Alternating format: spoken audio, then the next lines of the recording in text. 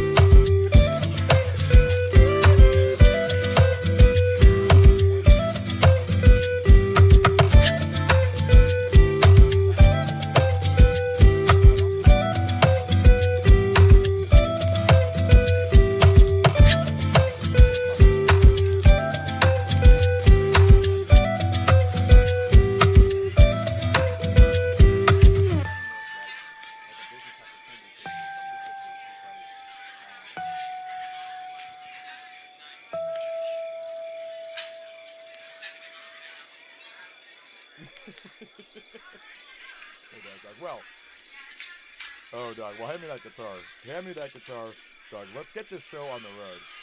Here's one you'll know.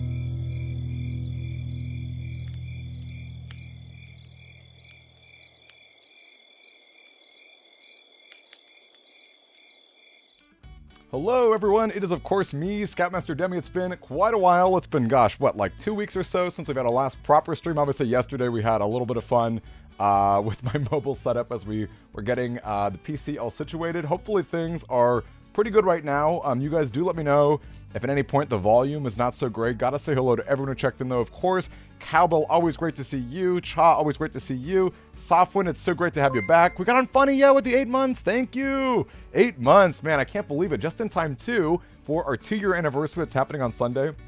Classic Demi shenanigans, and that I had like 80,000 things on my plate today, so I did not get to make a big post like I wanted to, but do know that this Sunday is our 2-year anniversary. And honestly, of all the people in here, I think maybe only... I feel like only Cowbell would really know what this is. Oh, Retro, great to see you too, Retrobucks. But I'm bringing back the Demi D20 for that special day.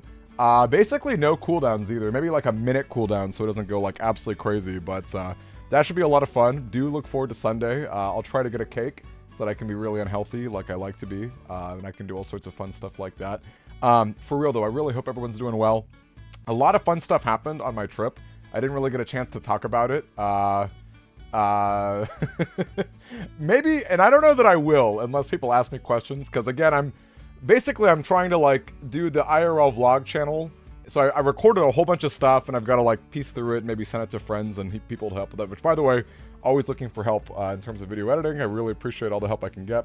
And Kirito, hey, how are you, Kirito? Flying back too fast. My vacation was really good. I'm sorry you didn't get much chance to talk yesterday. But yes, it was really a lot of fun. Famous Xena, do you remember the D20, I wonder? Because not even the community one. I know I've done a community one more recently, but I'm talking like old school. I did change up a few options for stuff that's like no longer really supported, but it should be a lot of fun. Honestly, knowing... I could see that stream going one of two ways. I could see it basically only becoming a D20 stream, like just everyone goes crazy over it, or like, you know, we have fun playing marbles and stuff with the occasional D20. Hard to say, but should be good nonetheless. I did spend a lot of time today trying to get camera situated. In fact, I was a little late today because I was trying to get my controller to work with my legitimate DS.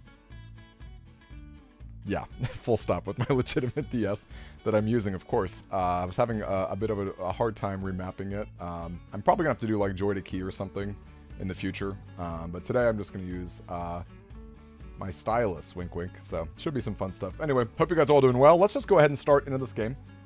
If you have never played an Ace Attorney game, this is probably one of the better ones to start with, other than just like the first game ever. It's a visual novel, a lot of fun, really, really good stuff. And again, this one's like really great for beginners. I feel like there is, you know, some stuff from like the original trilogy that's like not nearly as, you know, it helps to know certain characters, but like it's not like super necessary. So good stuff. Hey, we got Sleazy, yes. Oh, and HXC. Oh, I'm sorry, Sleazy and HXC. I'm sorry, gang. I apologize. That's right. I actually secretly just hate you guys. So you know, you caught me. And I see people are objecting. Of course, my own catchphrase for tonight is definitely objection. We're gonna be shouting it out. You know, really fun fact too. Before I start, the DS version of this game had a microphone. Like obviously the DS is a microphone, right? And you could like shout in, hold it, take that an objection. I may do that. I don't know. I haven't fully decided if I'll fully commit to that bit for this stream. But anyway, good stuff. Let's hop right into it. Let's get it going. And yeah, here we are.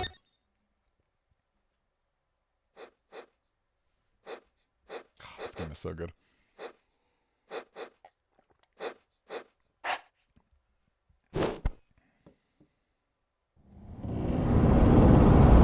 Also, is it too loud? I think it's too loud, huh? Is it too loud, you guys? Let me know if it's too loud.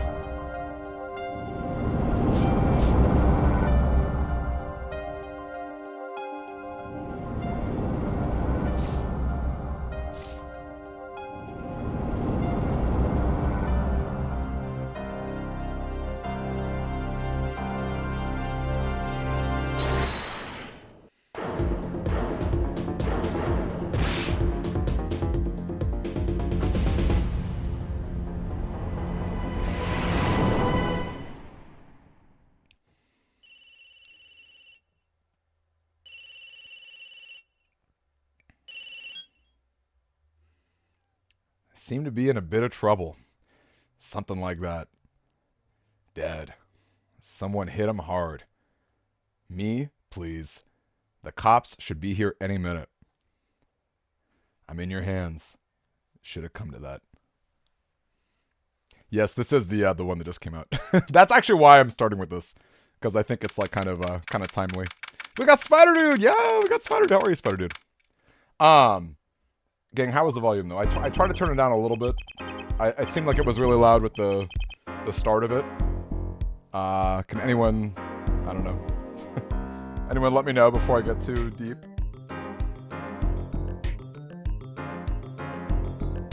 Sounds fine. Like too quiet, too loud. Anyone have any thoughts on that? Also, I'm having a hard time. It's my little chat. This is another reason I need to figure out my controller setup, huh?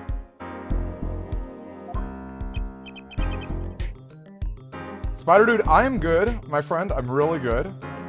It's been a minute since I got to, It's been a minute since I've streamed. Yeah, I don't know. Hard to... Give me a second to keep up with it, but I've been doing really well. All right, I'm gonna see how this goes. Good morning, sir. You look tense, Justice. Wound up tight. Wound up, sir. No, I'm loose. I'm fine. That screeching noise. Is that your voice? I suppose it's to be expected. Your first trial and it's a homicide. I guess justice doesn't start small, eh? I'm fine. I got up at 5 a.m. to do my Chords of Steel voice workout. I'm fine. Ah, that explains it. I did detect a certain rasping quality to your screech. I overdid it again. As you know, your client today is a good friend of mine. I wouldn't want to let him down, if you get my drift. Drift gotten, sir. I'm all over that drift. As it happens, I dined with him the night of the murder.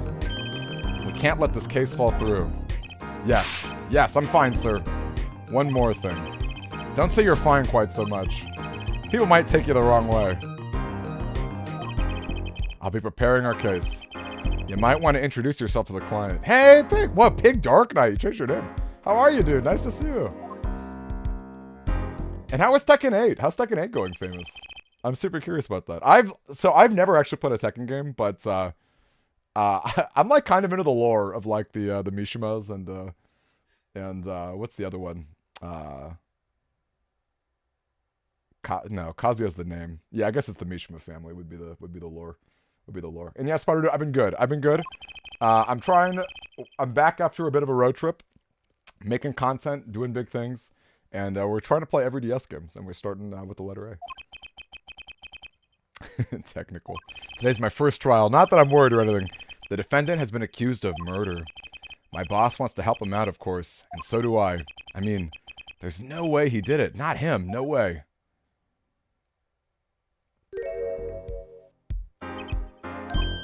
Whoa. Good morning. Morning. It's all up to you today. First trial, nervous. Meeting him, cardiac arrest. I think I'm supposed to say something. Help? So you're fine. I'm fine. Mr. Fine, is it? I did remember you having an odd name. Well, we're off to a great start. Are you sure you're okay? I mean, with me? Mr. Gavin is a top-notch defense attorney, and he's your friend, so why... You'll see. You can do it. Be confident. I'm really sorry this happened to you. I mean, it's time, shall we? Yes, sir. The music in this game is so freaking good. The devil stuff and throwing up on mountains. Yeah, that throwing up the mountain too is so good in Smash Bros. That image of Kazuya throwing off Kirby really cracks me up. That's right. Did he do it? Yeah, Softwin. Who here actually knows the Ace Attorney games? Yeah, they're really great. Obviously, be careful with the spoilers. I have played this already, but the court is now in session. Oh, this music is so good. The prosecution's ready, Your Honor. The defense is, fine. I mean, ready, Your Honor. Mine going blank. Don't panic. Too late. Your name was Mr. Justice, and this is your first trial. Yes, Your Honor, but I'm fine, really. Are you quite sure? Your voice sounds a bit strained. Ahem. Mr. Gavin? Yes, Your Honor. I was under the impression that you would be heading up this case. That was my intention, yes. However, a defense attorney must always cede to his client's wishes, and my client specifically requested Mr. Justice. Well, of course he wants justice, but to entrust his case to this greenhorn, why? I do not exaggerate when I say that you're the best defense attorney in town, Mr. Gavin. Okay, so Gavin's got trial experience, fine, but does he have cords of steel? Then let's begin. The defendant may enter the courtroom.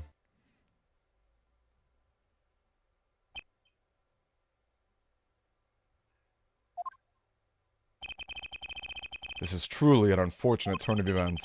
I'm sorry we had to meet again under these circumstances. Long time no see, Mr. Wright. Let's put the past behind us, shall we? These days, I'm merely Phoenix Wright, piano player.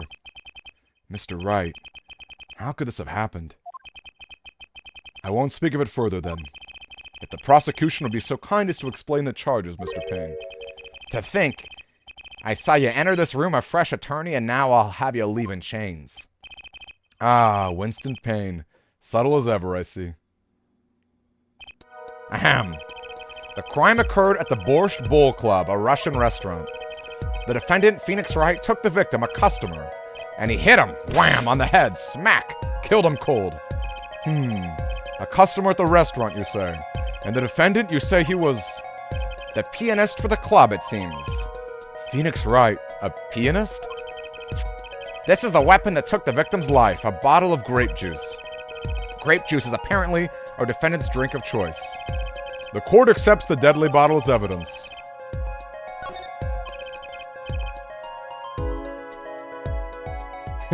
Pig Dog Knight's not wrong either. I love that. Yeah, Starscream's a good answer. If I could do a Starscream, that'd be great. Summon a note, Justice. All evidence is filed in the court record. Make a practice of checking it frequently. The court record. Right, I've heard of that. Use the court record button to look at the evidence so far. I'm confident in your ability to handle this. Right, the court record button. So, the victim was a customer at this restaurant. But just who was this, Shady Smith fellow? We believe he was a traveler, Your Honor. A traveler? According to his passport, he had been out of the country for a number of years. He had only recently returned to the country, though his place of residence is unclear. And he had some sort of connection with the defendant. That too is unclear at present, Your Honor. We believe they first met at the Borscht Bowl Club on the night of the crime. If they only just met, then why murder? Perhaps the victim slighted the defendant's piano playing. That doesn't appear to have been the case. No, the motive had nothing to do with the defendant's lack of playing skill. At least not piano playing. I'll let this photo explain what I mean. As we can see, a game of poker was in progress at the scene of the crime. Wait a second. Isn't poker gambling? That's a crime in and of itself. Indeed. It appears our defendant has fallen to become the basest sort of criminal. It is true that the defendant was engaged in a game of poker with the victim. Yet it was only that, a game in the purest sense. A competition, Your Honor. A competition? Yes, a test of wits, a silent clash of passions. Only the cards, their backs wreathed in blue flame, know its final outcome. Come again? The cards on the table had blue backs, Your Honor. I believe the defense was waxing poetic in an attempt to mystify those present and impress women. That will be our first order of business here, then, to find out more about this fatal game of cards. Very well, defendant. You will testify to the court about the poker competition held the night of the crime. My pleasure. This is it. My first trial. Here goes nothing. You impressed me, too. I am a pianist by trade, yet I can hardly play at all. My real job is to take on interested customers over at the poker table. The room where we play and the competition in there are the club's main attractions. The rules are simple. We play a game of poker using 2 decks of cards. That's all it is. A game. And our customers are happy. A pianist who can't play piano? Better than a defense attorney who can't defend. Very well. The defense may begin the cross-examination. Right, Your Honor. My first cross-exam. Don't blow it.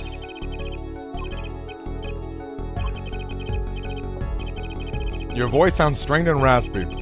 My brain feels strained and raspy, sir. You've watched me perform cross-examinations many times, though you've never done one yourself, have you? Care for a refresher? Nah, I'm good. I know how to cross-examine.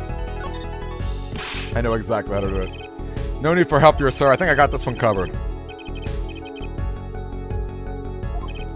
I'm fine. The cords of steel are ready for battle. My weapons, press and present. Find any inconsistencies, any lies in the testimony, and reveal them to the court. That is cross-examination. Learn it, know it, do it. As if Phoenix Wright would never lie, and it's up to me to prove it. The defense may begin the cross-examination. The competition. Okay. Let's see. This is the baby case. So I have to stop and think if I can remember, like, all the different things to do. So my evidence, I guess you guys can't see it on screen, but I've got the grape bottle. I've got the crime scene, which I guess we could probably check. Autopsy report caused by a single blow to the forehead. He's a pianist by trade, but he can hardly play. Take on interested customers at the poker table. No way! You guys think I'm gonna send him to jail? Come on now. Come on now. The room where we play in are the club's main attractions. The rules are simple. We play a game using 2 decks of cards.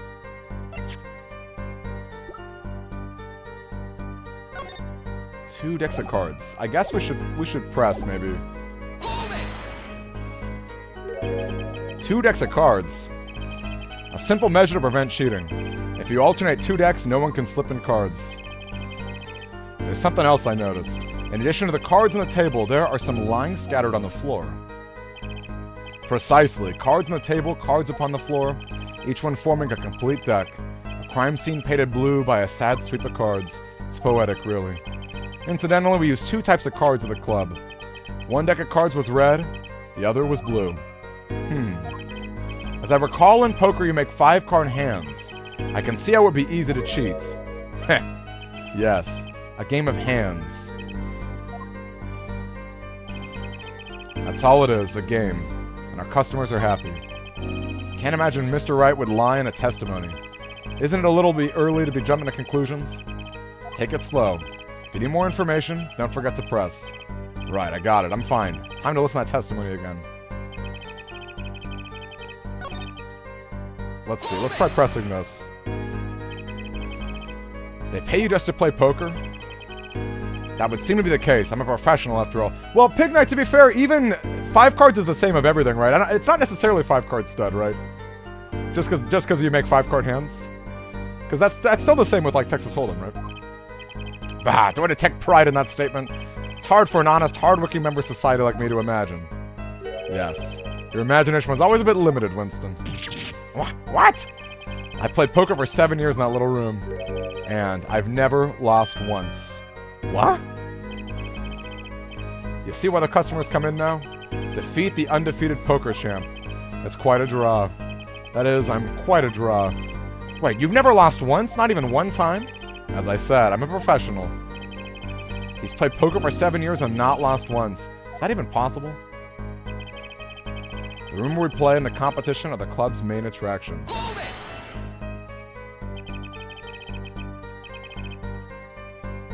The room in the crime scene photo is an attraction.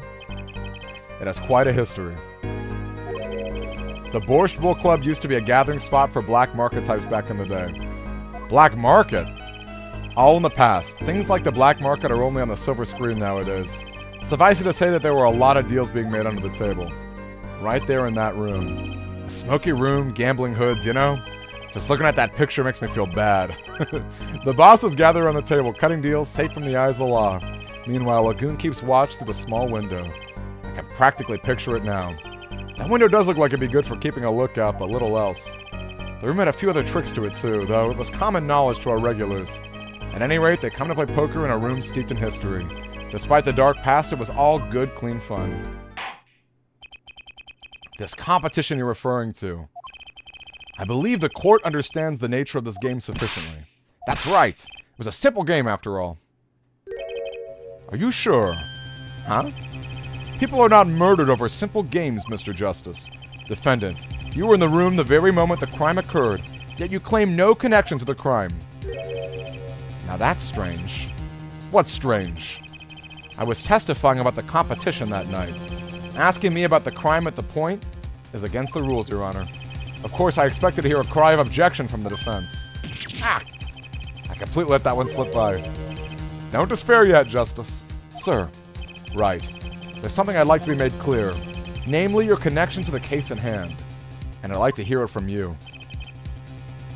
Sure, why not? Very well. The defendant will amend his testimony. Just one little press, and I've got myself a whole new testimony. I plead silence regarding the murder, but I'll say I never touched the murder weapon.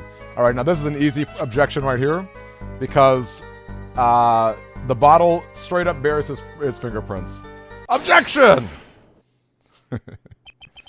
So you say you didn't touch the murder weapon? This grape juice bottle? Right? So I said.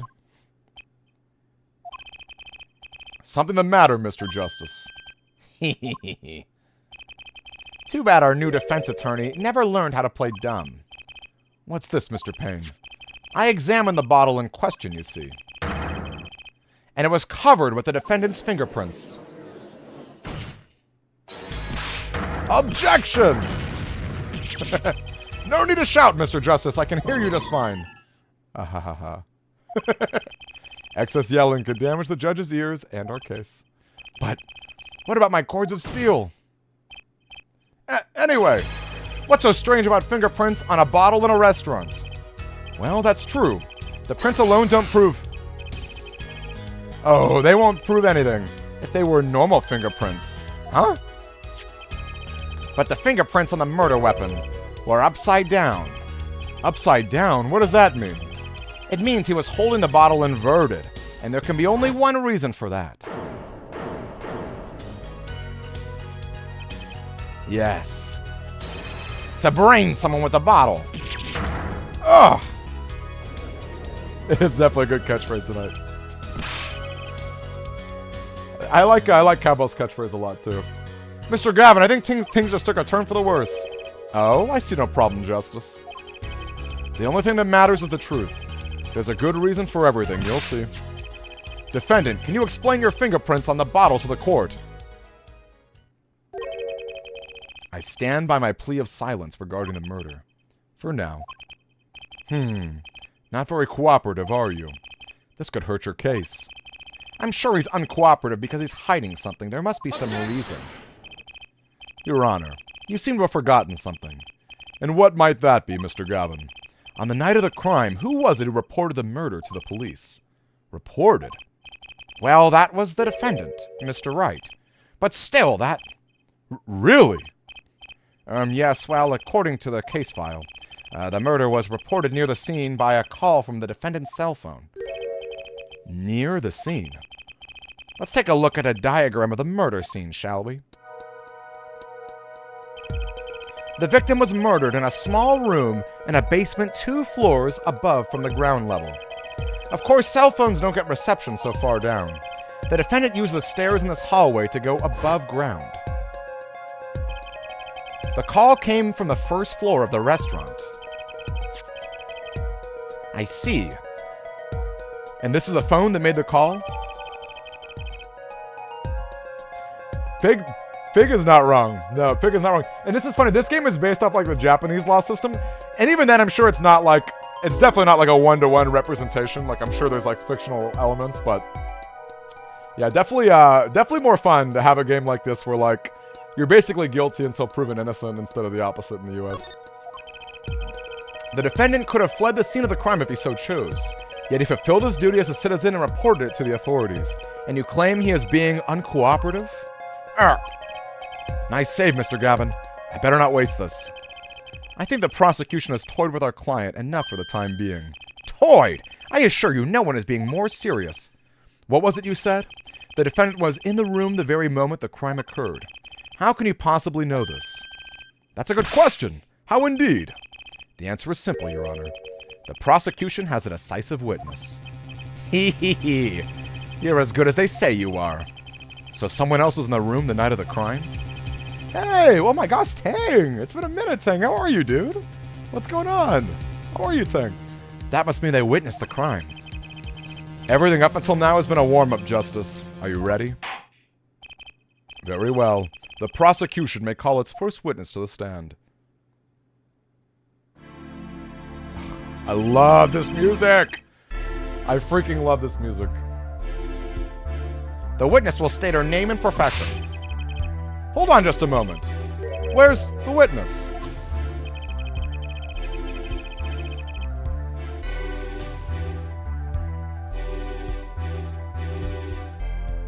I'm gonna clip a few things. I surmise that she's been frightened by the defense's demonic-looking horns. So I use a little hair gel. Relax, people. Have no fear. If any horns point in your direction, this court will cut them off. You are sure? I swear it on my gavel. Please come out. Isn't violence against terror a crime, Your Honor? Well, if you're sure it is okay. I think she's a Russian. I'm pretty sure she's a Russian from a Russian restaurant. Busy with IRL work and family. Tell us about it, Tang. What have you been up to, man? Whoa, wait a minute. Would the prosecution care to explain the witnesses' paraphernalia? Yes. She is a professional, Your Honor. These are merely the tools of her trade. And that would be... My name is Olga Orly. I am employed as waitress in Borscht Bowl Club restaurant. Then why the camera? Of course, it is my pride to serve borscht at his naming restaurant. But I also perform, how is it said, other service. I take it one of these other services is taking the customer's pictures. Da. Like, for example, this one. That's the defendant. Indeed, on the night of the murder. Man in the white hat is the one who has gone kaput. Indeed. That is the victim. Order! Order! This is quite a piece of evidence to casually drop into our laps. It is the same way I drop bowls of borscht on the laps of customers, casually. The court will casually accept this new evidence. Yeah, those other services. It's a little sus, isn't it? It sounds super sus. Now, witness, where were you at the time of the murder? Thanks, Retro. I was in a room, the hideout we call it. Excuse me, the hideout. It is a room where a famous gangster bad guy was arrested. It is a room where murder took place. What? Your look of utter surprise, it is lovely. I will post by courtroom door later for you. Dada, photos will be numbered, and you will write which ones you want a copy of.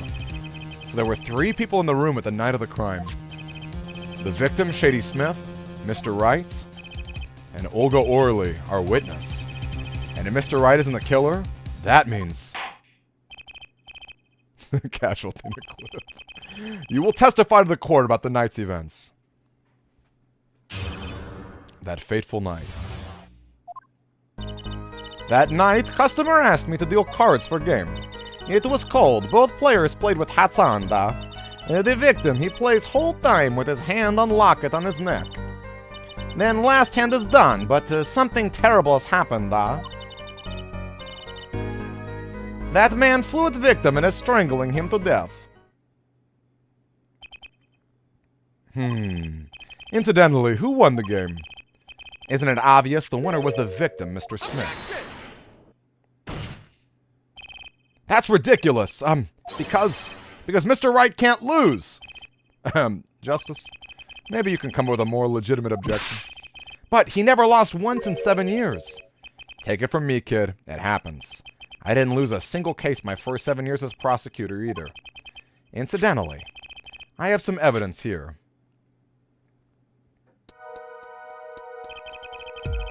Yeah, this is very true, Cavill. And I wonder if Pig Knight and Cavill are not wrong.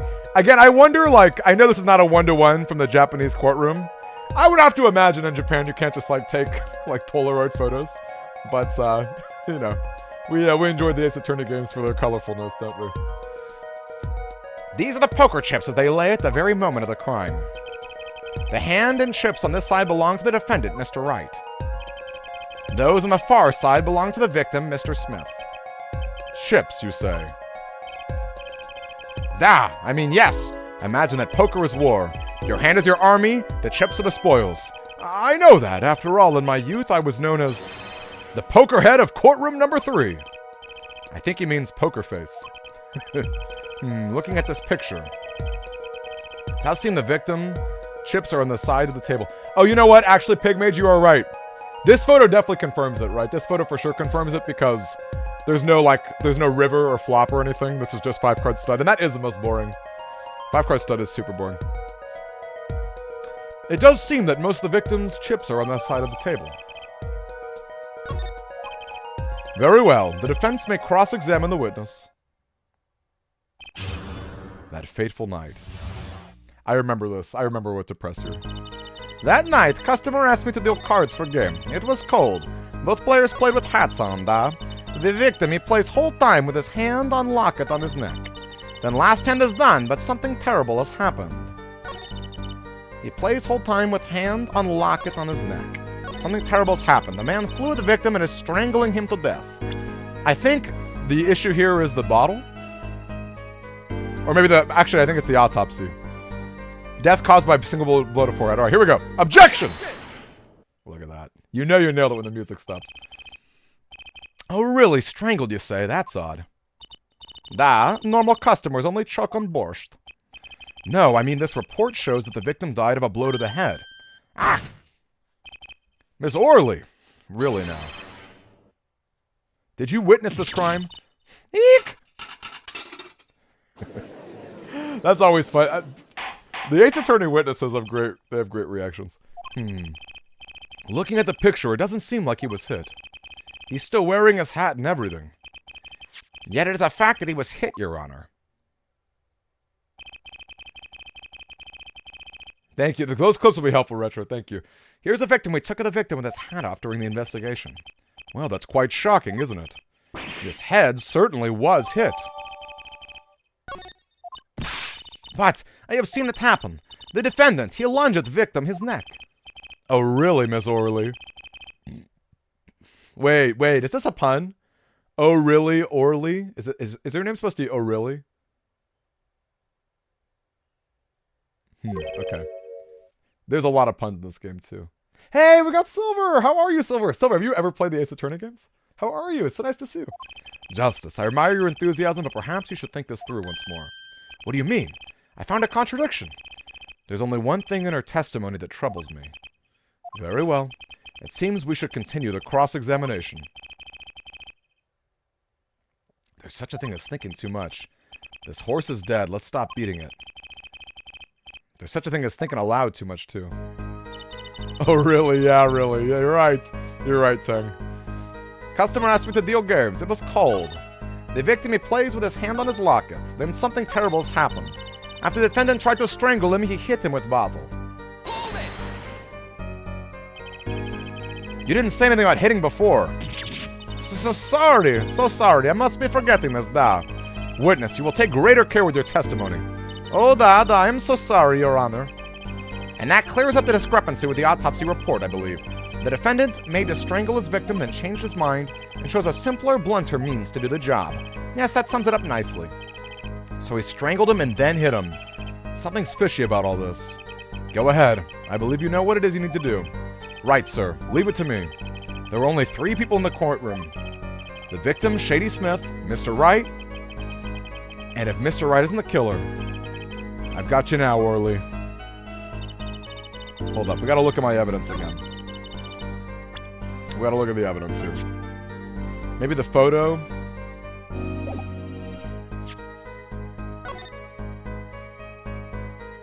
They play with their hats on. The hat was removed during the investigation. Oh, I love it. Silver, what have you been playing? They're really fun. I like them a lot. And this is a good one to start with. This is a good, like, beginning.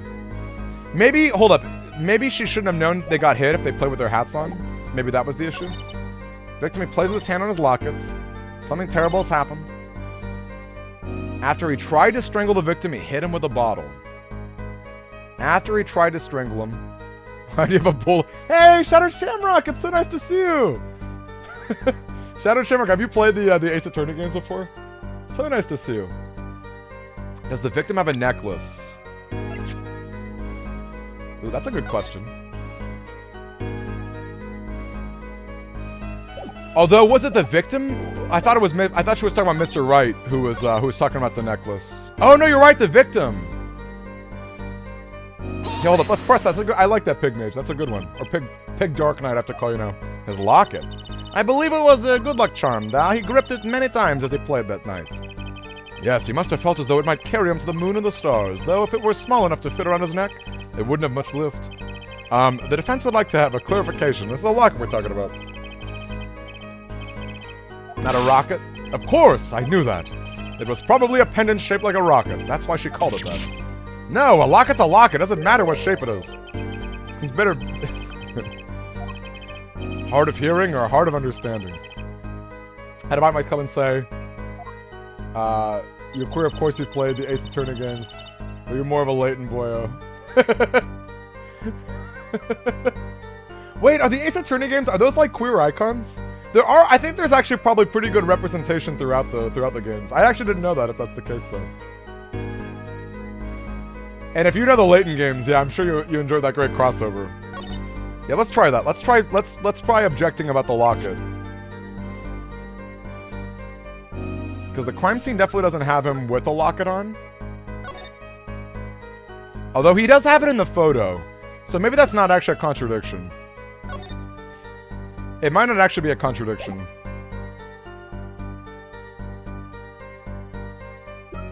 Because it could have gotten stolen, you know?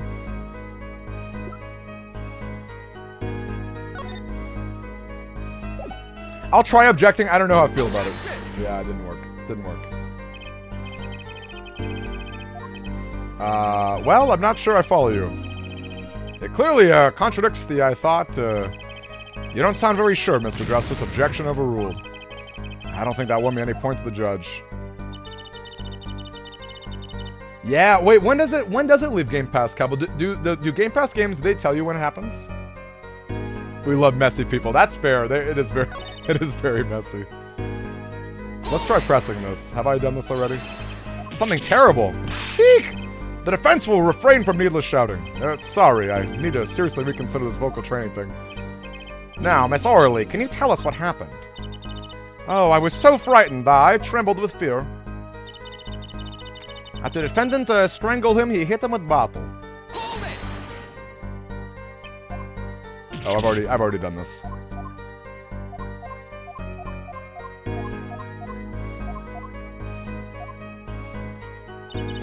Maybe the autopsy is still an issue.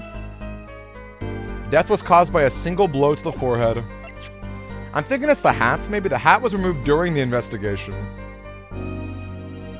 Yeah, because it's like, how would she have known that he got hits? Maybe. After he tried to strangle, he hit him with a bottle. Yeah, because maybe there's no strangle marks on the photo. Oh yeah, because I'm screwing up here. This is the tutorial case too. You're hungry. Kirito, what could you eat? You're at work, right? Could you get some, could you get like some sweet McDonald's? Also,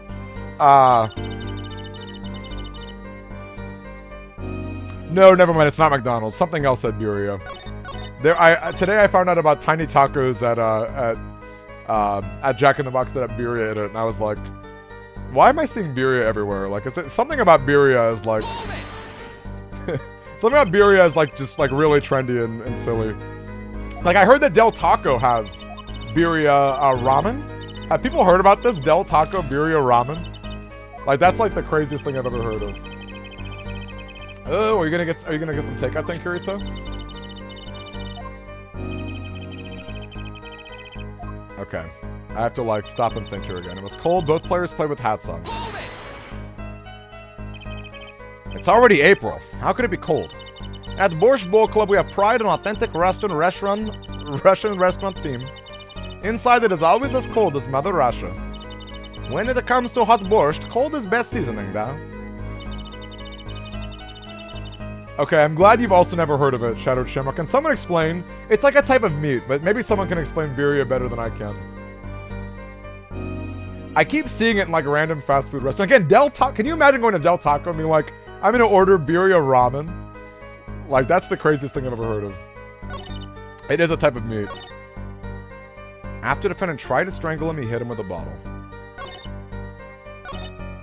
There's the whole time with his locket at his neck.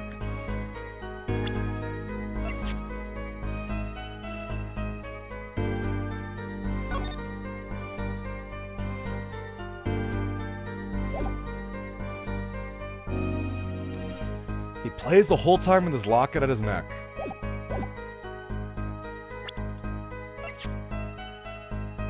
Death was caused by a single blow to the forehead.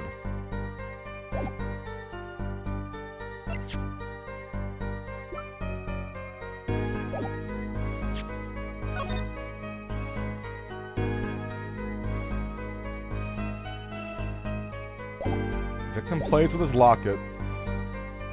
His hand on his locket.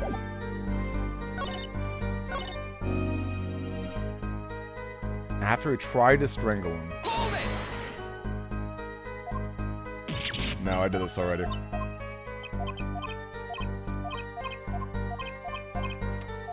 This shouldn't be so tough for me. I gotta really stop and think.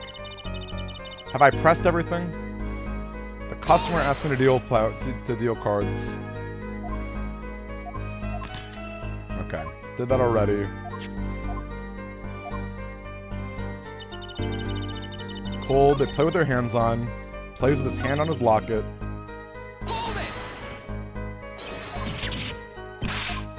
Is it actually goat meat? It's definitely marinated. It's got a lot. Oh, really? So birria it refers to the seasoning and the marination. It's not the meat itself.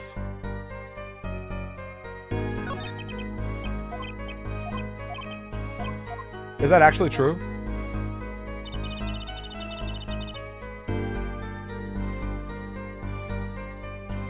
Oh, that's true. Is there a dealer spot on the table? More so the stew and the marinade than the type of meat. Interesting. Wow, that teaches me something. I've never had birria myself, so I can't tell you like if it's good or bad.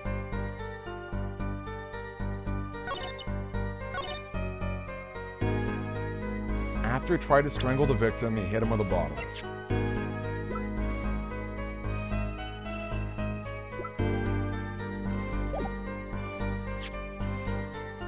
Birria fries sound kind of good.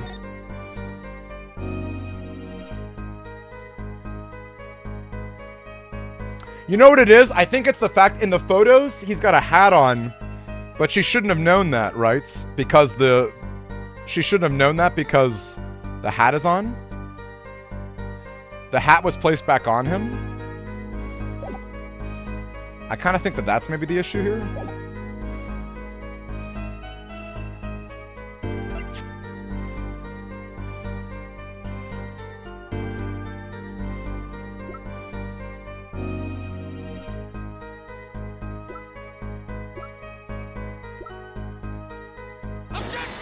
Ooh, yikes. Okay, I might lose if I'm not careful. I'm being really bad. I'm being bad here. I should bring up a view where you can see my bottom screen too. Why 2 decks if there's a dealer? The thing is, I don't know that I have the ability to bring up the fact that there's 2 decks. But you're right. These are really good points of logic, Pigmage. Pig Knight. Pig Dark Knight. Well, I've been objecting with different evidence, Pigmage. You can't see it. You can't see it, but I'm picking different evidence as I do it. After he tried to strangle the victim.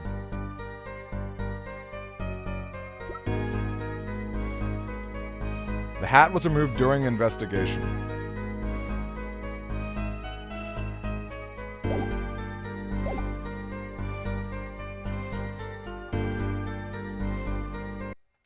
Well, I can tell you, I should definitely do that. Yeah, let's see. Let me go to a different screen so you guys can see my... If you guys want to see both screens. For a little bit. I think it's better... I feel like it's better to focus on the up close, but maybe you guys like it like this, I don't know. Anyway, here's all my evidence. I'm gonna show up my evidence. So, the time of the death was around 2 a.m. Death was caused by a single blow to the forehead. The sub-basement. And you can see a few things in this, right? Like, the hat is on. There's no strangle marks or anything like that. The bottle is, like, off here on the side. The grape juice bottle used as the murder weapon. The prints are on it upside down.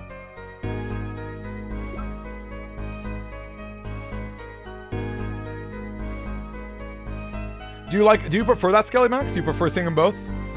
I was thinking that the touchscreen doesn't do too much, but if you guys prefer that, I'm definitely down to show it.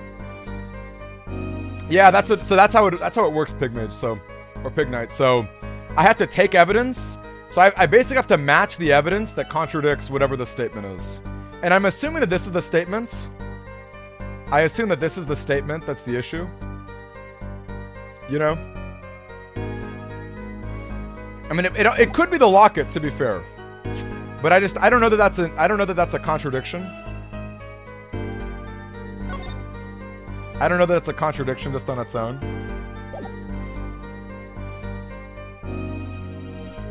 Yeah, this is Olga's photo.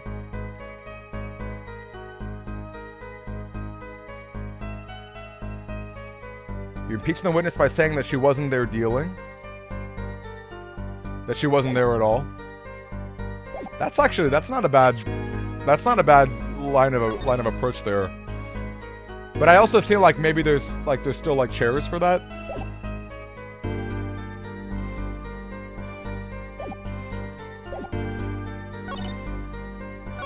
So we think it's the locket, because I agree that there isn't a locket in any of the photos.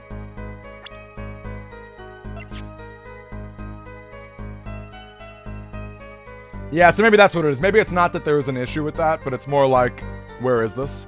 Objection! There we go. There you go. You guys knew it. I appreciate it. And it's not like we didn't know it, right? It's not like we had no clue. But in my head, I was thinking, oh, that's not too bad because it could have gotten stolen. But then she has to say it got stolen, right? So I think that was a good case of me overthinking it. Good job, everybody. You know, there was one curious part in her testimony, like Mr. Gavin said, but what does it mean? Mr. Justice, would you care to explain what it is you're thinking so intensely about? Recall the testimony, Your Honor. The victim played with his hand on his locket.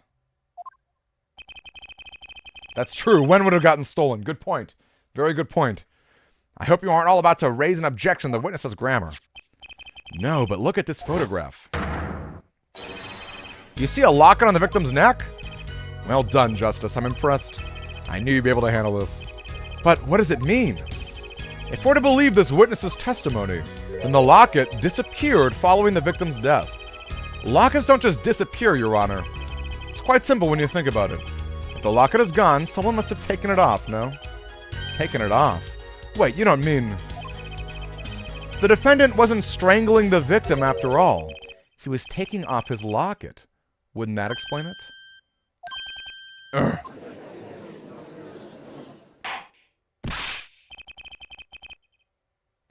Defendant, what do you have to say about this? Say. Yes. I just noticed this, but... You have something hanging around your neck, don't you? Oh? You mean this? Yes, it's a locket. With a photograph inside. A photo of my daughter. Come again? Mr. Wright, you have a daughter? We confirmed it at the scene of the crime. The picture is indeed Mr. Wright's daughter. So Mr. Wright has a locket, too. Why don't I buy that this is just a coincidence? Well now, if the results of the poker game led to the murder, perhaps we should hear a bit more about the outcome of the game. Further testimony won't be necessary. It's clear the defendant lost badly. Ms. Orley, you will testify to the court about the game played between the victim and the defendant. Da.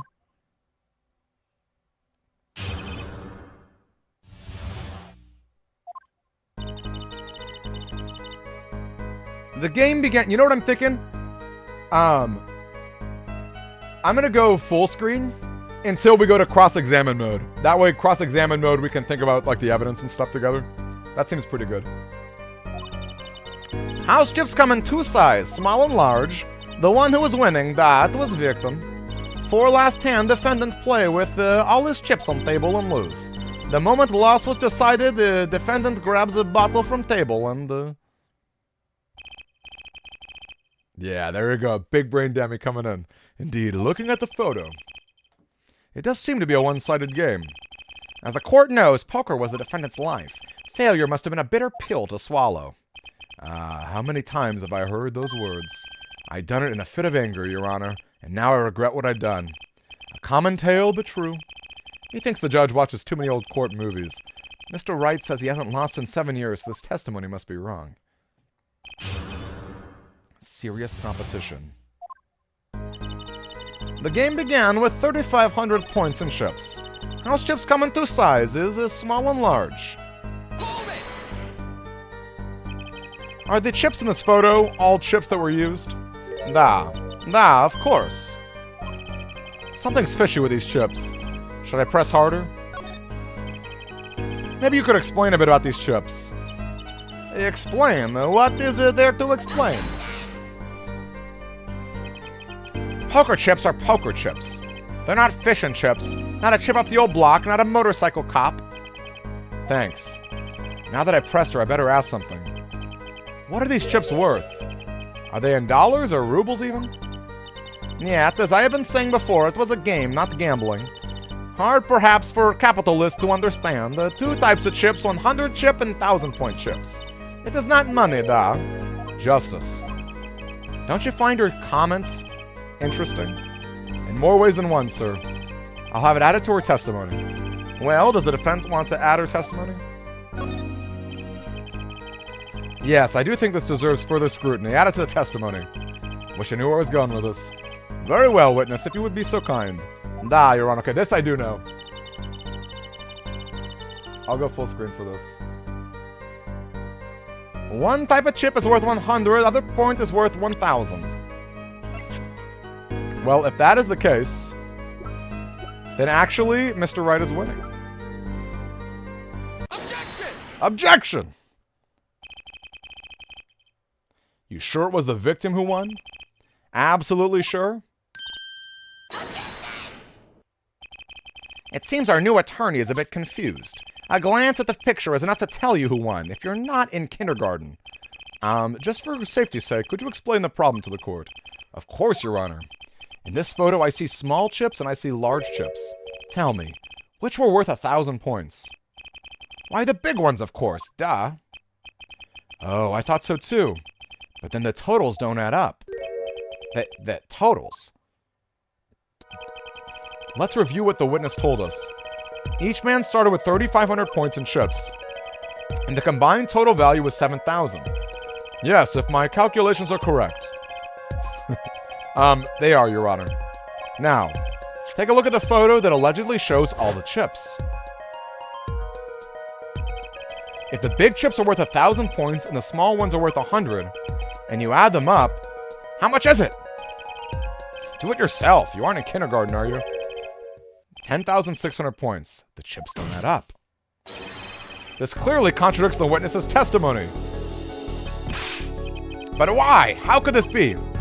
Exactly, Justice. Now that you know the what, you must determine the why. Right, there's only one possible way to explain this contradiction.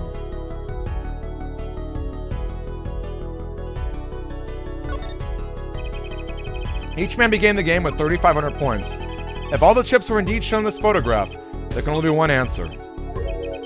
The value of the chips was the other way around. What? Want to know what I think? The small chips were worth 1,000, not the big ones. Madness! Show me the photograph again. There are 6 small chips and 10 large chips. Why, that does make 7,000 points when you add them. Excellent work, Justice. It's almost as though you figured it out by yourself. Well, I'm just glad I was the one who said it. But wait! The value of the chips may be different, but that changes nothing. Indeed, the victim did have the larger number of chips still. Ah! Exactly. If the small chips were 1,000 points and large chips are 100, let's do a little math. Add up the points for each side of the table. Ah! The victim, Mr. Smith, had 2,900 points, and the defendant had 41. Well now, it seems that Mr. Wright was winning that night after all. That's impossible! If my client had even less reason to kill the victim. After all, he was winning! Yarr! Now, Miss Orley, you must have known the true value of the chips, since you were there at the scene of the crime. Weren't you? Ah!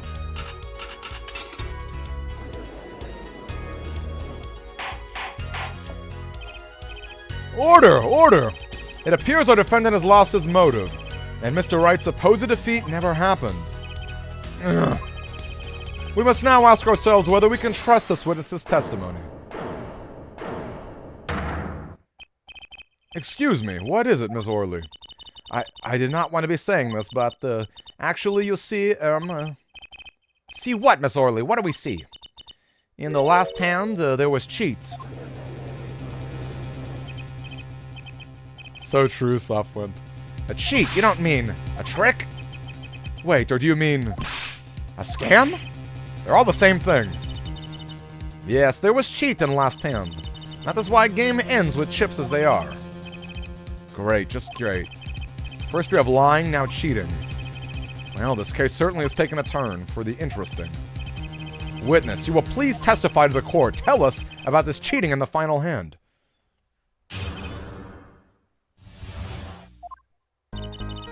The last hand, the both men had full house. There is 4 of each card in deck from ace to king.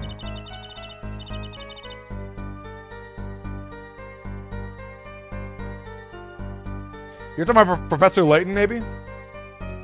If you look at both hands, a cheat is more obvious. Next moment, the game becomes argument. The defendant's trick was exposed. He took bottle in his hand, the poor Mr. Smith. Miss Orley, why did you not tell the court about this from the very beginning? I thought I smelled a cover up here. Well, folks, it's time to throw back the covers. A full house is a very high-scoring hand. Not easy to make in my experience. That alone is enough to expect less than scrupulous tactics. Mr. Gavin, what's a full house? Lawyers these days, you don't know your poker. I can't say this bodes well for your case or career. What is this, some kind of secret court poker ring? Justice. You know the terms one pair, two pair, and three of a kind, yes? Yeah, no problem. Two cards of the same number makes a pair, and three makes three of a kind. Good. Now picture a hand with one pair and a three of a kind. That's a full house. That doesn't sound very easy to make, does it? You can see each player's hand in the photo. Wow, they both have full houses. We forget there's an easy way to make a full house and go undefeated for 7 years. You cheat. Ahem. The defense may cross-examine the witness. If he did cheat in that last hand, that leaves one important question. Mr. Wright lost that hand. Who's ever heard of a professional con man losing when they cheat? The final hand. The last hand, both men had full house. There is 4 of each card in deck from ace to king. If you look at both men's hands, cheat is more obvious. Let's see, because Piggy remembers that there are there's 2 types of cards, you know? Maybe we should press more.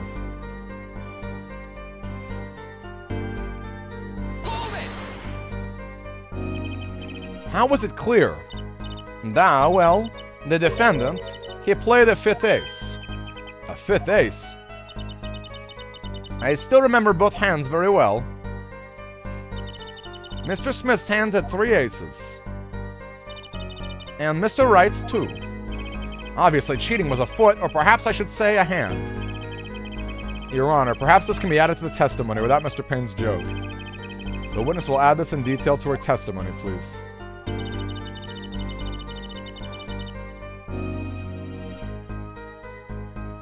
Mr. Smith's hand had 3 aces and Mr. Wright's 2. Is this true?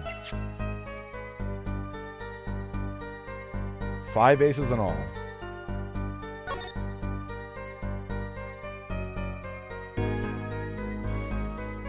Wait, that's not true. There's 2 aces and 2 aces. Easy. Objection! It appears the witness is mistaken. Mistaken, but my name... Look, this piece of evidence clearly contradicts what you said. That's the photo of the chips, is it not? Right, a full house. Yeah, that's true. A flush is probably a little easier. Because you can just have multiples of any... There's so many potential cards that can contribute. Perhaps you ought to explain your point in a way the judge can comprehend. In other words, use your finger to point out your point. Yes, please point out the contradiction in this photo. Which particular point contradicts the witness's testimony? I hope that these all count.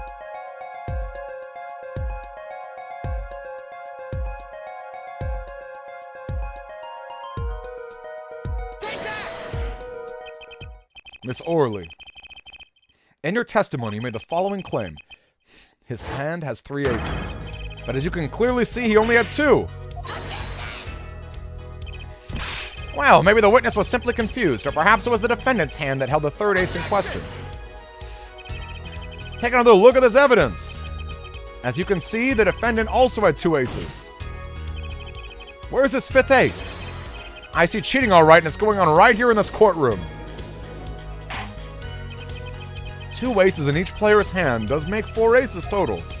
Hardly proof of cheating. Wait, please. It is true, I have seen it, the 5th ace. There was cheating, I swear it to you. That's odd. She must be lying, yet she's the most sincere I've seen her all day. You're right to trust your instincts. Who knows what lies in store for us in the trial ahead. Your Honor, if I may, I have a suggestion. If you don't mind, perhaps we might examine the actual cards. The cards. Mr. Payne. The players' hands that night were set aside as evidence, were they not? The defense would like to request that the cards be shown to the court. Very well. The prosecution shall submit the evidence. Which will you examine? The victim's cards or the defendant's cards? Now, which of these hands is more suspicious?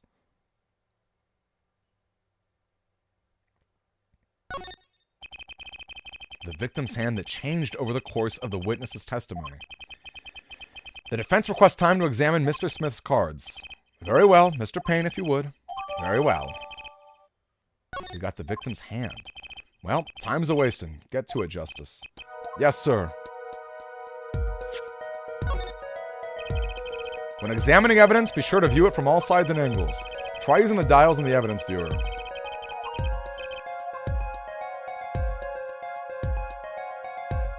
Look at that. One is blue and one is red. Piggy was right. What? Your Honor, look at this. One of the victim's cards. The back is a different color. Yeah. Ah! It's impossible. But I put the card in Mr. Wright's hand. What was that, Ms. Orley? No, niet. I merely said that I have Your Honor. Tell me, what is the easiest way to cheat at poker?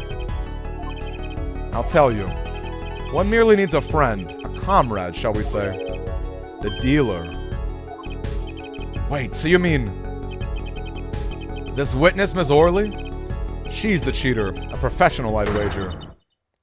Not the comrade. Not the comrade. Order! Order! Focus, Justice. Time to take advantage of her. I mean, of her mistake. Why? Your Honor, please recall the testimony. That's impossible. I put that card in Mr. Wright's hand. Why is Apollo... Why is he so sus? She compared his cheat with the victim. Ooh! Not only did she cheat, she cheated poorly. Therefore, it's not hard to imagine an altercation between her and the victim. What? What? You don't mean... the defense isn't accusing the witness, Ms. Olga Orley, are you? Time for justice. There were 3 people in the room that night of the incident. And if Mr. Wright isn't guilty, that means... I am. The defense accuses the witness, Ms. Olga Orley, of murder. Eek!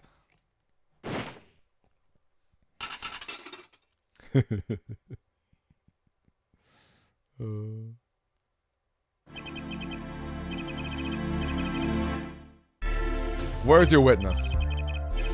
It appears she has lost consciousness, Your Honor. Mr. Justice, Your Honor, it seems you presented a new possibility to the court, one suggesting a connection between the witness and the victim. And that means this court cannot pronounce a verdict for the defendant at this time. I did it. I held out. I see no point in prolonging the trial this day. The prosecution will need to make further inquiries.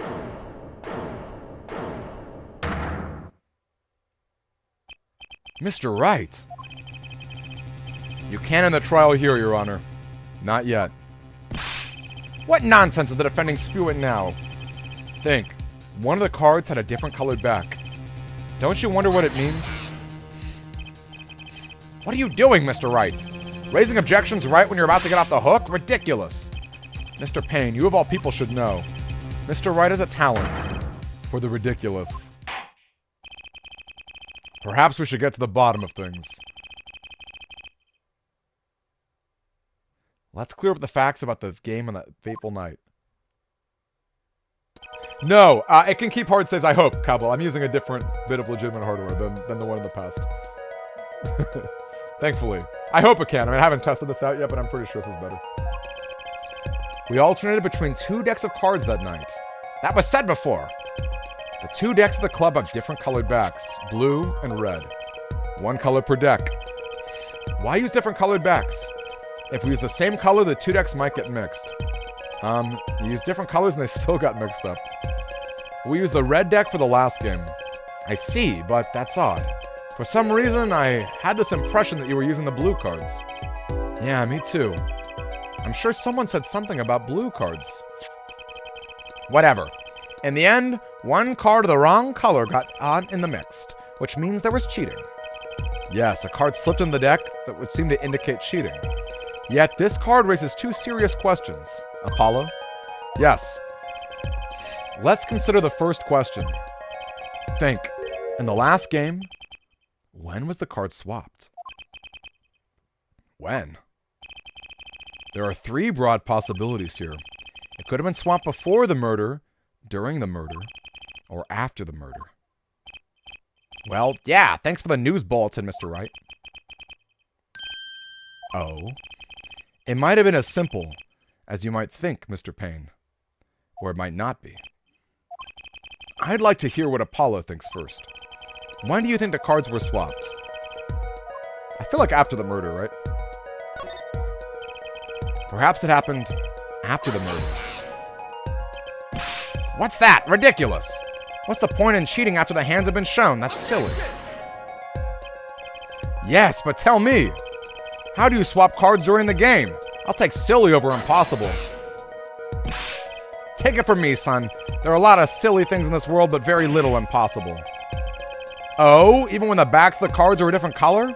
If you pulled that during the game, you'd be caught in no time. Quite true. That would mean the blue card in question was swapped after the hands were shown, after the murder. Okay, this is going past silly and straight onto crazy. I ask again, what's the point of cheating after the game is over? Who would do that? Who indeed? That's one of the many mysteries before us. There's another. Yes, a simple yet decisive question must be asked. Who swapped the red card for a blue card? Who? The game and murder is done. The victim is dead. Only two remain in the room. Alive, that is. The defendant, Phoenix Wright, and our witness, Olga Orly. Okay, so who was it who swapped the red card for a blue? The one who swapped the cards wasn't Mr. Wright, of course. And, well, it doesn't seem like it could have been Olga Orly either. What are you suggesting? That's hardly a logical conclusion, I'll admit. As the defense, I think it only makes sense for you to name Miss Orly at this point. Yes, I know, but she was the one who dealt the cards, right? I just can't believe she would make the mistake of swapping the wrong color card. That the card was swapped during the game, it'd be obvious. Something you'd like to share with the court, Mr. Wright? Oh, my apologies, Your Honor. I was just thinking about how much fun this all is. Fun? How about confusing? I have no idea what the defense is claiming, Your Honor. If the one who swapped the card wasn't the defendant and it wasn't Miss Orly, then who was it? Yeah, well... That is the question, isn't it? Precisely. Huh? I believe we're about to see this case take a new direction. A new direction? We'll find that indeed after the murder. Someone swapped one of the cards in the victim's hand, and that someone made two critical mistakes. I'm sure you're going to tell us the first was swapping the wrong color card. Because the one who did the swap didn't know two colors of cards were being used. The other mistake was the number on the card. Right. The person replaced the fifth ace with a king. I'm sure whoever swapped it wasn't expecting there to be a fifth ace after all. All they knew was that the game had been won with a full house. So they picked up a king off the table and swapped it in. But there's one problem. According to our case record, this person doesn't exist. True. Not until now. But you have to admit the possibility of a fourth person. No, it's more than a possibility. There was someone else that night at the scene of the crime. What? I believe the judge spoke truthfully earlier. You do make trials ridiculous, Mr. Wright. This trial has proceeded on one central assumption, namely that at the start of the incident, there were only 3 people in that room. I believe this new evidence, shall we say, overturns the assumption. The problem is that you chose to conceal this information from the court. I suppose that is a problem, yes. Court is adjourned for a brief recess. Mr. Gavin, I'll see you in my chambers during the recess. Certainly, Your Honor. Very well. The trial will resume in 20 minutes.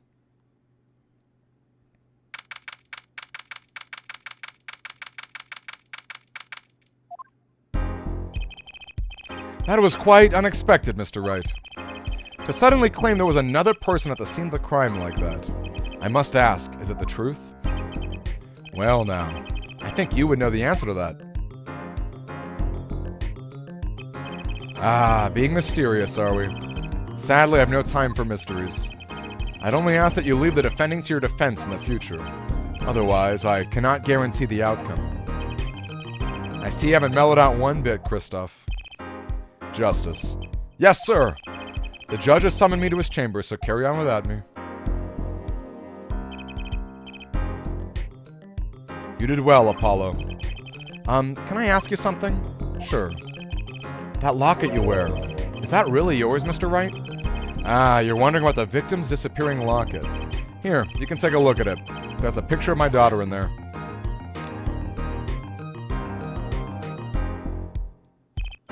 I'm just surprised to hear you had a daughter. Most people are. Perhaps you'll meet her one of these days. One more question. The one who cheated that night, was it you? What do you think? Huh? You know what happened 7 years ago? What I did. It's not unreasonable for you to think I might cheat. I never, honest, but it is odd that he managed to go undefeated for 7 whole years. Want to know something?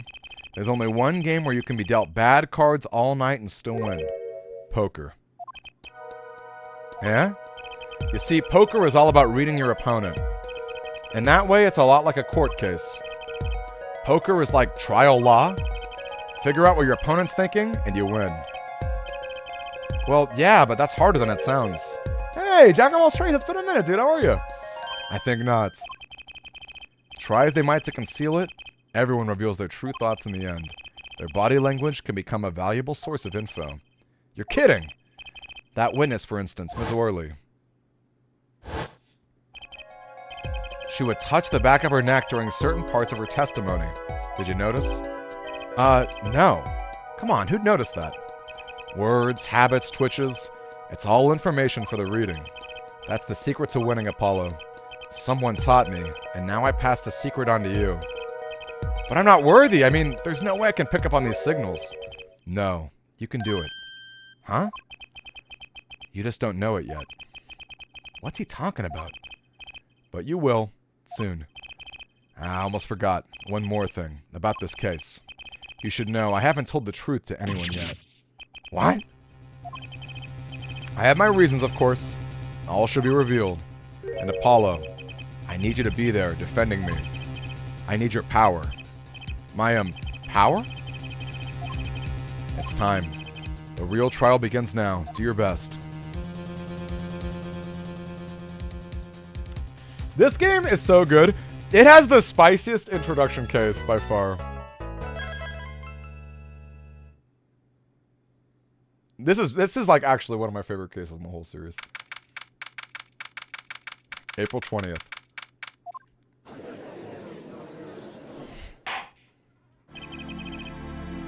Court will now reconvene. Has our witness, Miss Olga Orley, recovered? Yes, Your Honor. Well, she's regained consciousness.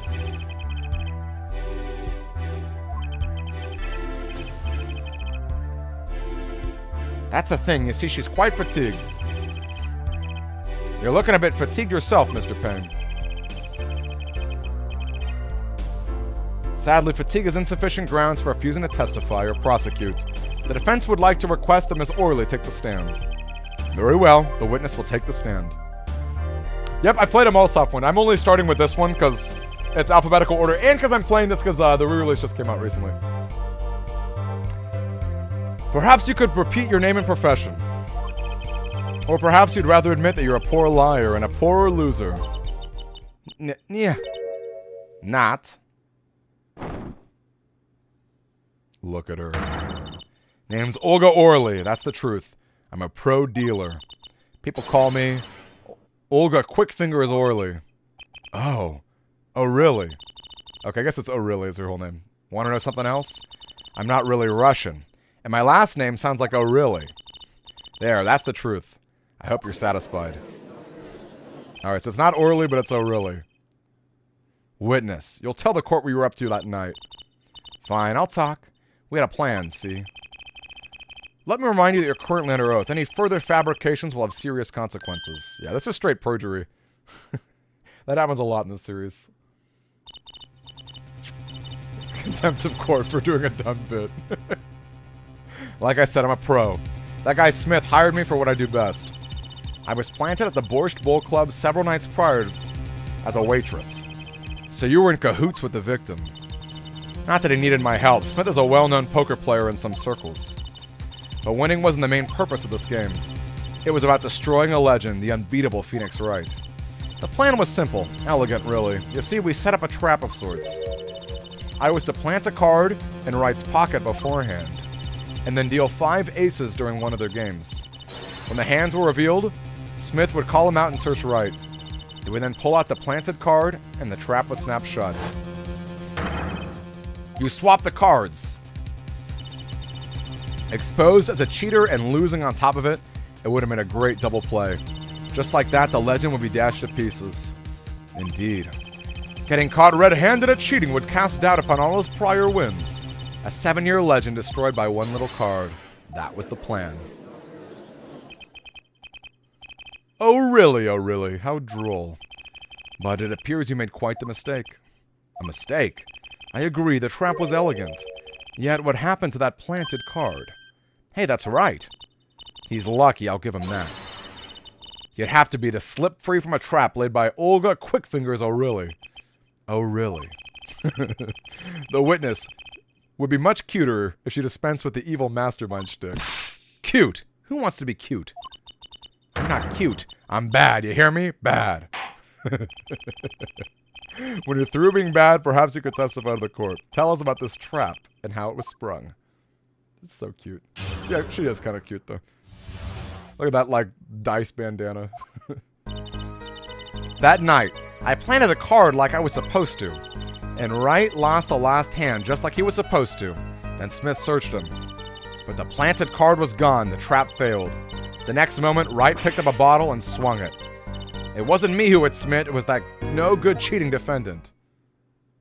She does look like a net op, actually. She operates Poker Man.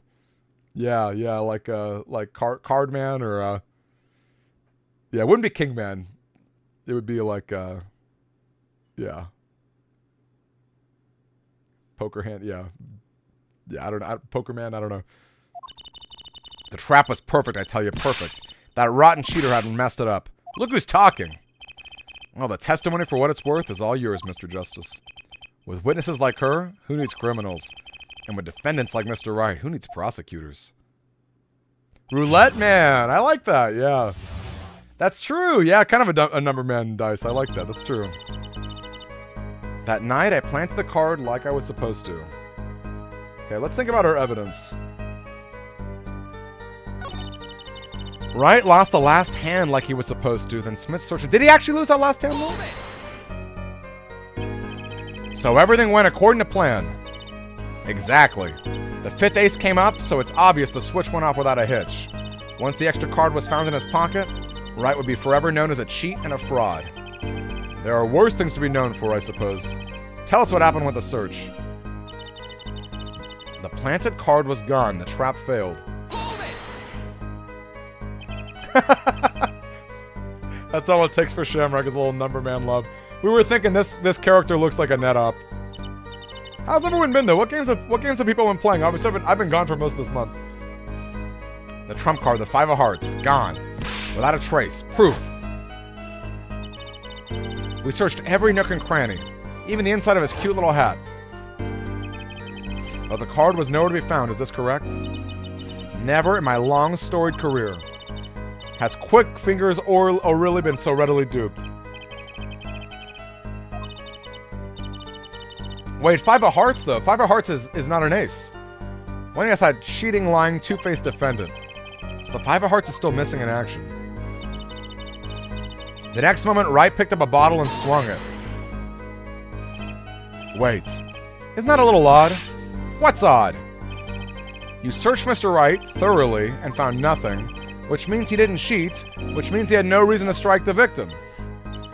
Well... Ooh. What was that just now? I sensed something. Something wrong, Mr. Justice.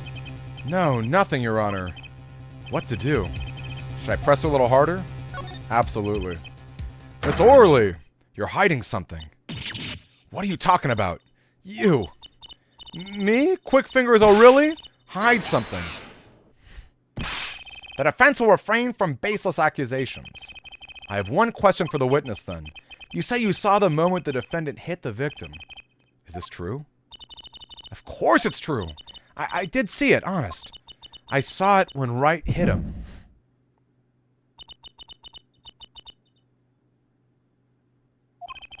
What's this weird vibe I'm getting?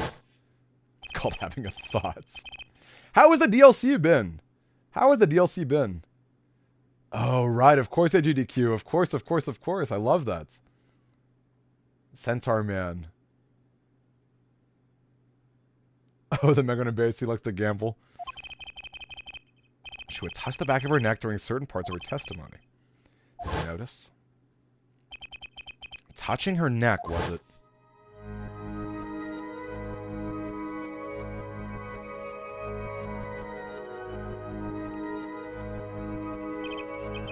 Whoa. What's going on? The sensation. It's coming into focus. There, that twitch, it's so clear.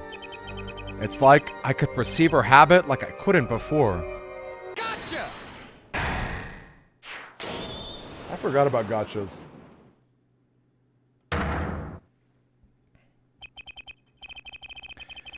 Miss O'Reilly, perhaps you're unaware of this yourself. Sharingan. Whenever you get to a certain part of your testimony, you touch the back of your neck with your left hand. My neck? So what? When indeed, Justice. I hadn't noticed anything of the sort. When she says that part of the testimony, she subconsciously recalls something. Her body reacts to the memory and she touches her neck. I'm sure of it. A memory? Would someone care to explain what he's babbling about? This is highly unusual, but let's ask the defense.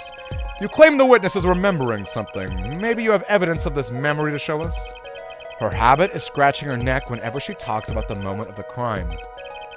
So what would remind her of the moment of the crime?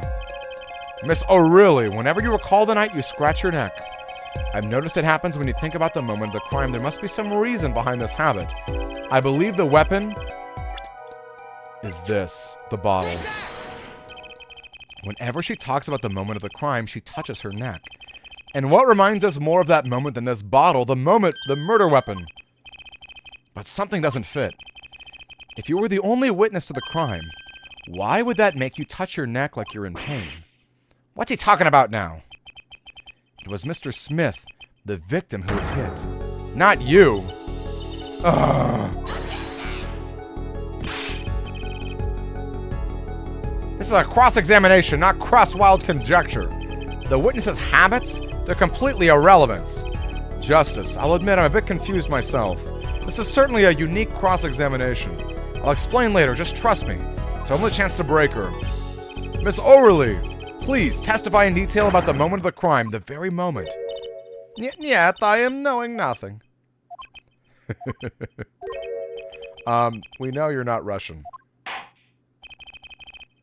The witness will testify, please, now. Bah, fine. He's the only one who did it. I didn't let him out of my sights until the cops got there.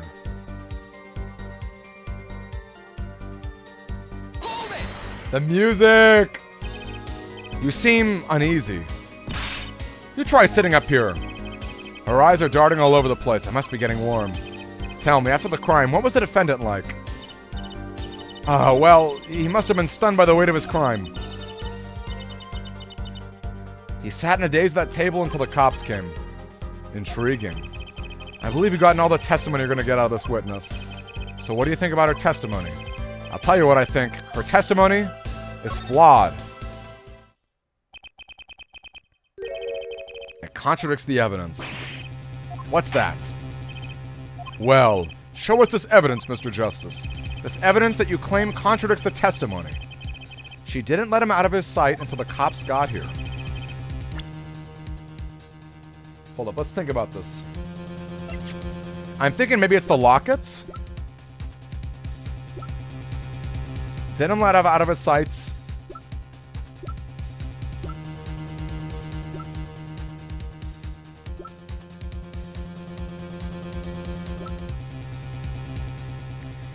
I'm thinking it's locket related. Used by the defendants. Oh, wait. To notify the police from the first floor? Maybe that's it? There we go. Miss O'Reilly, we have a record here that clearly contradicts what you said. It states that the police were alerted by a report from the defendant. And we know that the defendant left the room, climbed the stairs, and made that phone call from the first floor of the Borscht Bowl Club. So, explain how you kept your eyes on the defendant when he left the room entirely.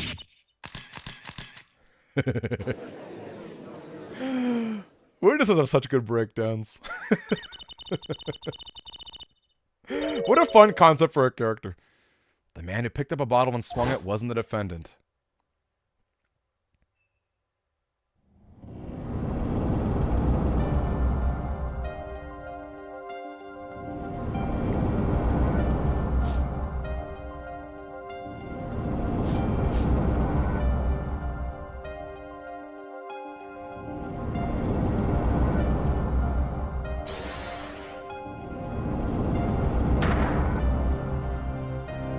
Check his pockets now. It's gone. The card's gone. You lose. Just then, Smith grabbed the bottle from next to right. Hey, RPG! How are you, RPG hero? This is a visual novel, so yes. Have you ever played the Phoenix Wright games? So the Ace Attorney games? You! Some master of cheating you turned out to be. Eek! When I came to, the victim was already dead. Is that it? That's why I couldn't reveal who I really was. If it came out that I was in league with Mr. Smith, I'd be a suspect for sure. Well, where does this leave us? Madness! This is madness! It must have been me who was hit with a bottle. I'm imagining all this. It appears our prosecution's at his wit ends, and frankly, I can't blame him. Mr. Gavin, what do you think about this turn of events? Mr. Gavin, sir. I believe that, as the defense in this case, we are compelled to call Miss O'Reilly a big fat liar. 3 were in the room that night of the murder, the defendant, the victim, and her. And she has a motive. Her plot foiled, the witness got into an argument with her client, Mr. Smith. And the denouement of that argument, wow, what a great word, was murder. What? I didn't. I'm no killer. It's a trap. Someone's trying to frame me. You're talking Spirit of Justice RPG or a different one? Big foul liar. What tangled webs we weave when we practice to deceive. So tangled we catch ourselves in the process. Mr. Wright, such a hasty conclusion. It's not like you, Christoph Gavin. What are you saying?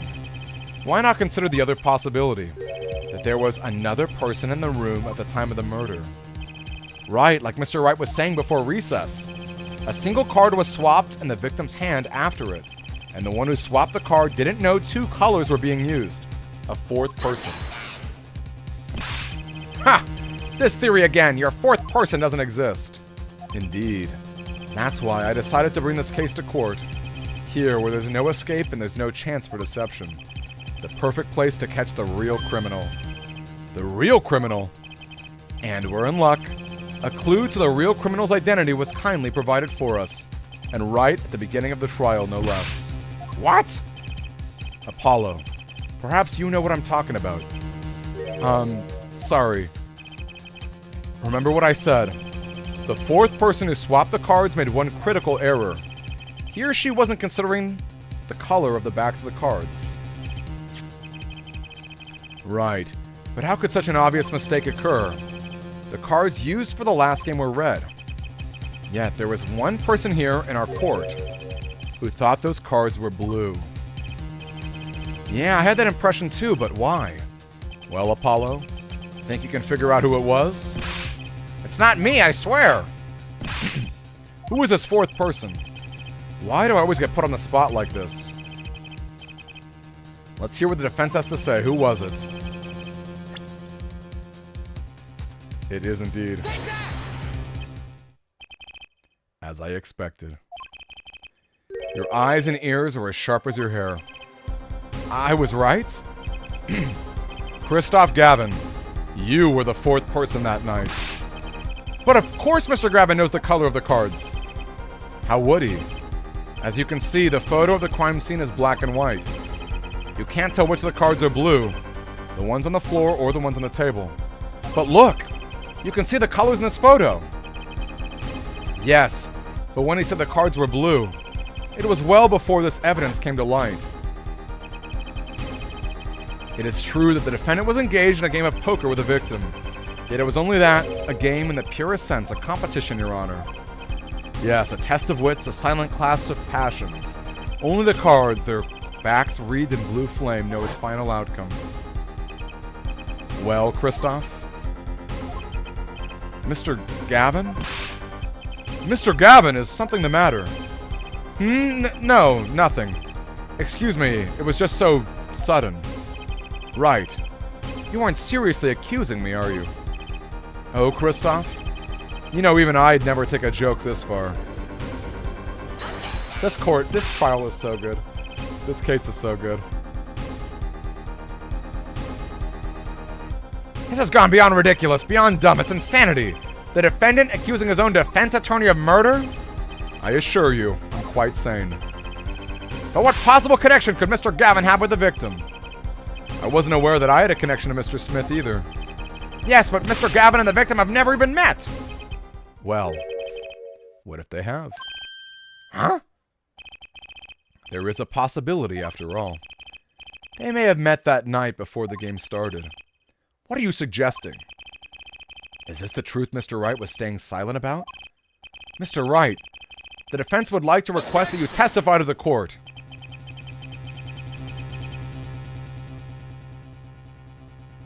The defense would like to request no such thing. Mr. Gavin, testimonies must relate to the case. How could anything happening before that game of poker be related?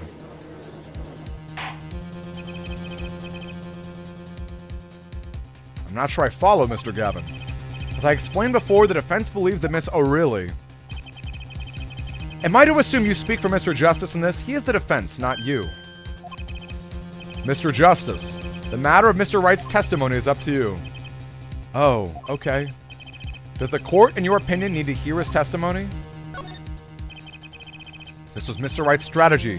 He was planning this all along, and I intend to see it through. The defense would like to request that Mr. Wright testify to the court. Et tu, Justice? You would betray me, your teacher? I'm sorry, Mr. Gavin. This isn't about loyalty. It's about the truth. Very well. The defendant, Mr. Wright, will take the stand, please.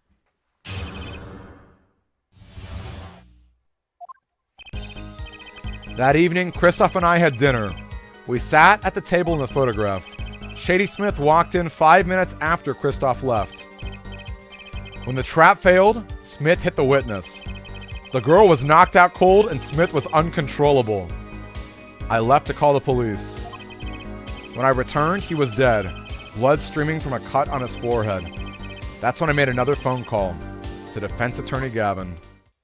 I know, and funny. Isn't it so good? It's so spicy. You were at the Borscht Bowl Club the night of the murder? I dine with him rather frequently.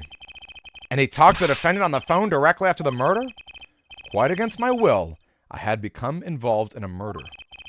I thought I might be in need of a lawyer, so I called him. You were planning this all along, weren't you, Wright? Just because you wanted to drag me to your little murder trial. The only thing I want is the truth. As I did back then and now. I thought my office was doing you a favor when we took in your defense. It appears that I was wrong. Very well. The defense may cross-examine the witness. Justice. He's lying, and you're going to expose him. Understood, sir.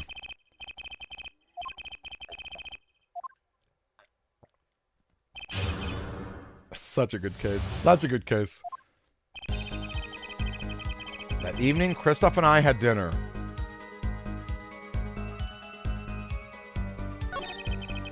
Shady Smith walked in 5 minutes after Christoph left.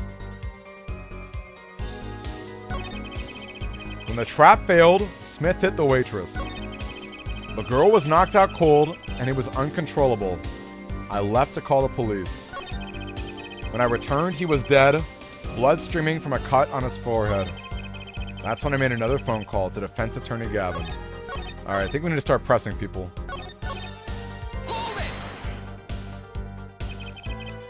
You had dinner with Mr. Gavin? Yes, he dines with me at the Borscht Bowl Club quite frequently. We were enjoying a rather usual dinner at our usual spot.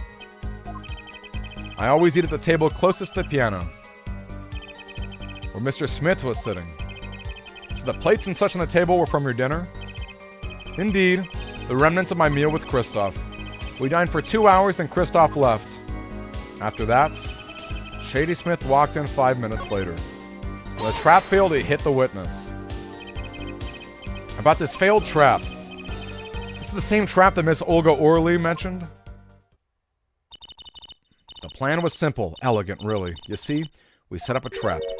I was to plant a card in Wright's pocket beforehand, and then deal 5 aces during one of the games. When the hands were revealed, they'd call him out and search him. You swap the cards. Just like that, the legend would be dashed to pieces. Yes, a harmless prank in essence. It was by a quirk of fate that I happened to discover it. A quirk? I happened to put my hand in my pocket and found a card. The card she planted. Yes, I snuck a peek at it and found that it was the 5 of hearts. I had a feeling something might happen, so I disposed of the card before the game. Disposed? Where? There was an empty bottle of grape juice I'd been drinking right beside me. I threw the card inside the bottle. An empty bottle of grape juice? The murder weapon! Yes, I rolled it up and shoved it in. The colored glass makes it hard to see. A battle of whips between the deceiver and the would-be deceived. That sounds like a terrific drama. A card lined inside the murder weapon. That's strange. Did the police miss it in their investigation? Maybe I'll take a look. Mr. Wright. Please revise your testimony. I discovered the trap during the game and disposed of it. Hold up, let's take a peek at the bottle here.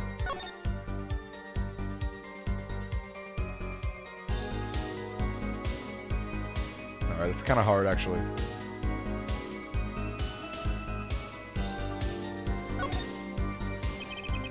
The bottle's completely empty.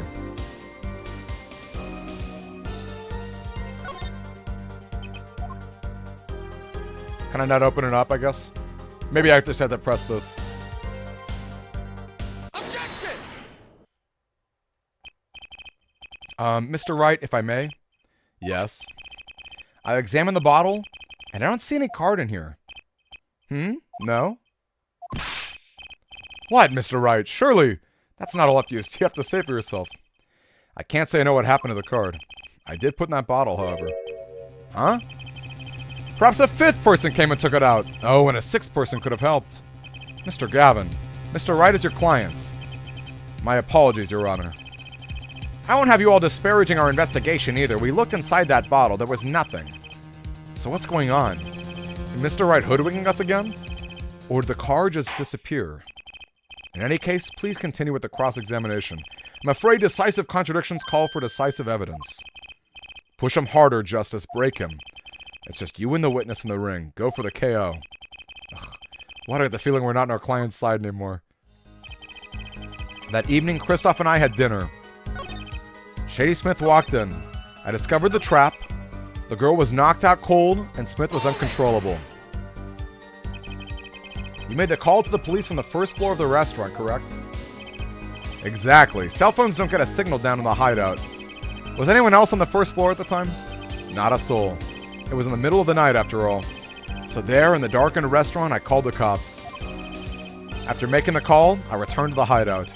Didn't seem right to leave the injured waitress alone. When I returned, he was dead. And when you returned, the victim was already... dead, yes. I'll admit, I was a little startled when I walked in. A little? He was bleeding from his forehead, after all. I guess I'd be startled too if I walked in on a scene like that. And that's when I made another phone call to defense attorney Gavin. Hold up. Blood streaming from a cut on his forehead.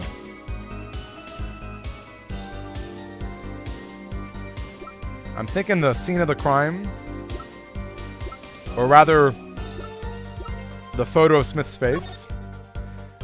Cut on his forehead, blood streaming.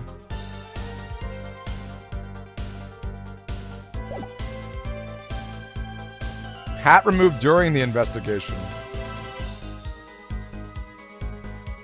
Objection! No. Okay, I was thinking this might be it because maybe how would he know that the hat was an issue? Or how would he have seen it if the hat was still on him? Though I guess the hat could have been placed on him afterward too. When I returned, he was dead. Hold it! Could you explain why you called Mr. Gavin? I'd obviously gotten into a rather interesting issue there. And I figured Kristoff's law office would give a friend rate for the defense fees.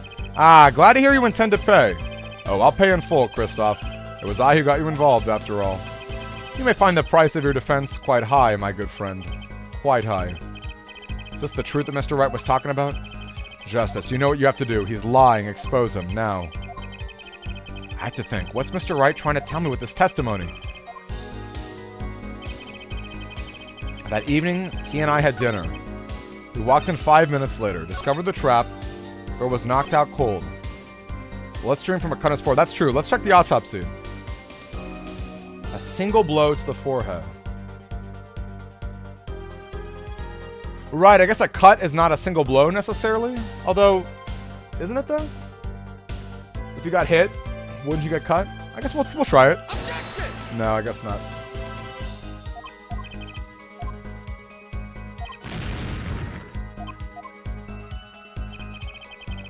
When I returned, he was dead. The girl was knocked out cold.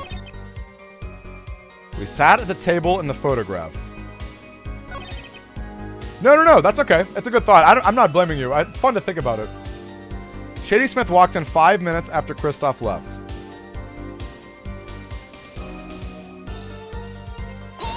Did I press this already? 5 minutes. So the two of them could have been passed in the restaurant during the time? That would have been a fateful encounter, to be sure. He. Mr. Wright, what was it you said? Kristoff Gavin and Shady Smith may have met? I believe I did say that.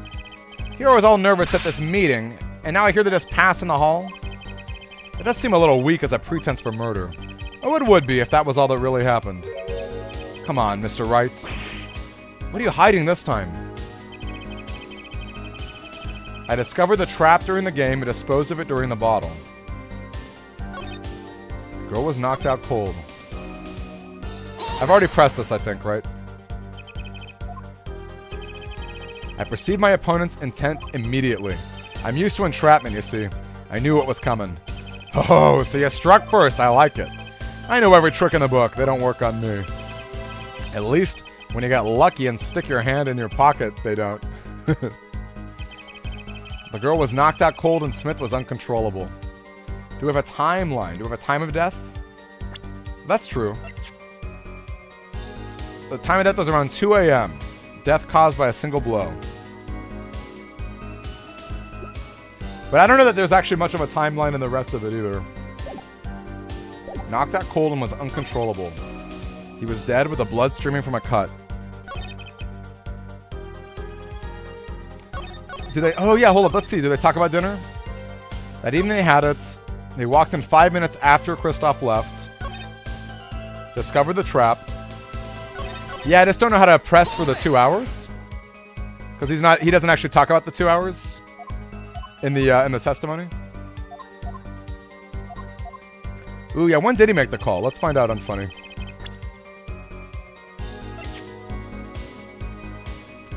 Doesn't say.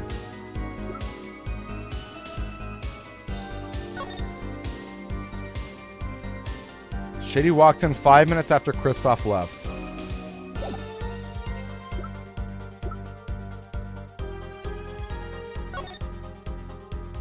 Wait! We see the card! The card is in the bottle! The card is in the bottle! You guys see that?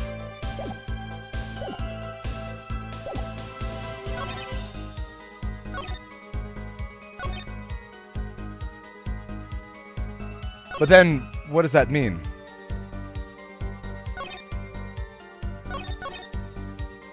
Discover the trap during the game and disposed of it.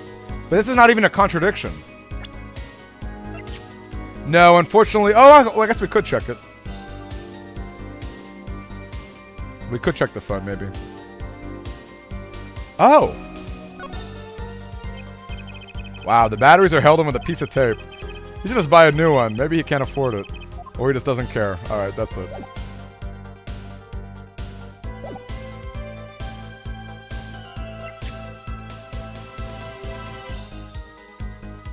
I thought it was something really secret, but he's just got tape on the back of his freaking batteries. Discover the trapdoor in the game, disposed of it in the bottle.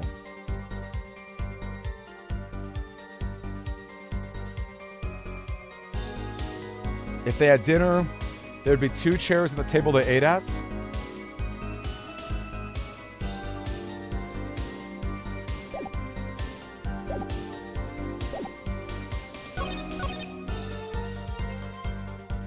But would it though? Because Kristoff left for dinner and then Shady Smith grabs the spot to eat at?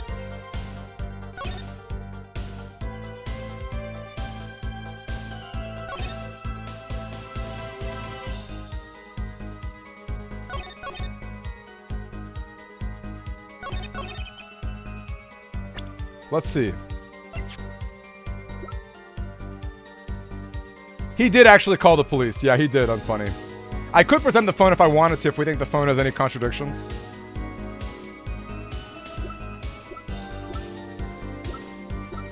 That's true. Maybe there's something about the photo here. We sat at the table in the photograph.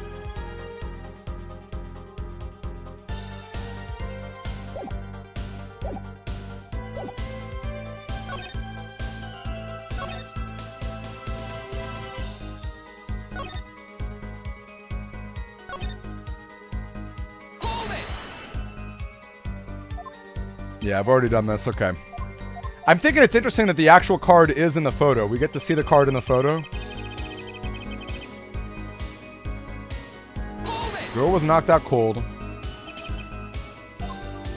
We made the call from the police.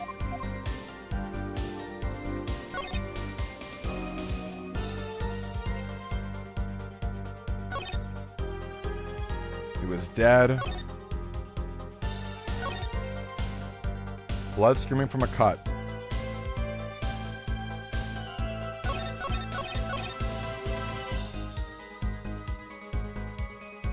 We sat at the table. They had dinner. Shady Smith walked in 5 minutes after. He discovered the trap during the game. Maybe it's a hey Hedgehog! How are you, Hedgehog? Maybe it is still this issue. Maybe it is still this because maybe the timeline of the card doesn't add up. Okay, nope, I guess not. He has a hat on in the photo. He wouldn't know the cut if the hat is on. True.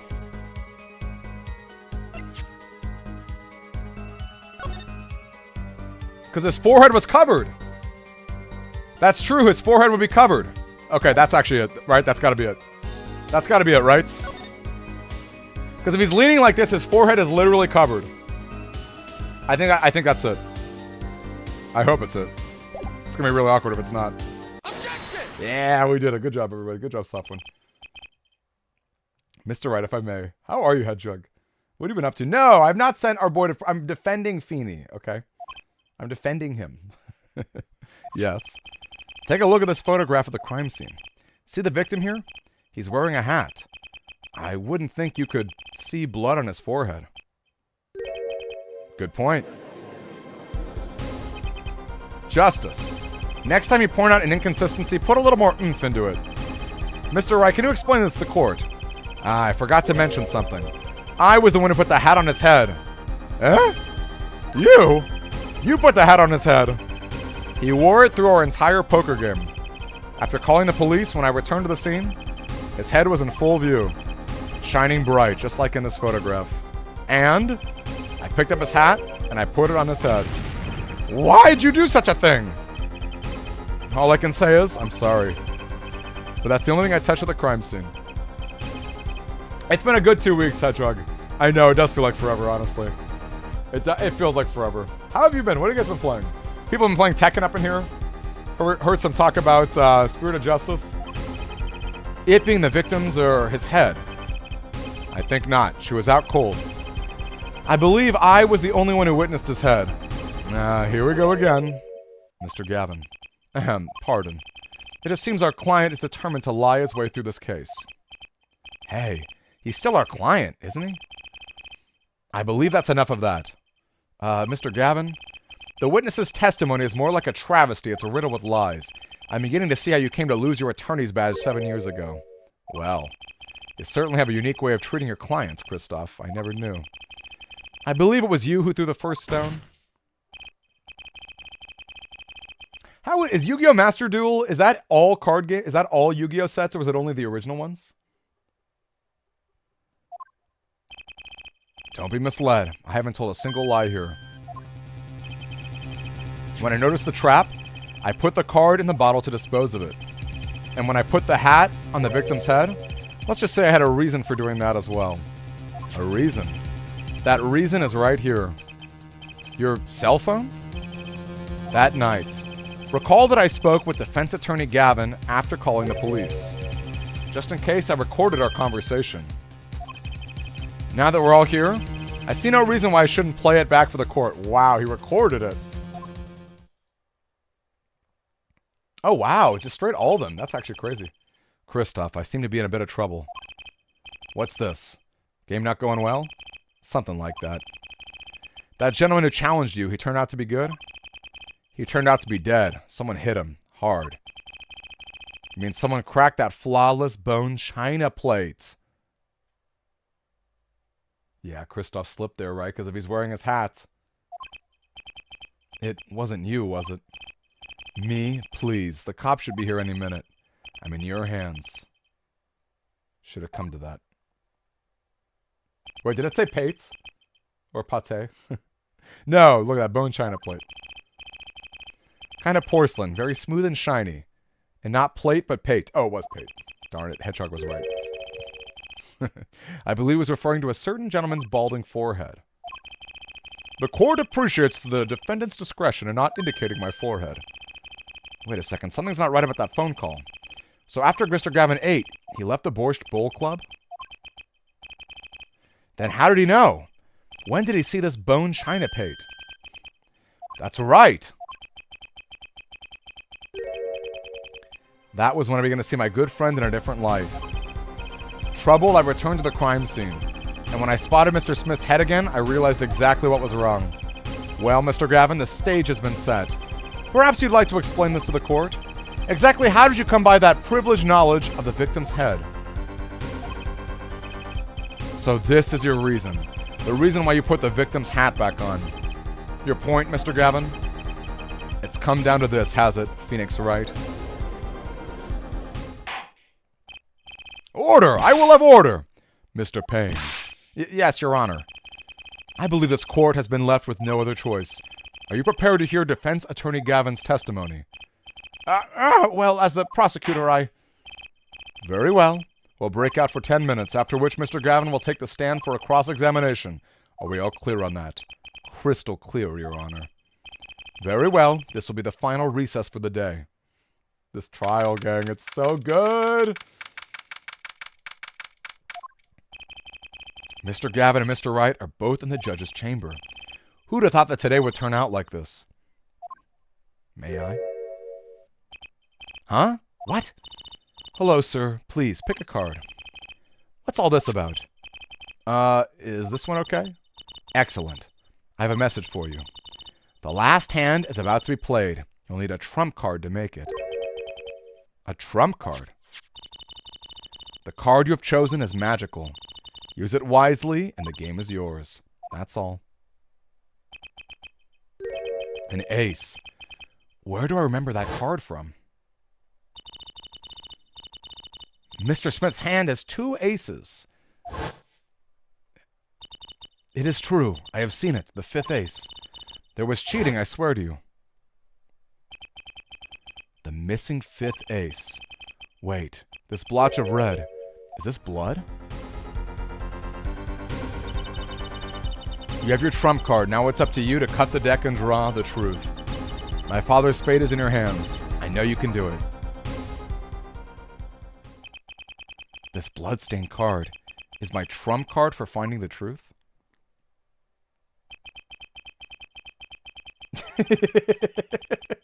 That's funny. That girl. I'd seen her recently, but where? That's when I made the connection.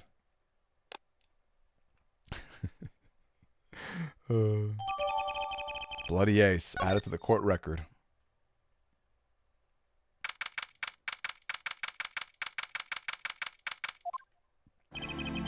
Court will now reconvene. Defense attorney Christoph Gavin, will you please take the stand? Now then, if you would, Mr. Payne. Yes, Your Honor. Will the witness state his name and occupation? Is this farce necessary, Your Honor? Believe me, far stranger things have gone on in this courtroom. Fine, I'll play along. First, there's one thing we must have made clear. How did you know the secret beneath the victim's hat? By secret, I'm guessing he means the fact that Mr. Smith was bald. Forgive my curiosity, but what is it about this fellow's head? Your Honor seems to have an inordinate interest in it. Yeah! I wouldn't call it inordinate, Mr. Gavin. Ah! This old theme, gang. Mr. Wright! What do you think you're doing, Wright? Wow, things sure look different from the other side, you know what I mean? Speaking of looking from the other side, let's consider something for a second. The victim wore that hat all night, never taking it off once except for that one time. That one time being the instant he was hit. When Mr. Wright returned from reporting the crime, the hat was lying on the floor. Mr. Wright picked it up and placed it on the victim's head. In other words, in order to have seen Mr. Smith's bald head, you would have had to have been at the scene of the crime, In other words, you'd have had to be the real killer, is what you're trying to say. Not bad, Apollo.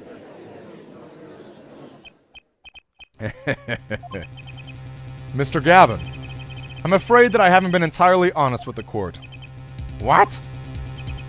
Oh, I assure you, I had the noblest of intentions. I did it all to protect my client, Mr. Wright. Yet, I'm afraid in this current situation, I see little reason to hide anything. Very well. Allow me to tell you the truth of what happened that night. Pizza Roll! How are you, Pizza Roll? So nice to see you. Tell us, how were you involved in the events of that fateful night? Look at that little Pizza Roll. That fateful night. The rage I sensed in that man that night troubled me, so I returned to the club. I went down to the basement and peeked into the little window to the hideout. It must have been right after the murder took place. The victim was dead, as he appears in the photo.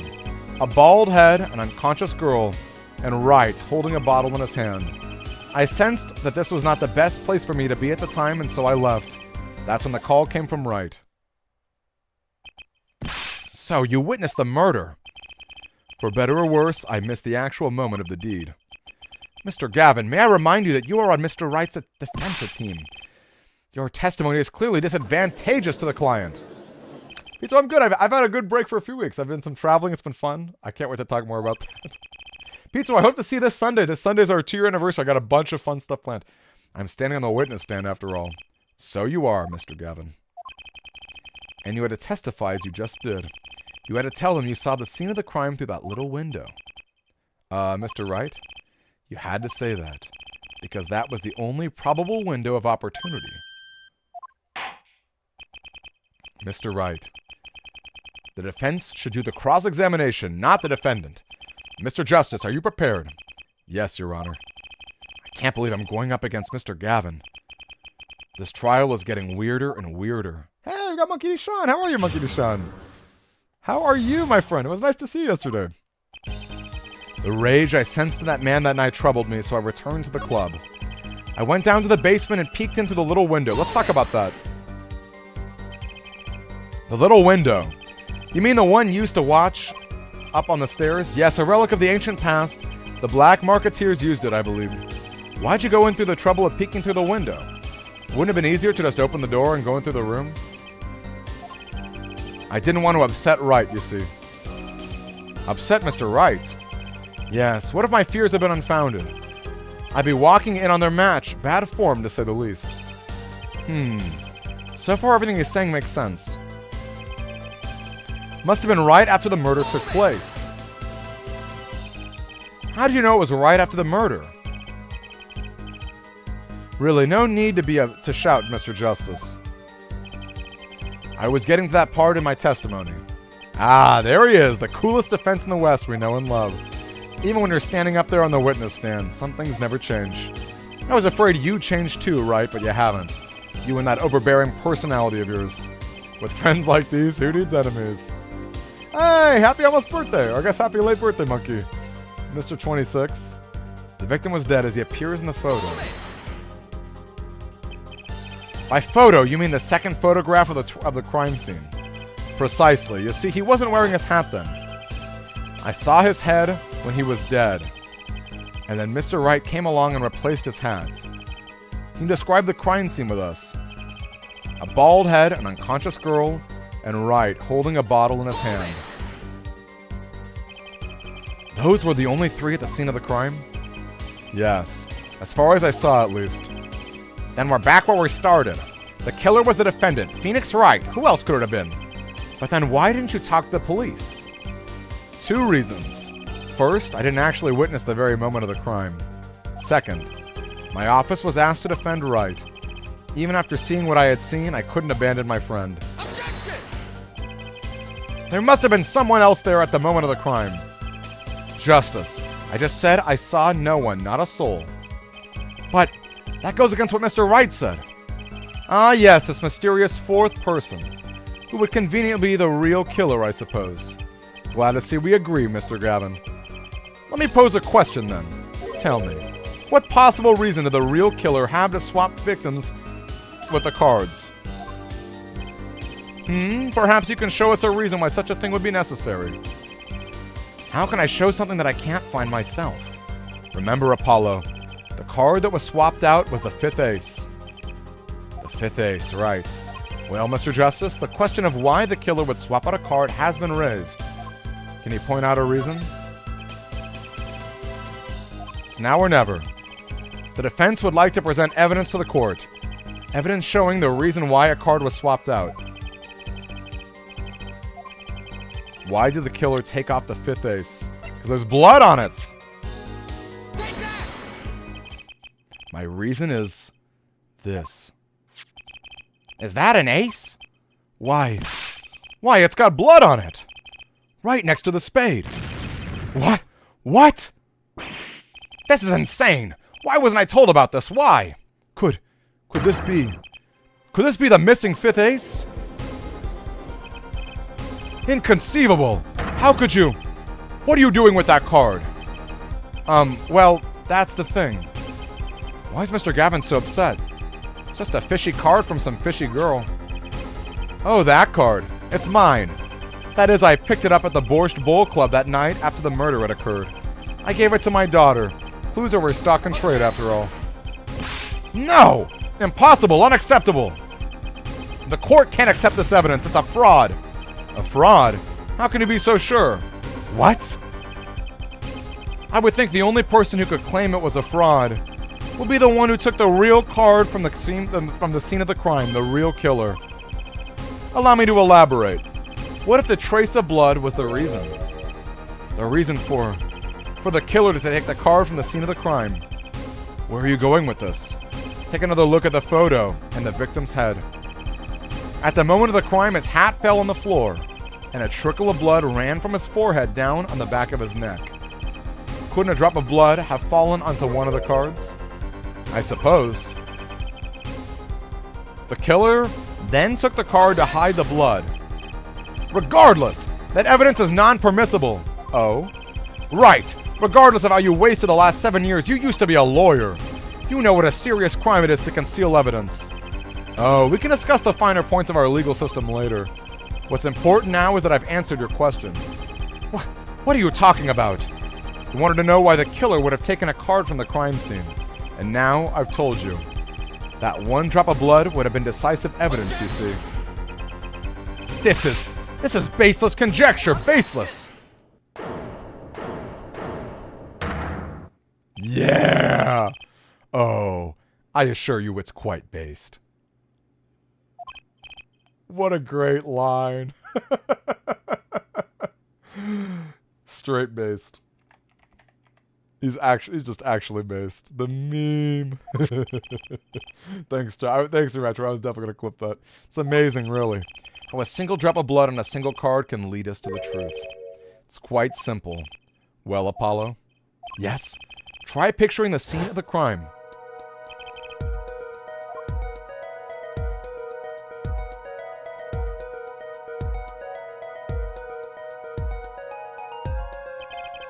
The murder took place in the hideout.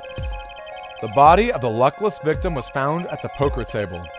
And before the killer swapped a card out, there was a single card with a drop of blood on it in the victim's hand.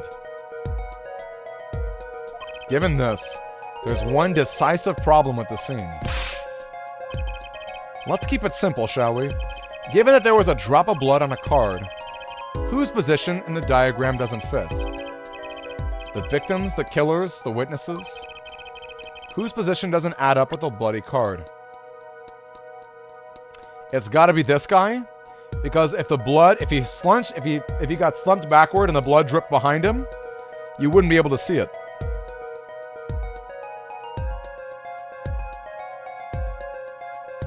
Oh, actually, I guess it'd be two. It'd be the person who were witnessing that, right? The second witness's position is a problem. That'd be Mr. Gavin, yes? Or perhaps perilous is a better word. Ugh. I cannot see what the bloodstained card has to do with the second witness's location. I'm afraid... Oh, okay. I guess I was wrong. Okay. Uh-oh. Okay, so maybe it was B after all.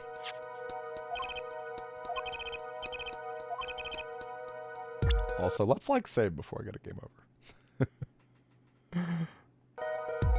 Alright, I guess it was V. I guess my initial bit of logic was real. But I was thinking that he wouldn't be able to see it properly. I don't follow your logic here, Mr. Justice. Look, the victim was struck on the head, sending him back in his chair. You think any blood would fall behind his body, not on the table in front of him? Okay, so I got mixed up there because I thought the cards were behind him, but you're right, the cards would be on the table. Take a look at the photo again. If he bled in this position, the blood would fall on the floor, not on the card. Well, that's right, so what does it mean? Incidentally, we were sitting in swivel chairs. Swivel chairs? Apollo, try turning the chair around.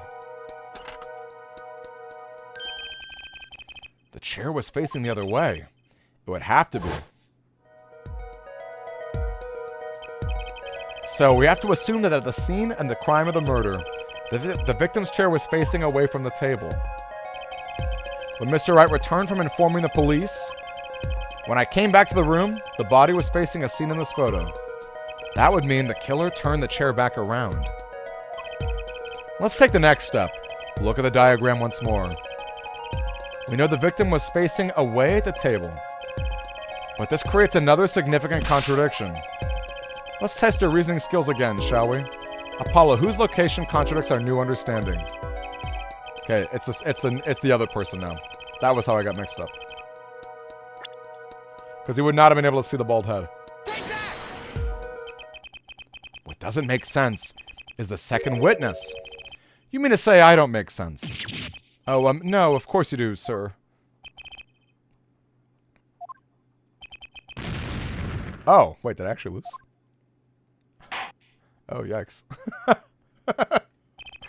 That's enough. I see no reason to... I actually lost the tutorial. The defense's case is insufficient to overturn the prosecution's claims. The court finds the defendant, Phoenix Wright, guilty. The defendant will surrender himself to the court's care to undergo regular care at the high school within the month's time. Alright, well. Time to reload. Wait, how did I mess that up, though? Whose position doesn't fit with the bloody card? I just talked about this. The V doesn't.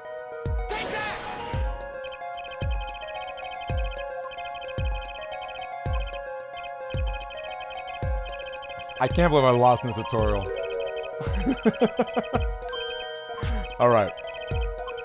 But again, the issue is the issue is he wouldn't have been able to see it.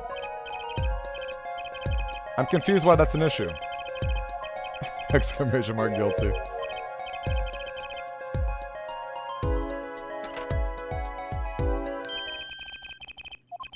The chair was facing the other way.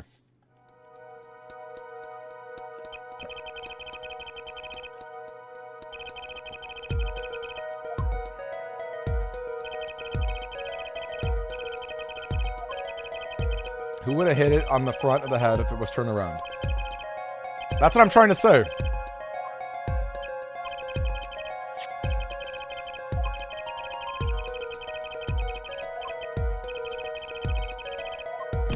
I'm trying to say that, well, I guess...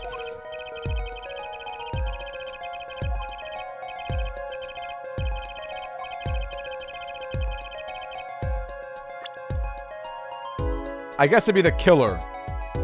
See, you guys see what I'm saying, though? I'm trying to say that 2 is the killer instead of K. But I guess we have to be very literal here. The victim was struck from the front, correct? Indeed. Well, wouldn't it be hard for the killer to hit him from the front? Sitting where his indicator currently is? I would think it'd be quite hard, yes. Yes, but what you're saying makes no sense. Why would the victim suddenly turn around to face the wall in the middle of a game? I believe a sufficient reason will soon come to light. There's something in this diagram that makes far less sense, actually. Look again at the diagram. Apollo, if the victim was struck while he was sitting as shown here, where would his assailant be standing? There's no room to put a mark where the killer should be. Don't worry. Let's think it through and see what we find. We know the victim was facing towards the wall. That's the only thing we know for sure. Try to forget about everything else. Well, the killer would have to be right there. Right in front of him. The killer had to be standing, well, or here. You get points for flair, but that's about all you get. I hardly need to point out that standing there would be impossible. The victim is facing a solid cupboard. Or are you claiming the killer climbed on the cupboard and hit him from above? It's simple logic, really. If this was the only place the killer could have been standing, then that means, at that very moment... Wait, I know. At the moment, the cupboard wasn't there. I mean, that's the only explanation. Right, Mr. Gavin? Your Honor, I have a suggestion for the defense. We should arrange to examine the cupboard in the hideout immediately. Bailiff, send a team to the crime scene immediately. Have them try to move the cupboard. Your Honor, there's one more thing your men should look for. Please give this to the bailiff. Yes, I see. You do belong in the courtroom after all, Mr. Wright. I do my best. But let's forge ahead here while we wait. Look at the diagram once again. It's been changed. If the killer was standing here at the scene of the crime, then the cupboard wasn't there, which means... Apollo, try moving the cupboard.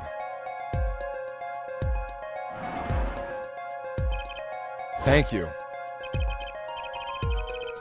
As you can see, the cupboard was the problem. At the time of the murder, it has to have been as shown here. Now everything is in place to reconstruct the moment of the crime. Oh my, what's this? Look at the diagram of the crime scene once more. It appears we found yet another contradiction. What I believe to be the final one, in fact. Notice something, Apollo? Our line of deduction is rapidly approaching its logical conclusion. Now then, Mr. Justice, please point to the new contradiction. Yep. The second witness would not have been able to see anything. I'm a great lawyer. I believe in my clients. Okay? I believe in my clients. Just like Phoenix, okay? And apparently Apollo. Are we all okay with assuming it was moved? Sure, why not? Well, if it was, something really doesn't fit. The cupboard would completely cover up the window of the stairs. That's right, someone standing outside wouldn't be able to see in. Someone like Mr. Gavin. What? What did you say? Oh, it was the coolest defense in the West losing his cool? Don't expect me to play along with a little game, right? It's only a game until someone gets killed, Mr. Gavin. And someone was, while the window to that room was blocked by a cupboard. So, Mr. Gavin, perhaps you'd like to explain to the court. Exactly where did you witness the crime scene from? Excuse me, Your Honor. Order! This is a court of law and I'll have order. We've just now received word from our investigative team. We've examined the cupboard. Oh, and what did they find? Well, Your Honor, it turns out there's a secret passage behind it. I know, so good. Yes, I believe I mentioned something of the sort before. This is one of the tricks to the room that many of our regulars know about. I do remember him saying something about that. A secret passage is a handy thing to have when you're engaged in illegal goings-on. Never know when you might need to duck away from the eyes of the law. So the room is a secret passage. Where does it go? The other side connects to the restaurant above. The underworld bosses could get away from the cops and enjoy a cold bowl of borscht, no doubt. Just like our killer.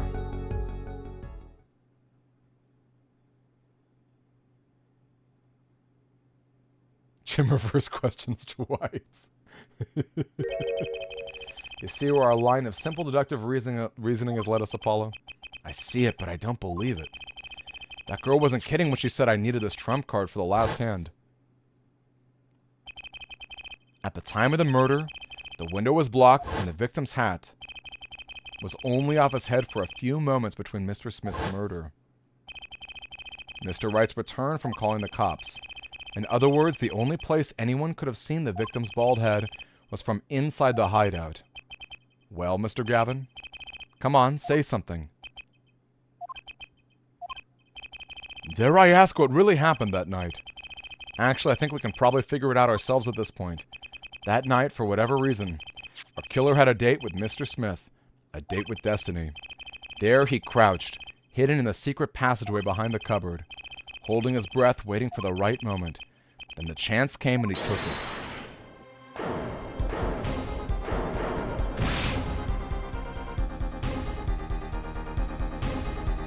Why'd you do that? Wait here, I'll get help. Miss Olga O'Reilly was knocked out cold, struck by Mr. Smith. But as time was soon to come, Mr. Wright went upstairs to call the cops, leaving Mr. Shady Smith alone in the hideout with the unconscious dealer. Then our killer stepped out of the secret passage. The victim must have heard the cupboard sliding aside. He wheeled his chair around to look, and then bam. After the deed was done, the criminal must have seen the blood on the card.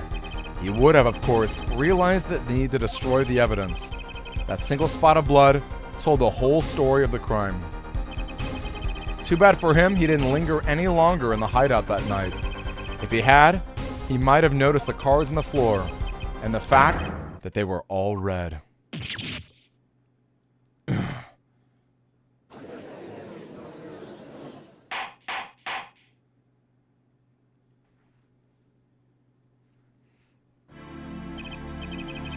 Thanks, Retro. It seems this trial has taken yet another turn. I'm truly, truly sorry I had to see the day come, Mr. Gavin. Mr. Gavin? Mr. Payne! Yes, Your Honor. The prosecution will continue its investigation. As for Mr. Phoenix Wright, the defendant, he is hereby cleared of all suspicion. Believe me when I say I don't believe this is happening, Mr. Gavin. But I'm afraid circumstances call for me to issue a warrant for arrest immediately.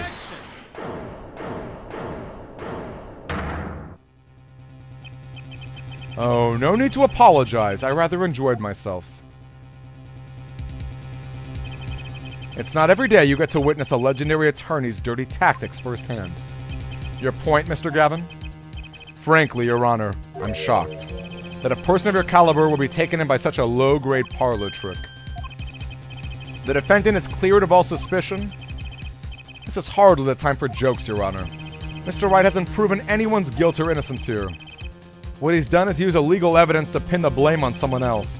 And not just anyone else, but me, his own defense attorney. Illegal evidence? Let me ask you, Mr. Gavin, is there any reason at present to suspect me of wrongdoing?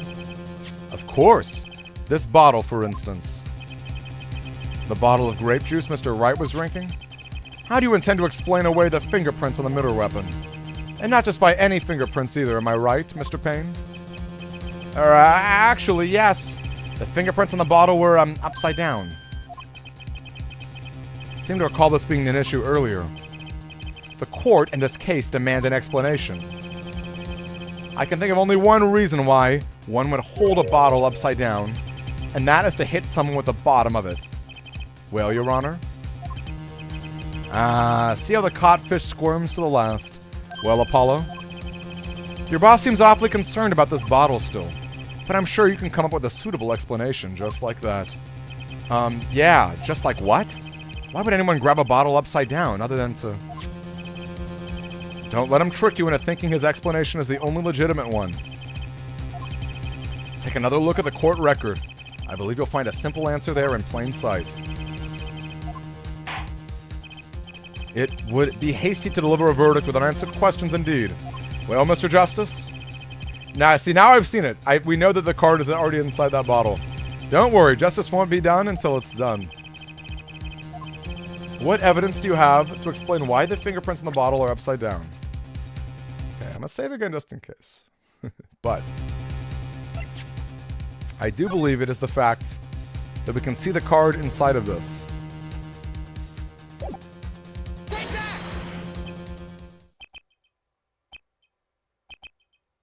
Oh, maybe not. Alright. Alright, just kidding, just kidding. Just kidding. Alright. Why would the fingerprints be upside down? Let's take a look at all the evidence here. I thought that was there, but I guess not. Alright, alright.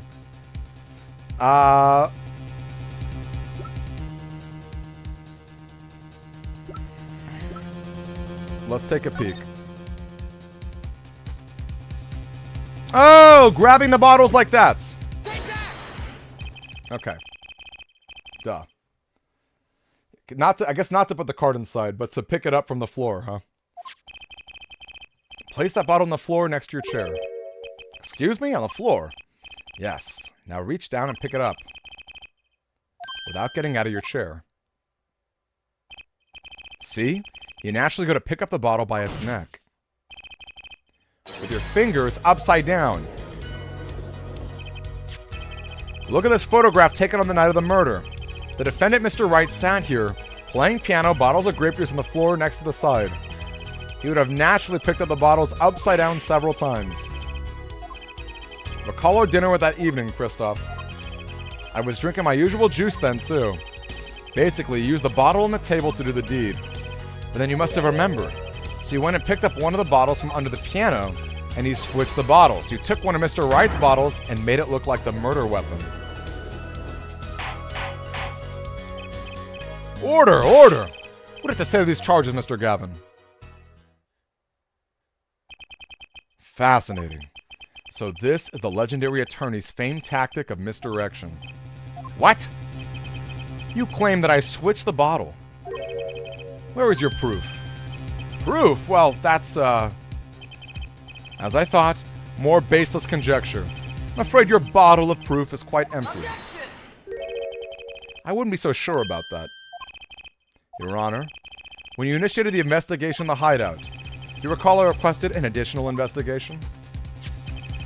Yes, I have your memo about that right here. Retrieve the bottles from under the piano.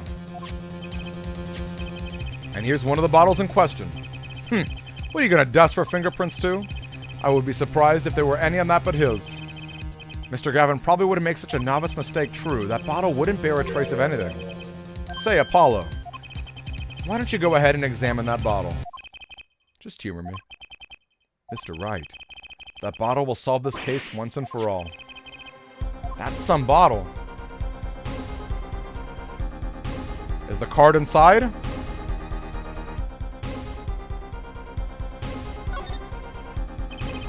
Grape juice. How long has it been since I drank grape juice? There it is. There it freaking is.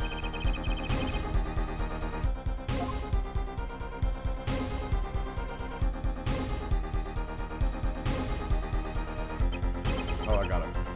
What's this? That card, it can't be. Recall that unpleasant woman's testimony for a moment. Yes, our little swindling Devochka. That night, I planted the card like I was supposed to, and Wright lost the last hand.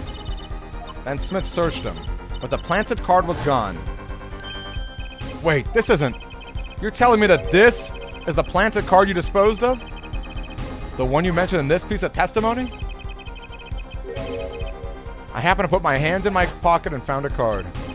Yes, I snuck a peek in it and found it was the 5 of hearts. Had a feeling something might happen to me, so I disposed the card right before the game. It was an empty bottle of grape juice. I threw the card inside the bottle. The 5 of hearts. This is the card. The bottles were swapped, and the only one who could have done that was the 4th person in the club that night. You, Mr. Christoph Gavin.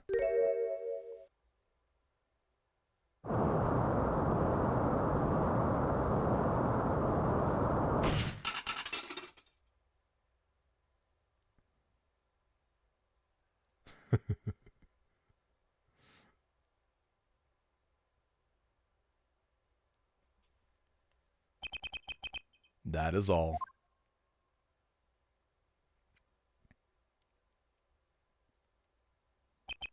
Is this your idea of revenge, Phoenix Wright?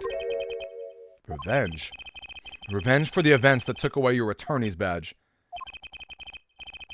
My past is like my logic, straight and true. Nothing's changed. All I did was point the finger of justice in the proper direction. Fine. I'm glad we could have this little... How do you pronounce that? Tata? Tit for tat? How do you pronounce that? This is insane. What about me? How do you pronounce that? I believe this time we finally come to our end of the trial. Mr. Payne, do you have a report for us on Christoph Gavin? He's admitted everything. We're processing his arrest now. I see. One has to wonder why he would do such a thing. He didn't even have a connection to the victim, did he? None that we know of. Mr. Wright, have you anything to add? I'm afraid I can't shed any more light on the matter. About this victim, Mr. Shady Smith. His occupation was listed as traveler. An odd profession to be sure, and that's all we know about him. I'll arrange a follow-up investigation, Your Honor. Good. Mr. Wright? 7 years ago, and you still haven't lost your touch. Christoph Gavin was a man with much significance for me, both as a friend and as a lawyer. He was extremely talented, to be sure. I needed 2 things before I could confront him. The first was a place where no injustice could be tolerated, this courtroom. The second was a man who would tolerate no injustice. In other words, a defense attorney. You, Apollo. A dark time is coming for our legal system. A twisting of justice brought on by our very own court. We have to set it right. Mr. Wright. Our work lies ahead of us, and I, for one, am looking forward to it. Well, this looks like a good time to announce a verdict. The court finds the defendant, Mr. Phoenix Wright, not guilty.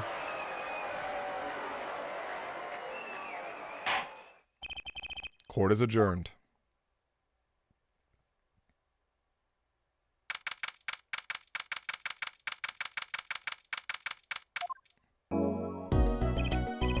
Thanks, Apollo. You came through, just like I thought you would. Pretty sure I didn't do a thing in there. It was you who cornered Mr. Gavin, the killer. Couldn't have done it myself. You sensed it too today, didn't you? Your ability. Ability? Yes, a sensitivity I lack. You'll come to understand it soon enough. Wait, I wonder if he means... I have one question. You say you saw the moment the defendant hit the victim. Is this true? Of course it's true. What? What was that, Mr. Wright? You have to find the answer to that question yourself. The answer, right. Today was full of questions without answers, most of them about Mr. Gavin. What possible reason could he have had to commit murder? Perhaps you'll learn that in the days to come. Wait, you don't know yourself, do you? This locket is the key. That reminds me, I met the girl whose picture was in your locket. You will know the Sharingan. Your daughter, right? That's right, she's my daughter. You know, you were right about this locket. Eh? I took this off his neck the night he died. But it looks like our dear Russian scam artist saw me. So the truth is, this locket really did belong to him. What? But that's perjury! You testified. You said that locket was yours. I said no such thing, actually. I merely said that it was a locket with my daughter's picture inside. A subtle distinction, but a distinction nonetheless. And it's the truth. Wait, but then why? Why was the victim wearing a locket with your picture of your daughter inside of it? Sometimes the straightest path to the truth isn't the best one. Give it time. You're still just getting started with your career. Speaking of which, I may be out of a job. I work for the Gavin Law Offices, after all. Still can't believe I just saw Mr. Gavin get led away in handcuffs. Apollo. How about coming to work for me? Eh? You mean at the Wright & Co. Law Offices? I mean, there's not a single attorney in my generation that doesn't know it. I can't imagine that to be true, but... Wait, but didn't you... You're not a... Oh, I turned in my badge. Yes, I'm not an attorney anymore. That incident 7 years ago. That legendary trial. And at the middle of it all was one man. Phoenix Wright. The case reached its sad conclusion, and he left law for good. Have you ever thought about coming back to the courts? I'm not qualified to stand in a court of law, I'm afraid. Didn't you notice it in today's trial? There was a single piece of forged evidence. Forged evidence? What are you talking about? I'm talking about evidence that shouldn't have existed, a naughty magician's trick. It just seemed, well, too perfect.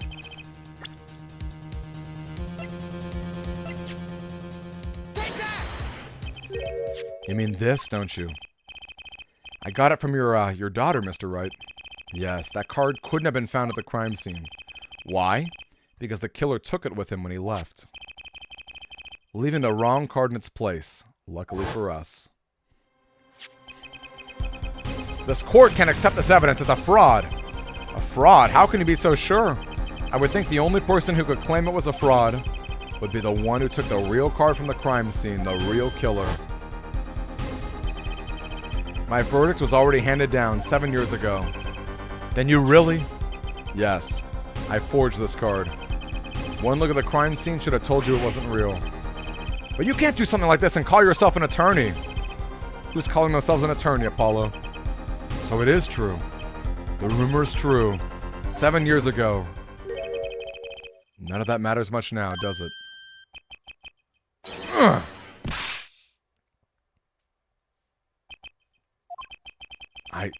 I punched him.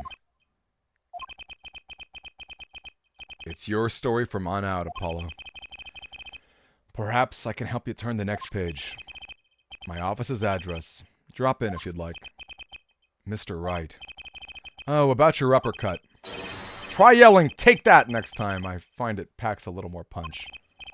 And Apollo, thanks for today. I had a good time.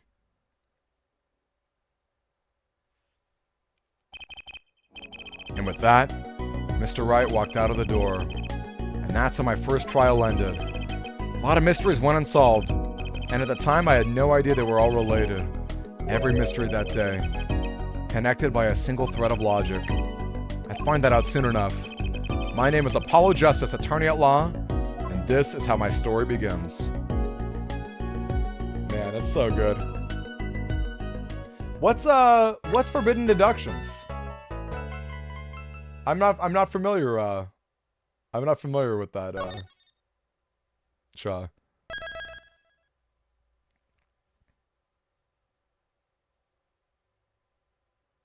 Shall we keep going? Shall we keep going? Hey, Commentator! So nice to see you! How are you, Commentator? Or maybe that was a good time to end it. Wait. Maybe that was a good time to end it. As we draw breath, the wheel of fate turns.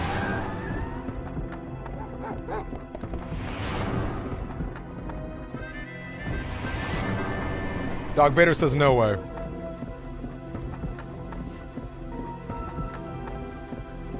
Spinning big crimes and little crimes together.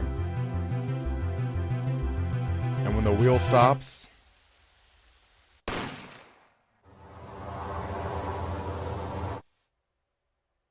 you die.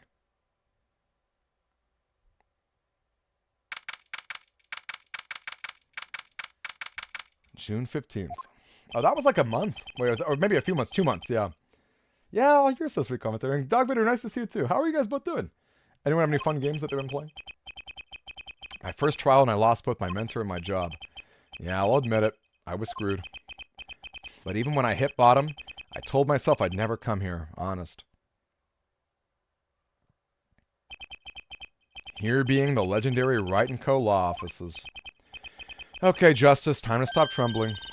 Ah, you must be here for the interview, right this way. Hello there, you found the right place. Welcome. Oh, wow, what's with this girl? Well now, shall we begin? Begin what? Right, first things first. Any special talents? Talents? Yes, well, you must have at least one. Well, I guess, defending? Defending, an unusual talent, but it'll do. With a little jazzing up, of course. You think so? Let's give it a go, shall we? Go ahead, show me, defend. Just give me all you got. Don't hold back now. What are you talking about? I can't just defend here. First lesson, a professional can perform anywhere. Thanks. We want people to be laughing with us, not at us. But I'm not sure why they should be laughing at all. What? What exactly do you think you came here to do? Defend, no? Excuse me, but do you know where you are? The Wright & Co. law office is right. Oh, I was afraid of that. Don't worry, you're not the first. Look, what's going on here? Who are you? I came here to meet with the person in charge. Well, you've apparently made no fewer than 2 mistakes. Mistakes? But I got a call from Mr. Wright this morning.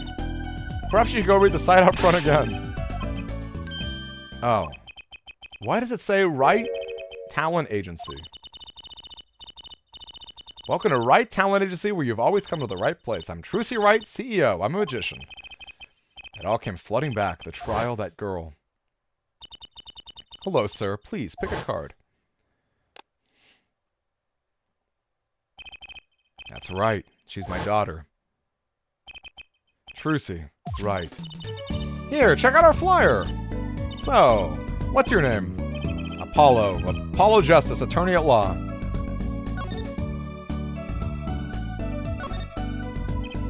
So, is this really a talent agency? You bet. Daddy started it 7 years ago when he quit law. Of course, we only have 2 people signed up right now. 2 people. Does that include you? Trucy Wright, magician extraordinaire. I've done a lot of stage shows. Paid, too. I am a professional, you know. Promise me you'll come to at least one of my shows, okay? Oh, and the other person our agency represents is Phoenix Wright, pianist extraordinaire. Your dad, in other words. Didn't he say he couldn't play the piano? Our agency doesn't see that as a problem. Why? There are many magicians who can't do any magic. At least you're optimistic, I'll give you that. She's so cute. So you're you're Phoenix Wright's daughter? That's right. After Daddy quit law 7 years ago, I promised I'd keep him fed. So I'm kind of his sugar daddy, got it? No. I'm in charge of this whole office, too. Pretty amazing for a young lass of 15, wouldn't you agree? 15? How old is Mr. Wright? Daddy-o, he's 33 this year. I'm sure there's a good explanation. About Mr. Wright giving up law? It was because that incident 7 years ago, wasn't it? Not the details. I just remember the news, though. It's a big deal. So I hear. I was too young to understand what was going on. I'll ask Daddy about it next time I get a chance. Daddy, right. That reminds me. About Mr. Wright. He gave me a call this morning to come in. Daddy's not here right now. He's in the hospital. The hospital? Yeah, he's on strict bed rest until he gets better. What? Okay. Which hospital is Mr. Wright in? I'll pay him a visit. Oh, the Hickfield Clinic. It's quite close. Right, well, I'll be going now. And I'll give the showbiz gig some thought, okay? Wait, I'll go with you.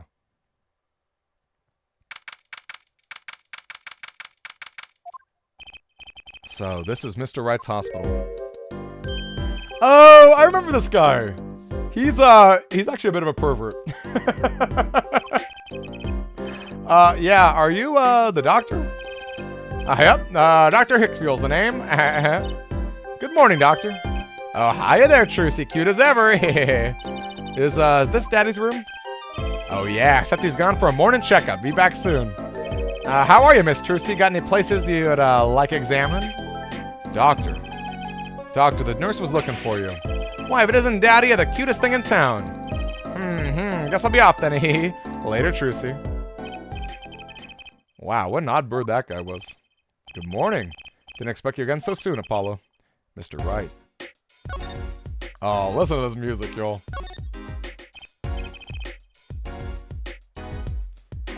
What happened? Who could have imagined it? Me, victim of a hit and run. You were hit by a car? We tried to swerve, I'll give him that. Picture me tossed 30 feet through the air, only stopping when my head hit that telephone pole. Thankfully, my only injury was a sprained ankle. He really is as lucky as they say. There's something that, well, just doesn't sit right. Can't believe you have a daughter, Mr. Wright. And, well, she's so big. Not fat, but, you know what I mean. Oh, Trucy's still a child. Daddy, how many times do I have to remind you? I'm not a child anymore. But you'll always be Daddy's little baby girl to me, Trucy. My foot, I'm not buying it. Oh, something you should know about Trucy. She's a magician, right? Not a mere stage magician.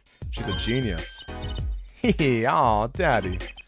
You'll soon come to appreciate her talent. You could just tell me things instead of insinuating them. So, why'd you contact me? What could the Wright Talent Agency possibly want with me? No need to get prickly now. Hey, I didn't ask you to get dragged into this. Huh? But didn't you come to the office of your own free will anyway? Well, yeah, of course. Help, we're in big trouble here at the office, big. Thought someone was dying. So you don't think this is big trouble? My talent agency represents only 2 people and one of them is in the hospital. That's right, Daddy, how are we going to pay this month's rent and the groceries? Yeah, that's the problem with such a tight operation. It's a symbiotic relationship. When one of us falls, the other one also falls. In any case, if Apollo here can't help you, well, you'll just have to transfer to a new school again. No, I can't. I only just made friends. How could you do this to me, us? Huh, Polly? What? That was my fault. On that note, how about you come work for us? I got the perfect client for you already lined up. A client? You mean I got to do my job? I get to defend in court? Alright, I'll hear what you have to say. You got him, Daddy. Hook, line, and sinker. Now it's time to reel him in. Reel him in. It's official. I'm scared. Alright, so who's this client? Yes, here. Take a look at the map and I'll explain. Last night, I left the office just before 9 o'clock. I was going to that Indochine. Is that Indonesian Chinese? Al dentes. Is it Indochine? I've never heard that expression. I play piano there, of course. That's when it happened. The car sent me flying, nicked a telephone pole, and zoomed away. Creepy, huh? Just a tad. It's almost as creepy as hearing you tell the story like it was no big deal. The car sped off in this direction. So, good luck. Huh? You wanted a client, didn't you? Well, I'm your client. Find the guy who knocked me into that telephone pole. Whoa, hold on. I'm a defense attorney, not a detective. Don't worry. Once you found the guy, I intend to sue him.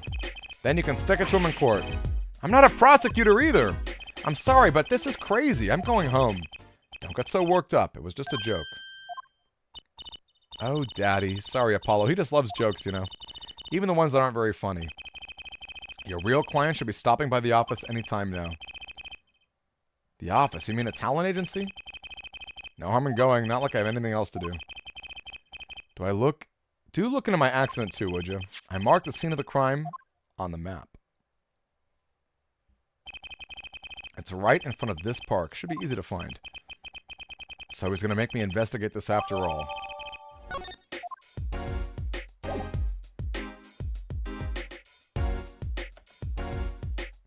Okay, I may take a quick break. Give me a second, everybody. Should it be a chair stream? I wonder if I can find a way to put my substitute. I gotta get like Velcro or something to put him up on the top of my chair. Let's see if I can do it.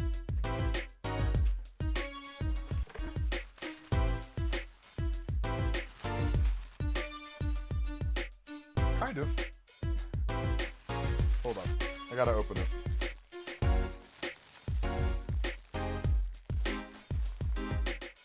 Let's go. Hold up, yo. I got this. By the way, Anyone wants it? I have several of these that are available for sale because people asked me about them and I picked them up. So I do have some little Mega Man anti-damages if anyone is interested in them.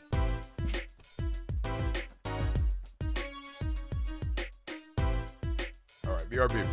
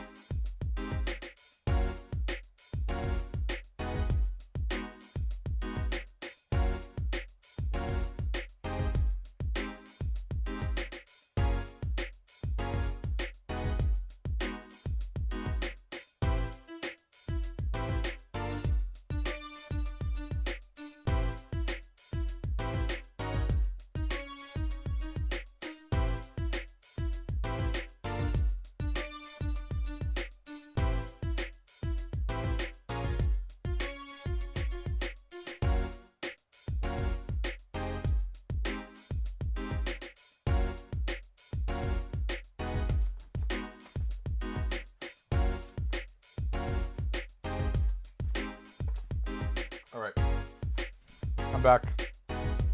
Yo, hold up, so we got John ML. Hello, hello. Don't we love Nick?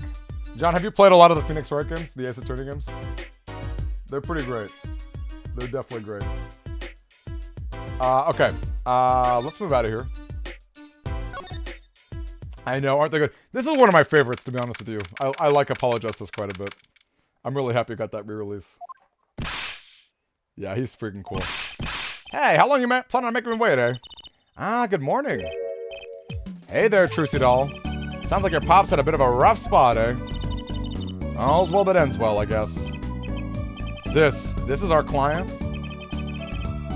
Hey, so that's that Apollo fellow, huh? Yes, the name's Apollo. Look at him here, arms all crossed, ready to fight. Yes, sir. You don't mean that literally, do you?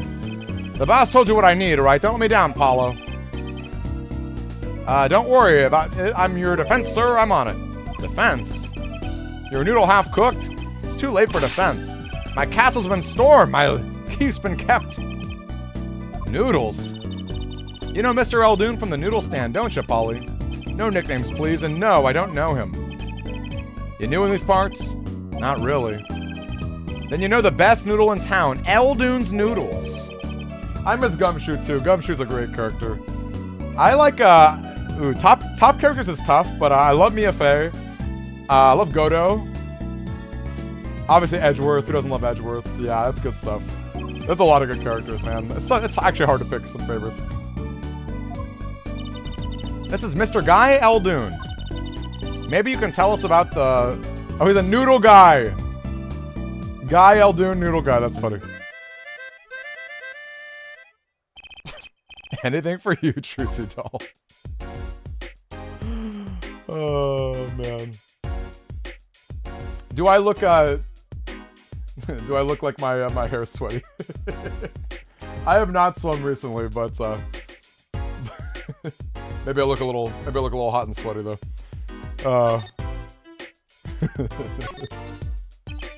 How are you, though, John? So you run a noodle stand. What games have you been playing recently? Noodles are my game. The secret's in the soup. Been searching for the perfect soup for 1.5 years. Oh, that's not that long, actually. My family's been noodle men for generations. 15 fathers passing along the noodle to 15 sons. That's a pretty old noodle. Aye, and a fool that I was, I pushed it away. I rebelled against my pops and picked another livelihood. But that didn't turn out so well. There was no denying it. Salty broth runs through this... Salty broth runs through these veins, boy. So it was like destiny that you became what you are. Oh, I fought it. But in the end, I was bound by the twisted noodle of fate. So, last year I started my noodle stand. The 15th generation of Eldoon's noodles. Get used to that harmonica. I forgot. I've not played Apollo Justice in so long. These are actual noodles on his head. You gotta admit, it's a pretty clever hat. I make them so salty, they're saltier than salts. Daddy's a regular at his noodle stand. He frequented my pop stand back during his attorney's days, too. Yep, him and his assistant. I'm sorry, I'll be sure to drop by your stand soon. Wish you could, Sonny. Heck, I wish I could. I'd give anything for a bowl about now. It was stolen. My stand was stolen. It was last night. I was doing my rounds, blowing my whistle. It's like an ice cream truck's bell, but louder. He even gets complaints. And now you're just trying to butter me up. That sounded more like the blues than a whistle. I closed up my stand for the night and parked by the house. Then this morning, dark and early, it was gone. My keep, my castle. Oh, maybe some bum carted it off? Just guessing here. Well, I don't care who did it. Without the stand, I'm finished. Oh, he looks so sad.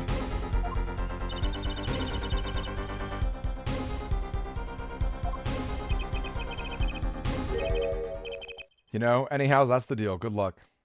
Oh, you're talking about the final case in the first Phoenix, right, with Gantz. Okay, that makes way more sense.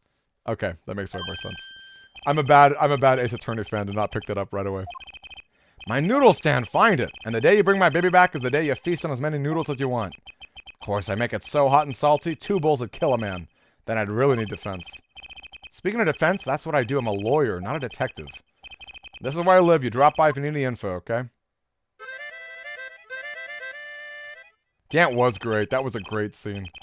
Get it back today if you can, Paul. I got noodles to make. Things have certainly taken a turn for the bizarre. Traffic accidents and a noodle stand for thieves. Actually, there was something I wanted to ask you about too, Apollo. Huh? Got a bad feeling about this. Listen to the lady's problem now. Don't be cruel. I lost something last night. That is, something was stolen. Hey, what's this? More thieving and skullduggery? Well, someone stole a... Someone stole a pair of my panties.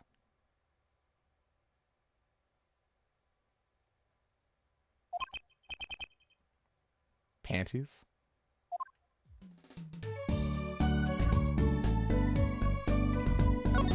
Someone clip that, please. I'll do it.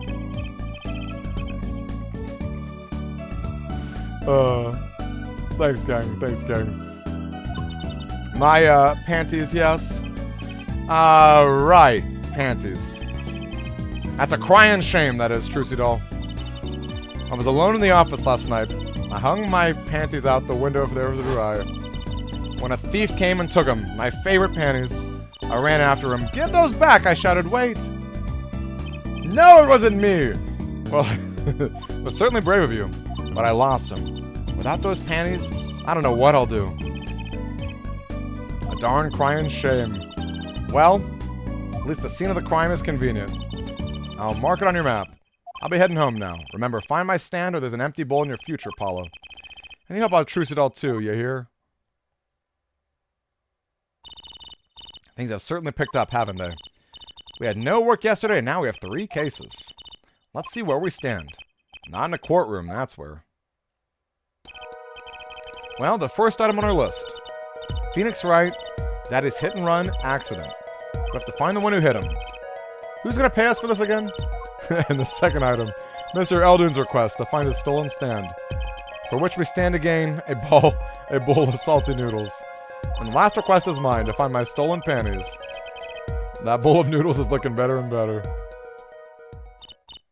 Let's go, Polly, to the streets. Aren't you enthusiastic? How could I not be? Let's crack these cases, you and me. Guess we may as well get started. Let's see, a hit and run, a stolen stand, and last but not least, stolen panties. Need, show and tell. Imagine. Imagine. Ridiculous. Alright, we'll go to the accents. Blue Ace, hello to you, and yes. Well, it's not just panties, okay? Other things got stolen too. Including a noodle stand. How are you, Blue Ace? So nice to see you. According to the map, this is the place. What a huge mansion. Feels like Chinatown. There's a nice looking lady over there. Let's question her. I'm a little curious about the park over there too.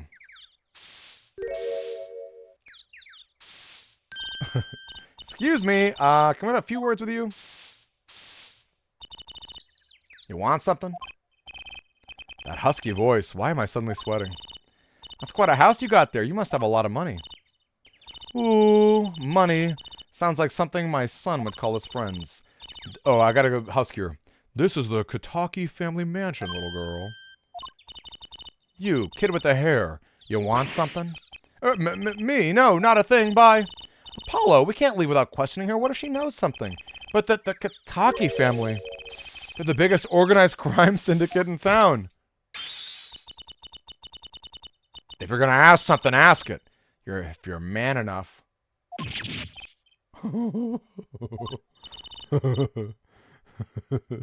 Yay! Way to whip him into shape, ma'am. Does she know no fear? I'm Plum Kitaki. Wife of the 4th head of the Kitaki family business. Friends call me Little Plum. I'm Little Apollo Justice Attorney at Law. A broom sword.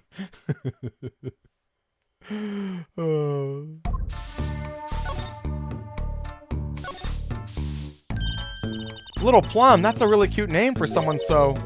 Yes? Whoa! What is it, Apollo? How about you go through me when talking to her, okay, Trucy? That seems like a bit of a needless procedure. I'm a lawyer, I live for needless procedures. Oh, little girl, you should know, we're gangsters. Gangsters? Oh, that means you're the bad guys. Trucy, through me, please, I'm begging you here. The bad guys, I like the sound of that. I'm gonna need some warm tea after this. Takes a lot of hard work to protect a family's fortune. Things aren't as easy as they used to be for us bad guys. So you're saying that business is in a slump? Let's not ask about business if we can help it, please. There was a car accident here last night. Last night? Of course you wouldn't happen to know anything about it. Sorry to bother you. Wait. You're talking about that man, aren't you? The one who flew 30 feet in the air and just walked away? That's my daddy. I should have known. One of our capos thought he'd make a great point man. Capo? Point man? Could you avoid using too much industry lingo? In any case, it's been nothing but trouble. I've been cleaning up this mess since morning. Bah. Cleaning up this paint? Trucy has no filter indeed, Lewis. Lewis, have you played these games? It was around 9 last night I heard a crashing noise and found your father drowning in a sea of paint. So you came to his rescue? You have my husband and the boss to thank for that. The car that hit your father knocked over this paint, then turned the corner and sped away. We're in the middle of repainting our wall, you see. I'm sure that dragon is glaring at me. Why are you out here cleaning it up? What do you mean? I mean, aren't you a gangster? Don't you have any goons to do your dirty work for you? Please, go through me when you wanna. Wah! Don't be so stiff, lawyer boy. I suppose we gangsters do have a certain image. But we're community-oriented gangsters, you see. The boss likes to give back to the people, see? How noble of him. I availed myself of the public facilities to get rid of all the garbage. Now there's just the paint on the street to deal with. I wonder if she means that trash can. Alright, let's go check out the trash can. Or can I? I don't know if I can check out the trash can. There's paint splashed all over this gate. Was this paint knocked over by the car? Never got the chance. Ah, they're great though. They are really great, as you can see. And they're fun to watch, I think. They got a lot of charm to them. Bring the scoundrel by. And you can make them clean up their own messes. You're cute. Naive but cute. When I find whoever did this, you can bet I'll be doing some cleaning. There's nothing I dislike so much as a mess. Ooh, I wish I could say cool things like that. I'll bet you do. I'd laugh if my teeth weren't chattering so hard. Is that something right there? What a big house, and the gate is so big. The Taki family's pretty big around these parts. Like the fox, it's so cute. That's our family crest from the old country. We're clever as the fox, and our teeth are sharp. So it's like a motto. You need a crest too, Apollo. Ooh, how about the scales of justice on a lunar lander?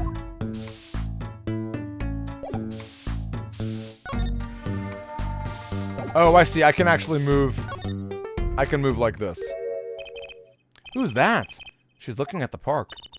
She's pretty. I bet she has a story, you know? There is something about her. Too bad she seems to be in a bit of a rush. So we're gonna check out the trash. Yeah. She's really cute though, isn't she? Guess we should check it out. A detective's life sure is a hard one. I'm an attorney, actually. 2 pieces of garbage with paint on them. These are slippers. They look like the slippers you get at a hospital. Look at this Apollo. Doesn't this go in a car? It's a side view mirror. Looks like it was torn off when it smacked into something. Or someone. This could be from the car that hit Mr. Wright. Wow, and he took off the mirror? I never knew Daddy was so strong. I only have room in my pocket for one of these, though. Which do you want to take?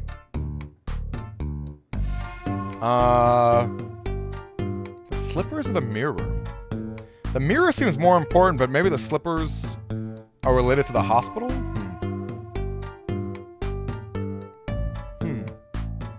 I'll take the slippers for now.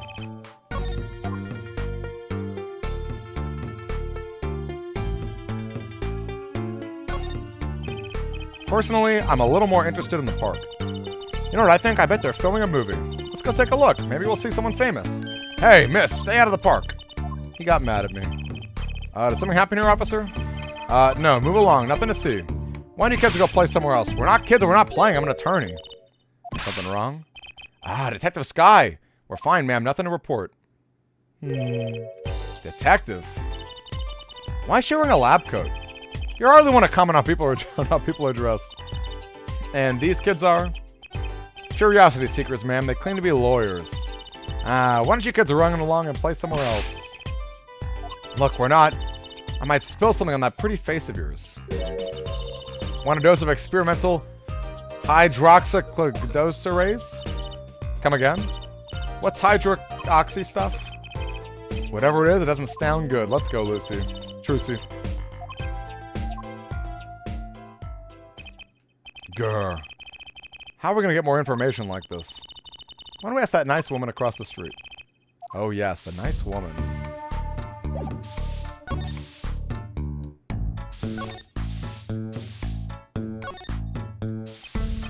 Why would a detective wear a lab coat? Not too much retro. We missed a character named Emma who's really great. The slippers that mothers used to smack their kids, yes. What happened in the park across the street? Oh yes, quite the commotion. Chicago lightning, as the boss would say. Chicago, huh? Gunfire. Someone was killed. Strange circumstances, too. What a morning. Trouble everywhere. The park, the gate, even our house. Something happened at your house, too? A crime without honor, without remorse. It's a private matter. Want to hear about it? Somehow I don't think no is an acceptable answer, Polly. So, what happened at your house? Bloomers, late last night. I've got a bad feeling about this. Me, little Plum Kataki, the victim of a panty snatcher! What? So it wasn't just mine that were stolen. Got you too, did they? Poor thing. Like I said, whoever did this is a hardened criminal. Wasn't you, was it? No, of course not. I've heard word that they've been disappearing lately, and the missing panties have all have something in common. Hard to imagine they have much in common. Ooh, I just imagine them gulp. I know, we'll find your bloomers too. Great, show me what you're made of. What have you gotten me into this time, Trucy?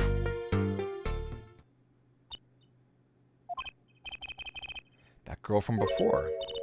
Oh, welcome home, sweetie. Hello, mother. She's a Kataki too? Miss. Here, our flyer. The Right Anything Agency? Anything Agency? Yeah. Do you like the new flyer? So, this is our defense attorney, Mr. Apollo Justice. Attorney?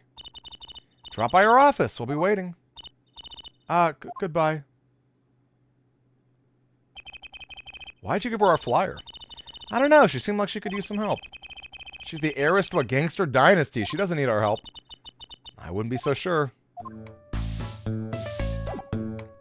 Hey, Lulupa! Nice to see you. It's been a minute since I've been streaming for sure. How are you doing? What games have you been playing and developing? So nice to see you.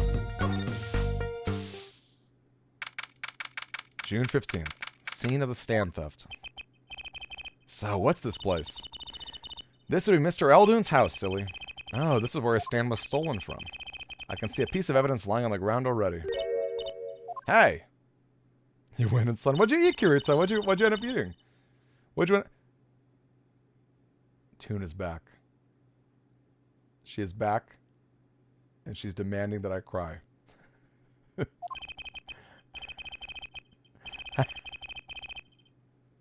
This little punk. You're right. What's with the sparkly entrance? What is this place, a hospital? There's a sign. Maractus Clinic. Oh, that's where the thief went. The one who stole my panties. He ran into the clinic last night. Wait, maybe that police car was here to find my panties. I hate saying that word. Well, there's only one way to be sure. Let's investigate. There you are, Sonny. Well, you find anything yet? Well, no, not yet. The longer you loaf around here, the saltier your victory bowl gets. Just remember that. Alright, let's talk to Mr. Eldoon. Oh, Lost Odyssey. Wait, isn't Lost Odyssey, wasn't that by the Final Fantasy creator?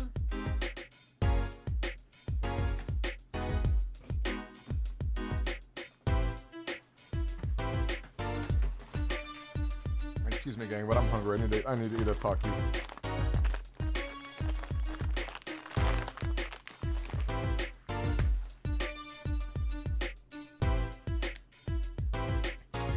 Eldoon's Noodles. Passed down from mother and father to son. That stand has seen its fair share of salt. Salt runs the family, I might say. Bet he's high blood pressure, too.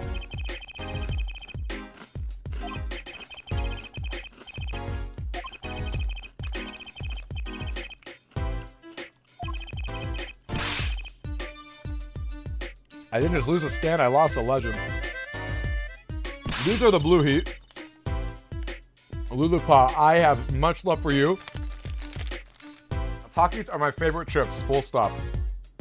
They're my #1 favorite.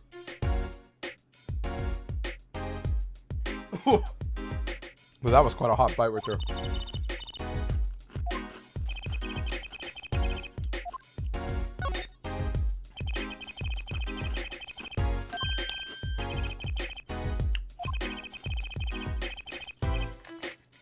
I was blowing my whistle. The smell of broth filled the streets. I got home right before 10 p.m.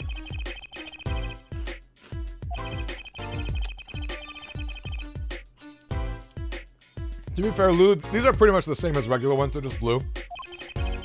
But yeah, the red ones are my favorite. Hard to beat the originals. I'm washed up on the salty shores of ruination.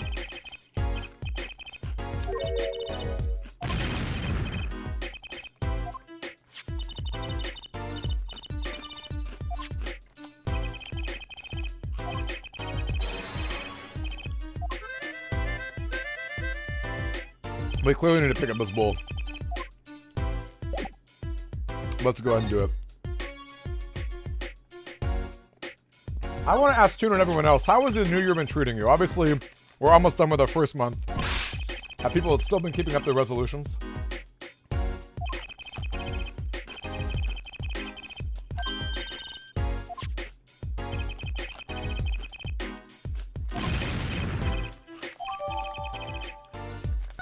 Alright, we picked up a bowl.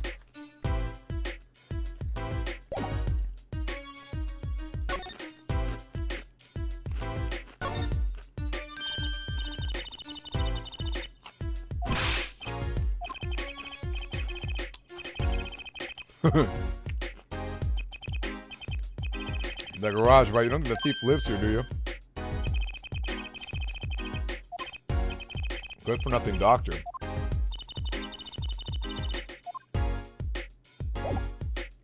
So Lulu, these are identical to red. They're basically the exact same type of flavor. They're just blue instead of red. I'll tell you right now,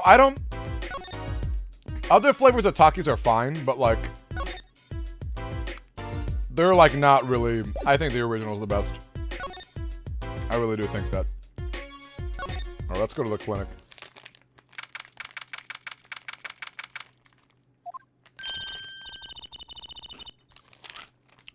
This is where that panty snatcher ran. Clues to a panty snatching. Clues like a pear. Trucy, could you not say the word panty so many times?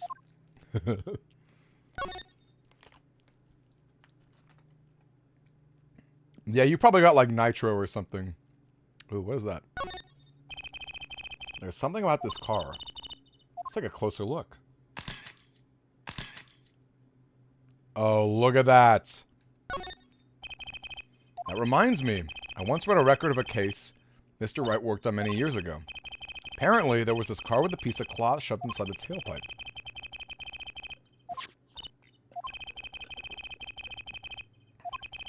I always check the tailpipe.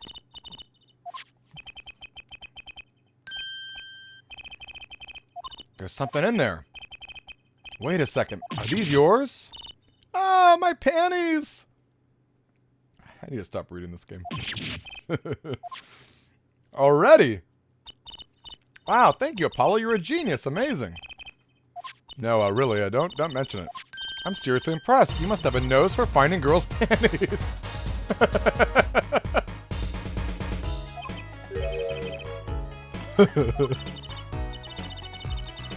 My little panties, of course, that come home to mama. Can't wait to use them.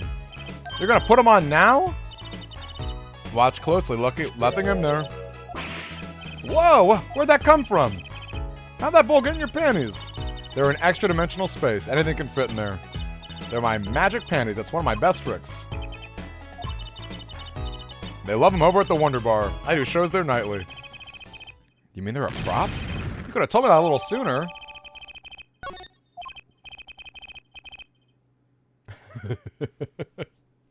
Good old Mr. Krabs. I actually think they took that episode down. I think that episode got canceled, unfortunately. I think because of panty rating. We still have to catch the sly devil that ran off with the tools of my trade. I'll tell you, as a kid, I didn't understand what panty rating was, which is kind of funny. Alright, what's this? A cell phone. I wonder if it belongs to the doctor here.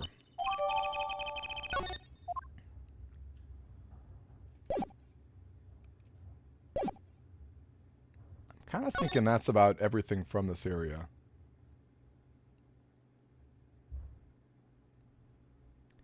Unless we should check out the skeletons or something. Let's check out the skeletons while we're at it, or the box. Oh, it's just a gold pen and human skeleton.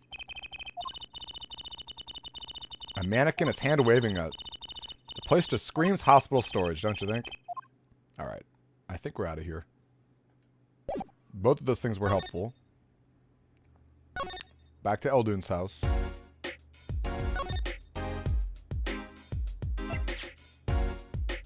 Who could have dropped the cell phone?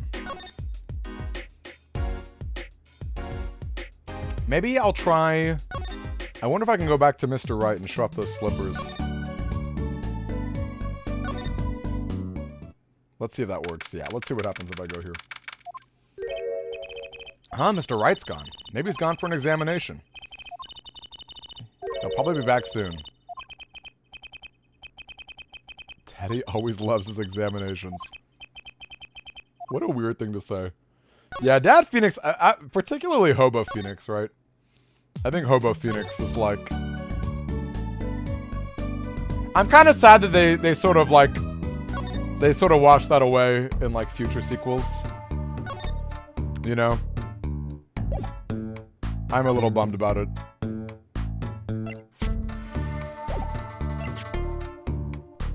Who could have dropped it? Sorry, kid, I got no idea what you're talking about.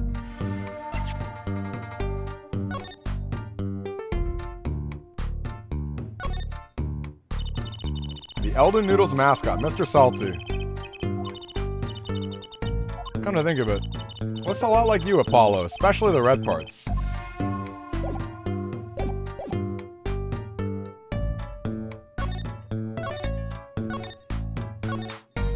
So I'm not able to move through the park.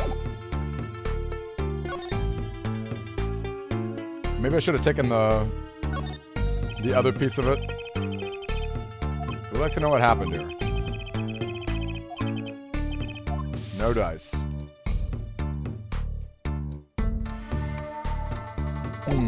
Maybe I should share the cell phone with Eldoon.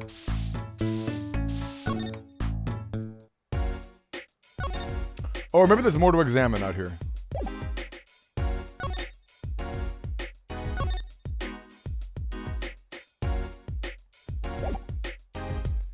I guess there could also be something in the garage.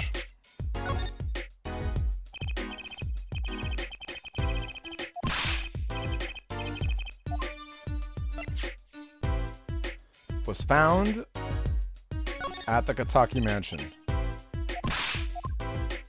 And they're from this clinic. You can tell my bulls by Mr. Salty's logo. 3 shots for the price of 1.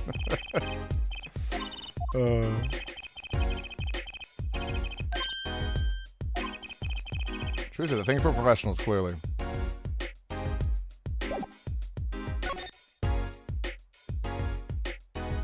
Yeah, maybe maybe it's better to take a look at the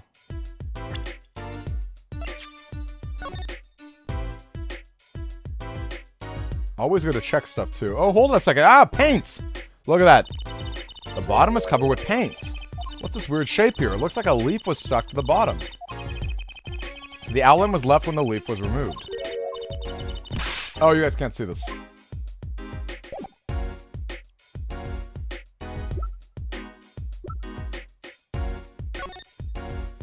Yeah, sorry gang, I realized I didn't show the bottom screen.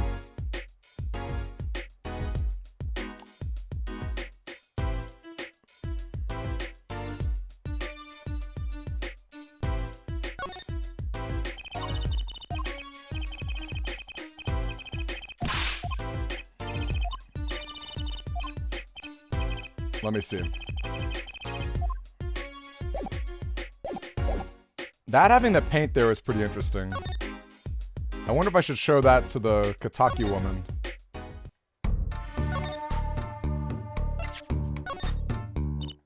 No, I guess not.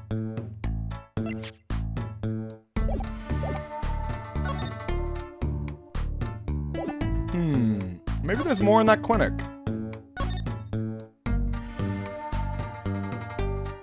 Let's go back to the clinic, I guess. 3 shots for the price of 1. Thank goodness.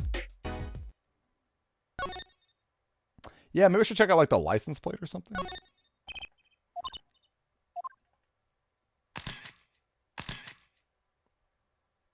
No, we've already done that.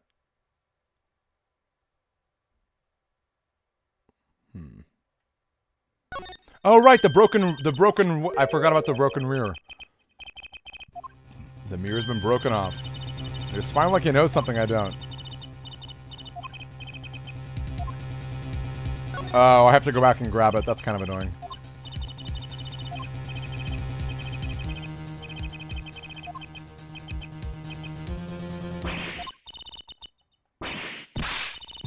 Everyone's out here sneezing. Well, I'm sure there's got to be a clue somewhere. Okay. We got to go back to that trash can. I don't know why they wouldn't just let me grab both of these. That's the first time I've ever seen that happen in a Phoenix Wright game, where you have to make a choice between evidence. I mean, I guess you can just swap them back, but... Alright, I'm going back to the mansion.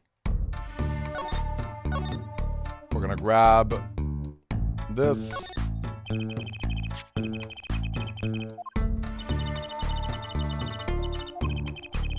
Yeah, time to swap them.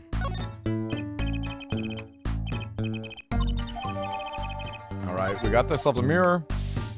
Let's connect it to that garage. We're hopping on back. Moving in to the clinic. Alright, let's examine that again.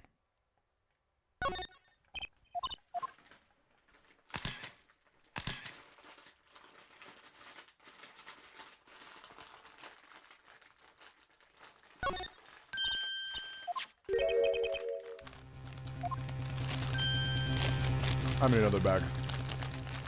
Yeah, I wonder too, Lulu. I feel like there's got to be some...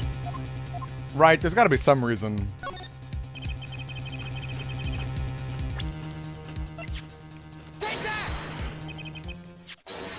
My clue is this.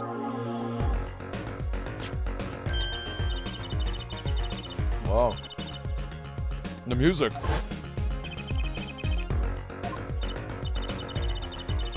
Two pieces of garbage with paint on them.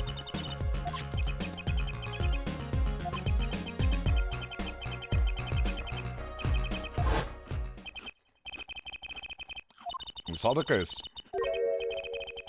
The car is that car right there.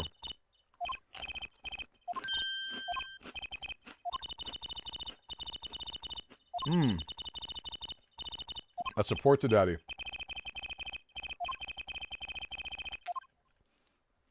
Yeah, the different flags is interesting. I love that you have such a... You have such an insightful view of it, Lulu. That's a really good... That's a good way to think of it. In fact, I wonder if I should swap it now. Actually, let's try it. Let's see if I can swap it back.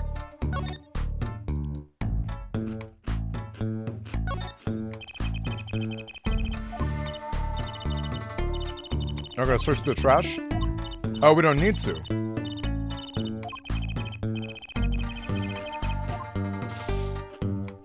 Oh. Okay, I guess the slippers don't mean anything.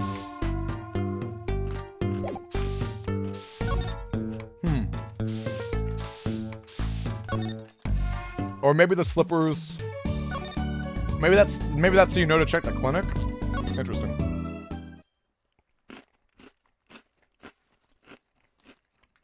Wait, and now he's not here.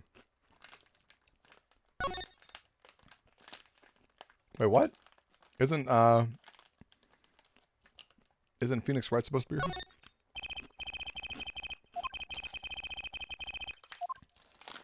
I thought I was supposed to report this to Dad. Maybe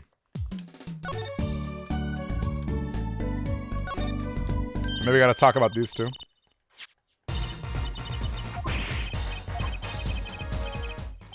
Let's just put them away. The case isn't closed until we have our thief. Find him on the side. If it were that easy, we wouldn't need the police.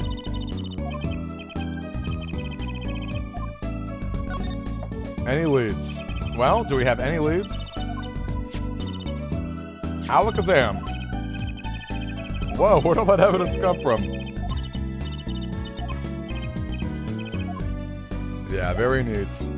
See, now I'm thinking that I actually did kind of mess up a flag. Because I feel like he's supposed to be at the,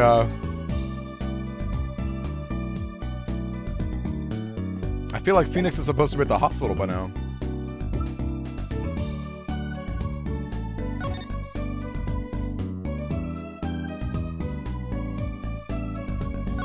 Interesting.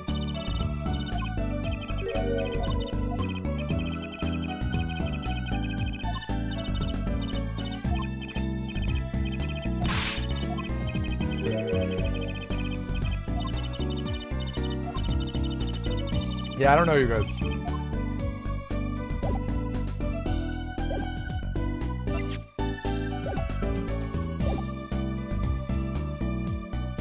Because I'm pretty sure she told me to be here. I don't think there's anything in the hospital that would be worth examining. Weird. I guess we're hopping back to the other areas.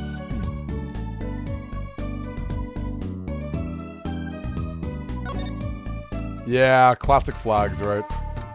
Very, honestly, the most classic thing ever when it comes to Phoenix Wright. Maybe we'll talk to the cops again. Okay, we're not going in there. Looks like there's some trouble by the park gate. Man, there's no entry to the park.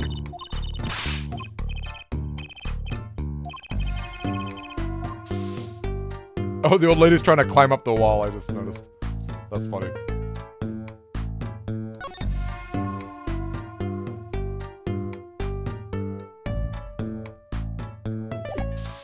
Yeah, let's try showing the mirror.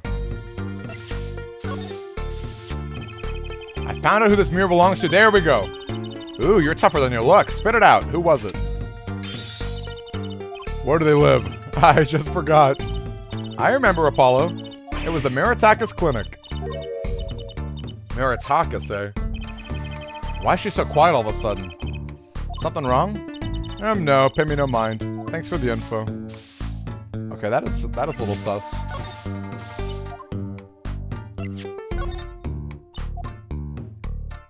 Okay.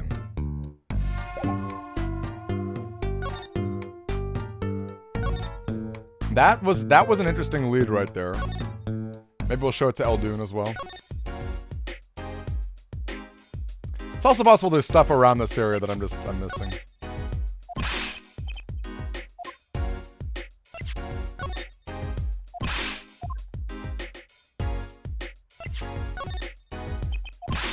Okay.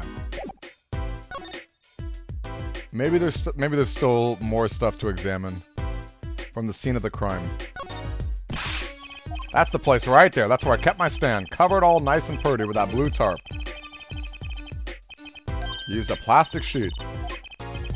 Well, no, it does suggest the thief knew what they were looking for. They clearly knew that it was under the sheets. It wasn't one of those casual drive-by stand people.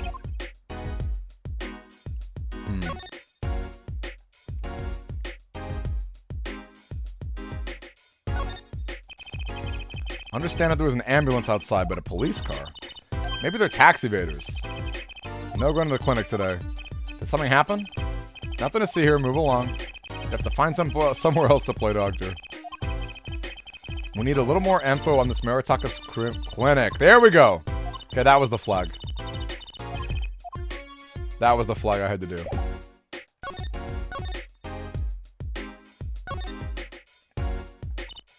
Hey, you think something happened next door? There's a police car out front. Probably some food poisoning. Police car got there this morning, actually. I asked what they were up to. They wouldn't even tell me, the neighbor. Not that I was surprised much. That doctor works for the wrong crowd. Just a matter of time before he got what was coming to him. The wrong crowd. Never you mind about that. Okay. I'm going to say that now we can go back and check in.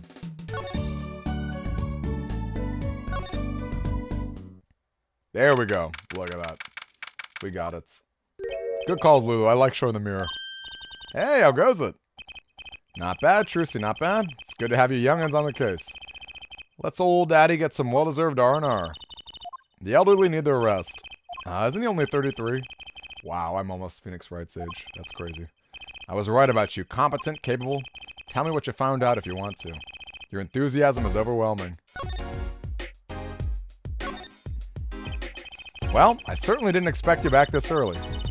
I found my panties so quick, almost like he was the one who stole them. You have an interesting concept of phrase. Did you find the mad driver? Apparently, it was a doctor from the Maractus. Maractus is the name. Maractus, I've heard of him. Nothing good, mind you. That reminds me, a police car was parked outside the clinic. Maybe something happened. Where's this Maractus clinic, anyway? All I've heard are the rumors. The clinic's been making good money in a bad way. Ties to organized crime, the Kentucky family. Some injuries you can't take to a public hospital, see. They use a Maractus clinic for their patch-up jobs. Yeah, I was thinking the same thing.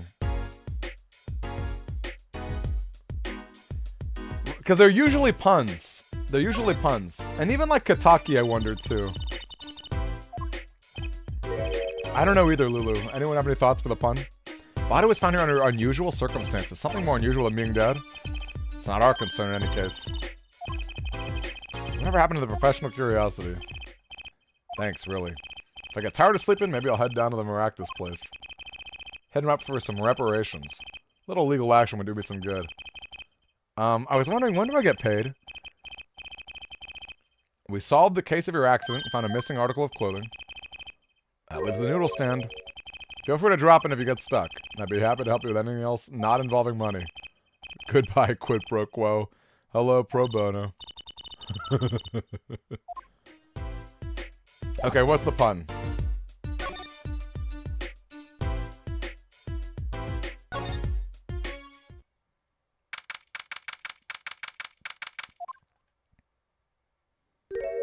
Oh. You're the woman from the Kataki place. Oh, malpractice. Maractus, malpractice. Okay, I got this, I got this. Unfunny, what's up? I knew it. Something's the matter and you want our help, don't you? Well, you came to the right place. Thank you. My name is Alita Tiala. Alita Tiala. Alita Tiala. I have a request. Your request? Let me guess. Something's been stolen. Your flyer.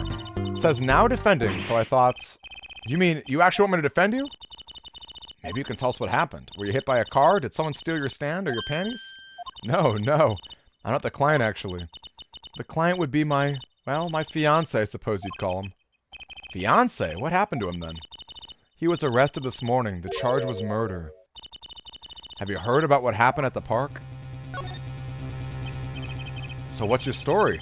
You frequent the Kataki Mansion? Are you a member of their, organization? No, not yet. You see, I'm to be married next month to the boss's son.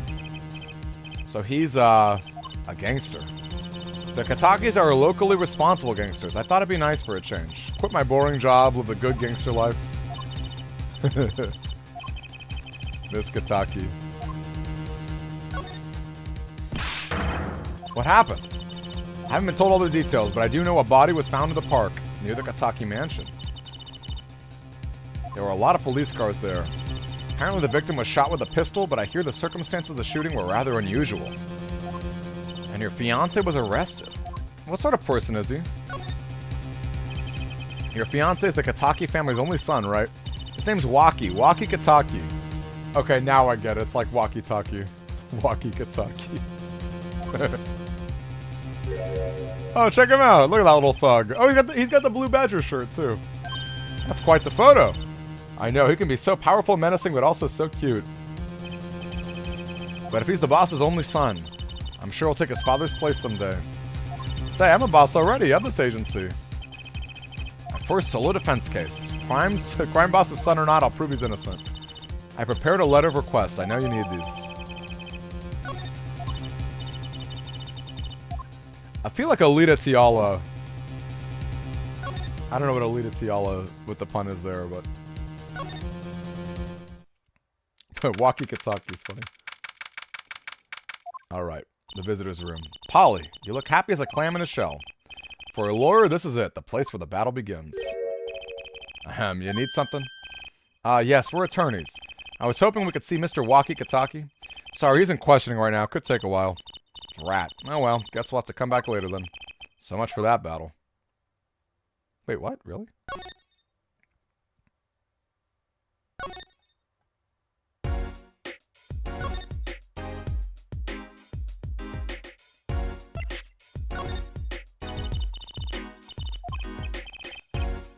Huh. That's odd. I guess maybe we'll go to the mom. Yeah, I'll go to the mansion back. We'll go back to the mansion. So this is it. My first murder crime scene. Ah, it's you kids again. Look, can't you find some other place to play? We're not playing. We're investigating, aren't we, Apollo? Sir, I have a letter of request here. Huh. Why does it say hit request on it?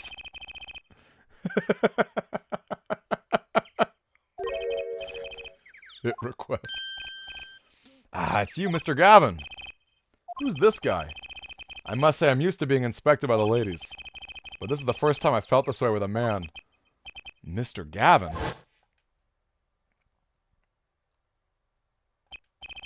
Ah, Fraulein. What's a sweet morsel like you doing in a dismal place? Yes. The policeman officer fellow won't let us in. We even have a letter of request. You must be exhausted standing out here. I'll take you to the scene of the crime. Really? By your leave, officer. Yes, sir. Of course, sir. Very well. This way, Fraulein. Hey, what about me?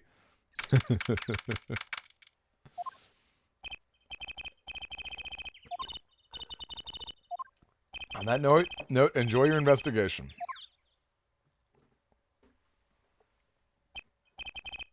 Who was that?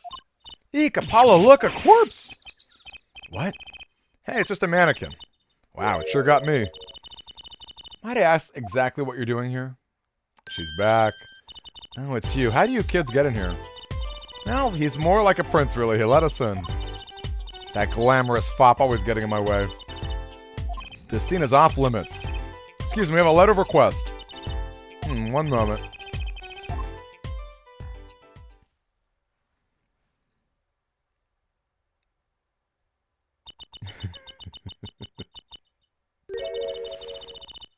I'd recognize that handwriting anywhere. This was written by Lydia Tiala. Took you 30 minutes to figure that out? So, what's up with the mannequin right there? Taking the place of the body, preserving the scene of the crime as it was found. The body was pulling the stand? Is that a Jimmy Neutron reference? Remember, kids, have fun with it. Detective Emma Skye, I'm in charge of the crime scene. Doesn't seem that happy about it. I trust you know how to stay safely out of the way. I always carry 2 pairs of handcuffs, just in case. Detective Skye? Quiet, please. It's snack time. Wait, she's like me. She eats Takis.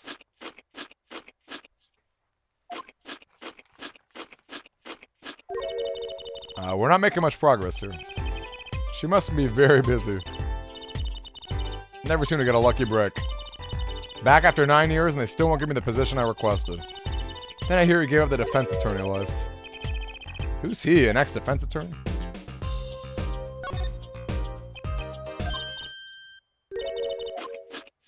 Okay. All she's gonna do is eat snacks. She doesn't want to talk with me. Wait, that would be funny and funny.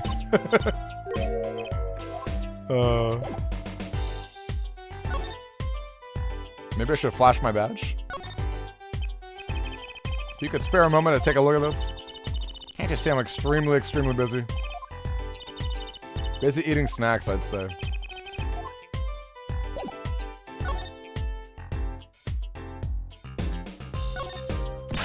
Hey there, no messing with the crime scene. We need to investigate. Need to be carried out by professionals, scientifically. Hey, Apollo. My very unscientific analysis tells me there's something very suspicious.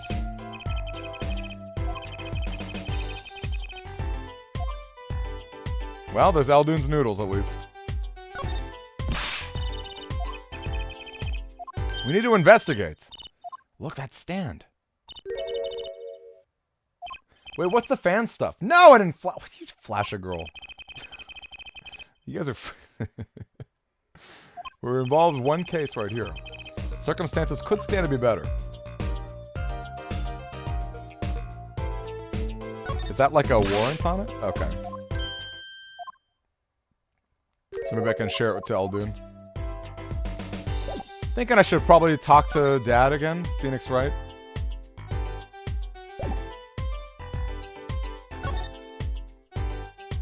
Because she's definitely not going to talk, right? If I... Yeah, I knew it. Roleplay servers. Wait, I didn't realize that was a thing. That actually takes a lot of work. Although I guess it's kind of like mock trial, huh? I did mock trial in high school. I enjoyed it a lot. I did enjoy it.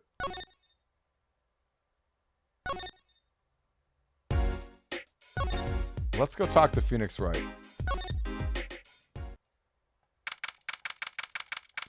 Yeah, I can't imagine. You're back. Run into some problems? Oh, Polly, didn't you want to tell Daddy something? Who, me? No, I'm fine, really. So, there is a problem? I got a defense request. That is a problem. I've given up the court. I'm not a lawyer anymore. The request was for me. Oh, right. You're a lawyer, aren't you? He's doing that on purpose, I know it. So what about this defense request? Related to the murder at People Park. Guess what? We found his noodle stand there, too. Did you now? That's unusual indeed. Never heard of a noodle stand being used as a murder weapon. I think the murder weapon was something else. You mean you don't know what the murder weapon was? One detective lady wouldn't let us do it on the scene. What kind of detective wears a lab coat anyway? Didn't think she'd be involved with this.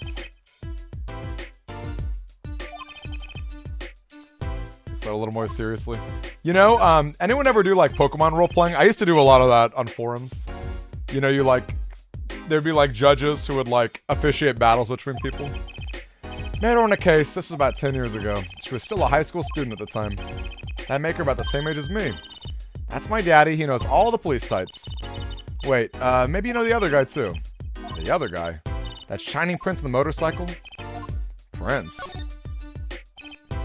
Apollo, tell me about this Prince of Truces. Indulge a concerned father. He was at the crime scene. He looked just like Mr. Gavin. Did he now? You know him? My guess is that he's the younger brother of Christoph Gavin. We're acquaintances after a fashion. Clavier Gavin. Rock and roll god incarnate. That's how you pronounce it, right? Clavier? Clavier? What was he doing out there? I'm feeling he'll be crossing paths again soon. Having trouble investigating the crime scene in the park. Go to the office. Under the silk top hat, you'll find a bottle of white powder. Try taking that to the detective. White powder. Just take it to her. It'll be fine. You'll see. Oh, and tell her I said hi.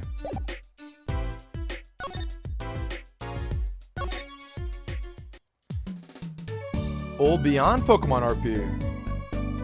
So what is Beyond Pokemon? Because I used to do anime-style battling, if anyone knows what that is. Wait, where did they say the powder was?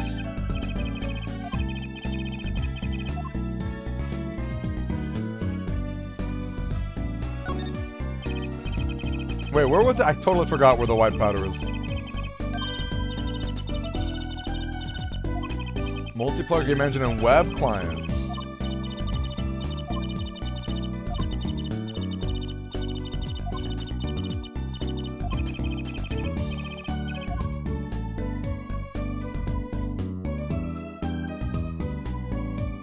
Where was that white powder?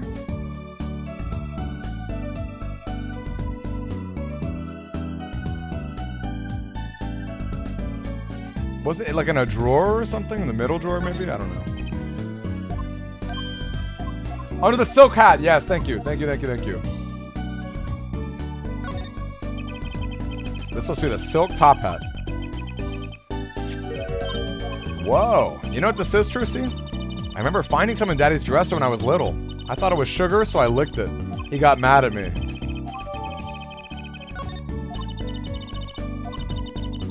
Let's go talk to that detective.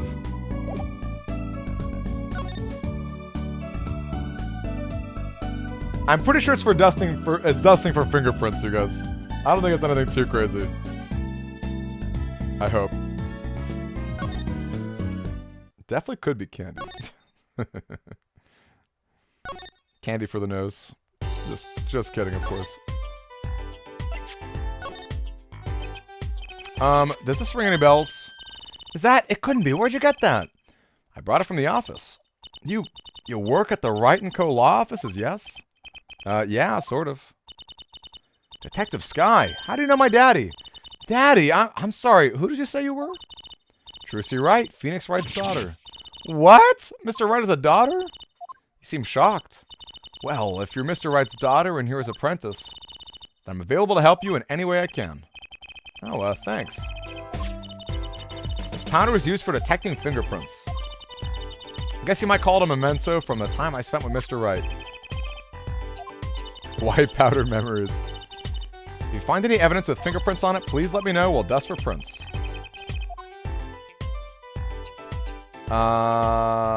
Maybe a cell phone?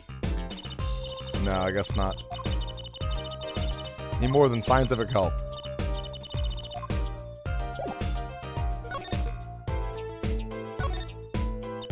I did play them all, Lulu. Yeah, the only ones I haven't played are the great. I never played the Japanese only Edgeworth Investigation, and I haven't played the Great Ace Attorney games yet either. I have them on Switch, but I've yet to play them. So those three I haven't played. Otherwise, I've played them all. I'm pretty sure. Is it amazing? Because, you know, to be honest with you, I didn't really care for the 3DS sequels that much. I thought they were okay. Best in the series. That's huge praise. That's huge praise.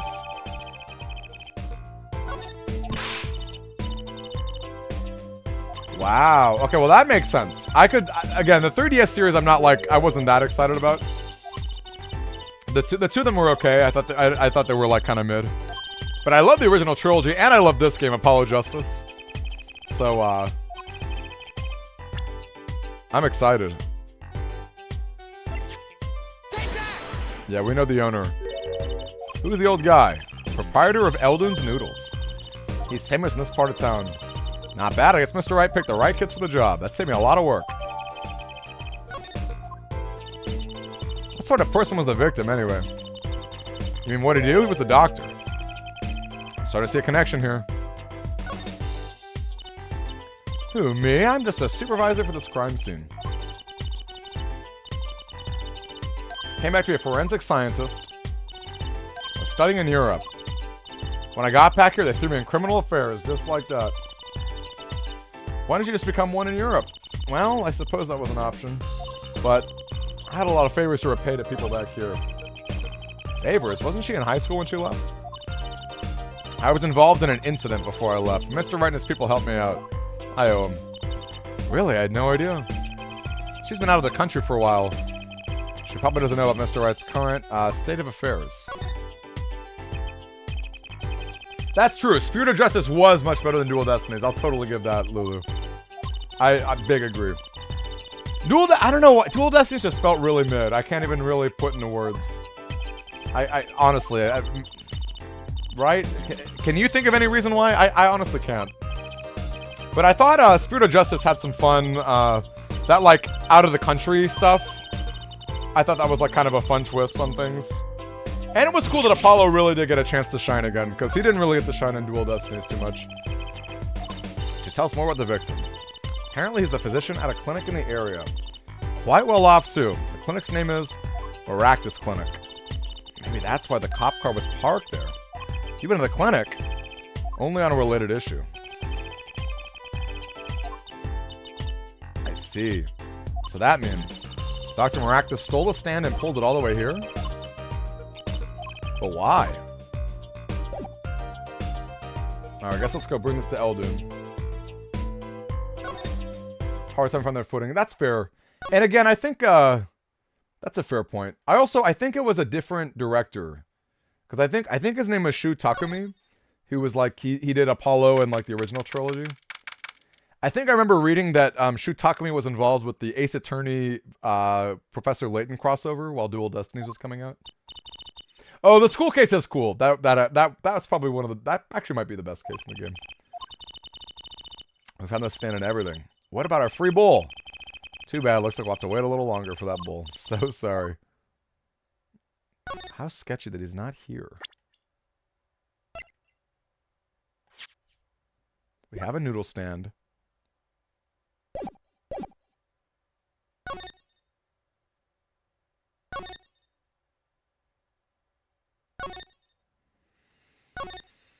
I'm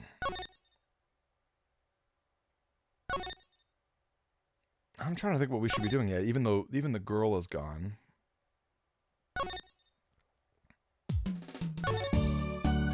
I don't think I have any... Oh, detention center. Oh, okay. Just kidding.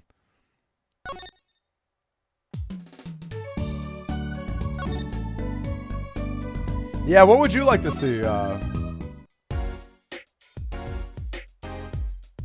Oh, you know what? Actually, I think I kind of agree with Hedgehog.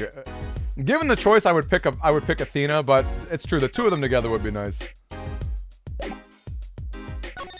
I kind of wish that Phoenix kept more of like a mentor, hands-off kind of role, personally. But I understand why they would want to bring him back. He was kind of like, I'm sure they felt like having him on the cover would lead to better sales.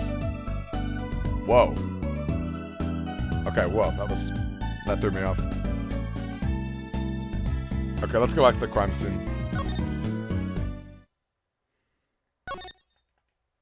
Yeah, that is true. I guess he did, in some ways, that's true. In some ways, he was more hands-off in Spirit of Justice.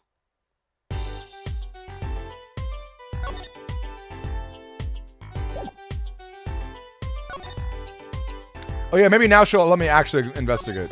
That's the difference, I think. Blue tarps. Apollo, the victim's gonna have a picnic. Reserving the crime scene.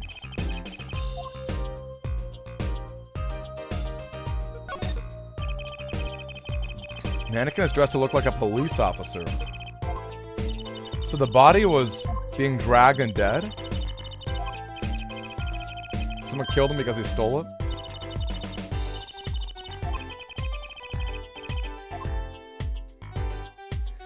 Yeah, that was cool to go against him. Although I wish... something about the way it was done rubbed me kind of odd. Like, I wish he were less villainous, I guess. I mean, I know why Phoenix was, like, into it. No, I don't know, that's kind of a weird complaint. But it was cool to go against him. Another pair of... oh, we got the bloomers.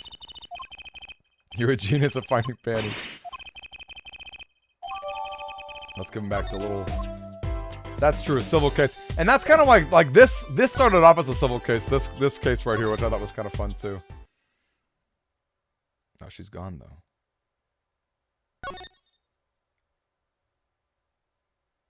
Hey, look at Oshihina. Nice to see you. This is true.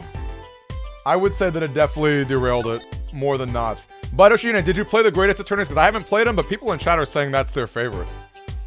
In fact, I think I remember a different friend telling me something similar.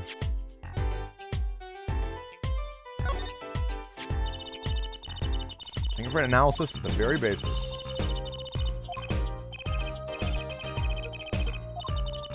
Let me know if you find any evidence that might have a print or two. So really not the cell phone?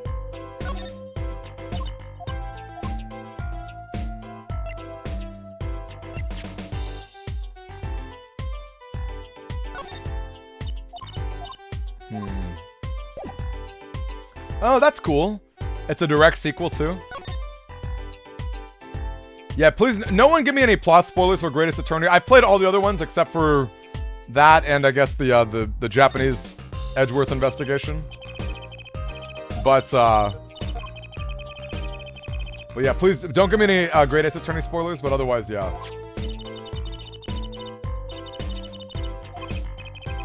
That wraps up the 3 of our cases.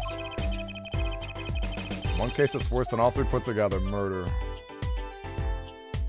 What is this, like, this, like, paper stand on it? Oh, okay. I guess that's nothing.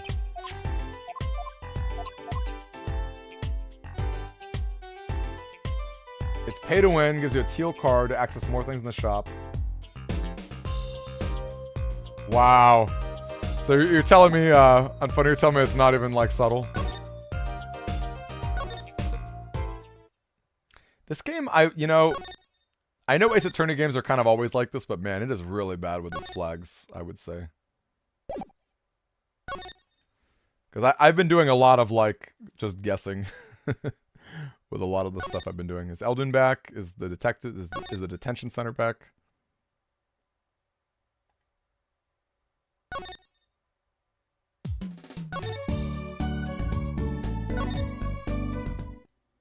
Nope.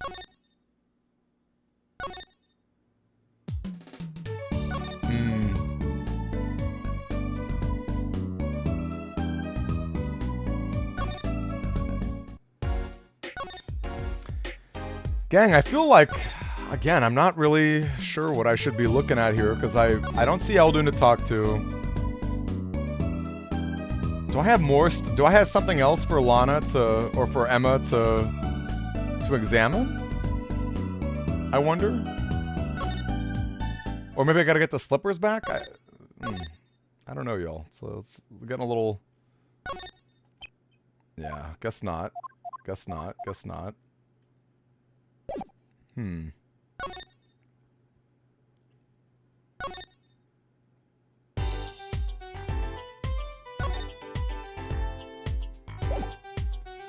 Talk to the victim. We've talked about all this. Single bullet to the right temple. Do I need the bowl to be dusted for fingerprints? I guess not.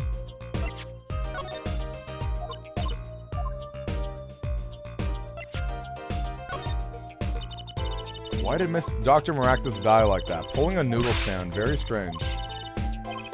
Some people just can't die normally.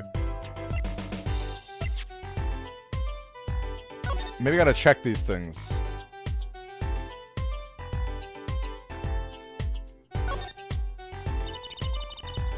Let's try, ooh, whoops. Let's try examining my evidence, maybe.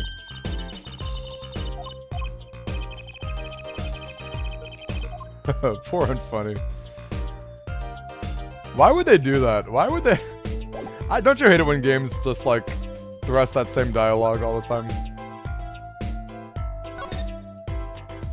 Maybe I'm supposed to check the noodle stand itself? Which doesn't really make sense because it's like so big and heavy.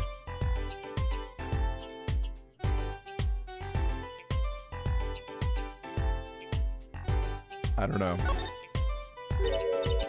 Look at this, Apollo. Eldoon spelled his name backwards on the side. Oh, I get it. The name of the store is the same whether you read it forwards or backwards.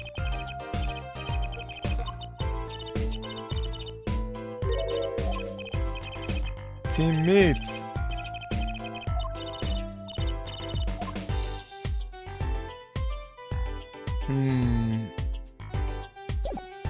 Classic flags, you guys.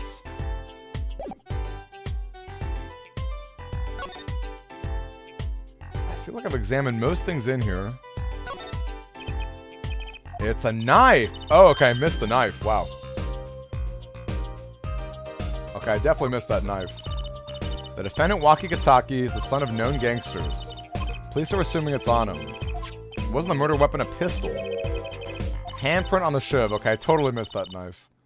There might be a fingerprints. Ah, it's time to examine it. We gotta dust it. Oh, wait, how do I blow on my legitimate hardware? There's more than one fingerprint there. That's right. Pick the one you want to analyze it. Definitely this finger. I'm pretty sure I'm supposed to blow with my microphone. Aluminum powder over the prints. The oil left by the prints absorbs the aluminum powder. Blow it off. It's like whistling. You know how to whistle, don't you? Put your lips together. Amazing. It's like magic. Isn't it, though? Incidental, it's important that you cover the entire fingerprints with powder. Oh, boy.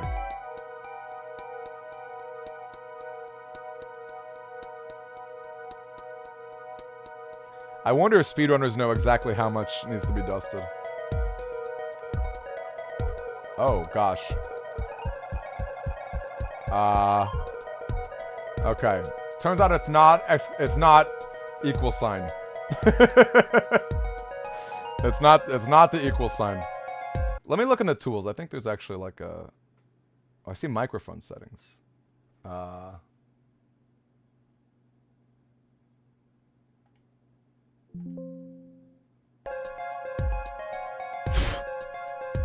Oh gosh, this could be bad. I'm on Desmume, if that helps.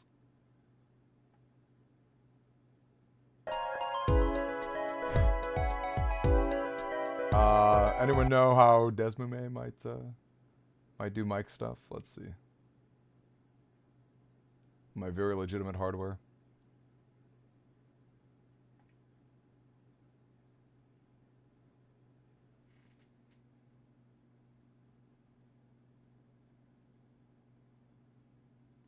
Truthfully, I don't see it in my my controls unless lid is the microphone.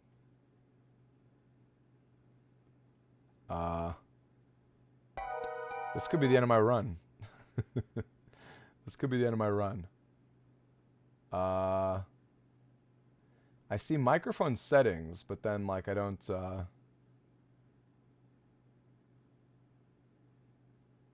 Oh, it says record waves and AVI. Maybe that's related to microphones.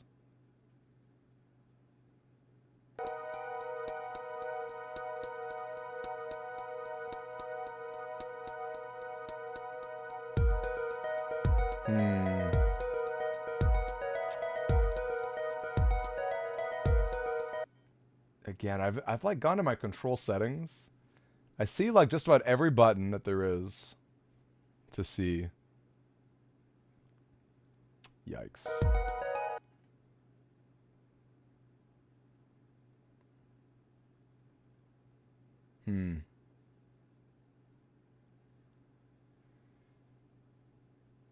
Yeah, I may I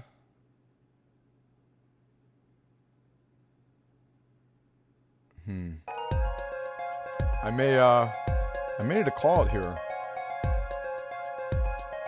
Ooh, is that running funny? Do you know how to figure it out? Maybe you do. I'm gonna take a quick break. Well, if you guys can figure it out, that's great. I'll be right back. Give me a second.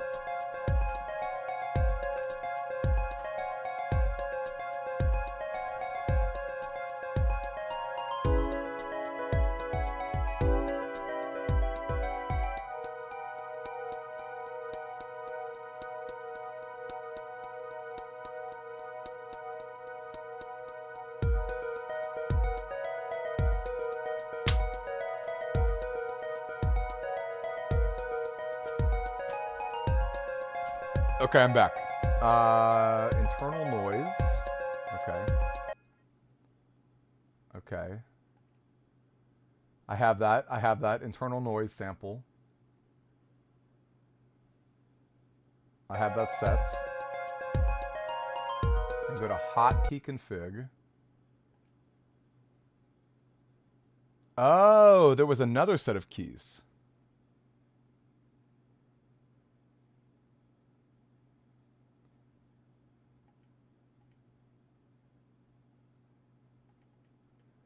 I see it's disabled, but I don't know how to enable it. I guess I just set it to a key or something. Like M. Oh, here we go. Okay, okay. This could work. Hey, we did it! Nice! Thanks, everybody. And your mic is set to... Okay, that's funny. It's set to equals mic. To equals. Thanks, gang. That was smart. Okay, appreciate that. No chair streams. Come on. Time to match some prints.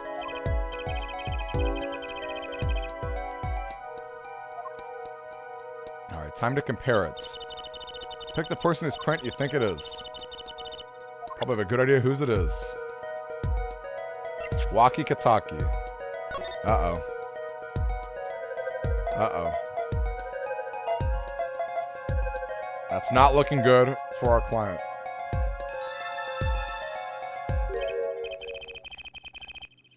So the fingerprints do belong to the defendant. Isn't that amazing? The power of science. Paula, she's sparkling. And I'm dimming. Look sharp, spirits up. The real fight is yet to come. Chin up, Polly. Trials haven't even started and I'm already losing.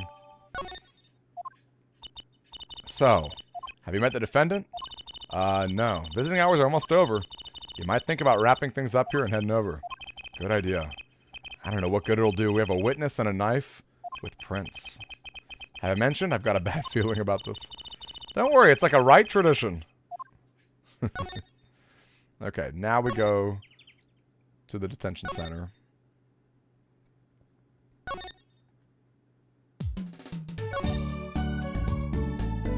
There we go. Waki Kataki. I'm sorry, meeting hours are all over, but we still have 3 minutes. I put in your request, but don't expect anything. Your father's talking in the private room with him. The father? You mean like a priest? I mean the suspect's father. Mr. Winfred Big Wins Kataki. Not someone I care to meet. You're the one on your way out, you old... Ah, they're here.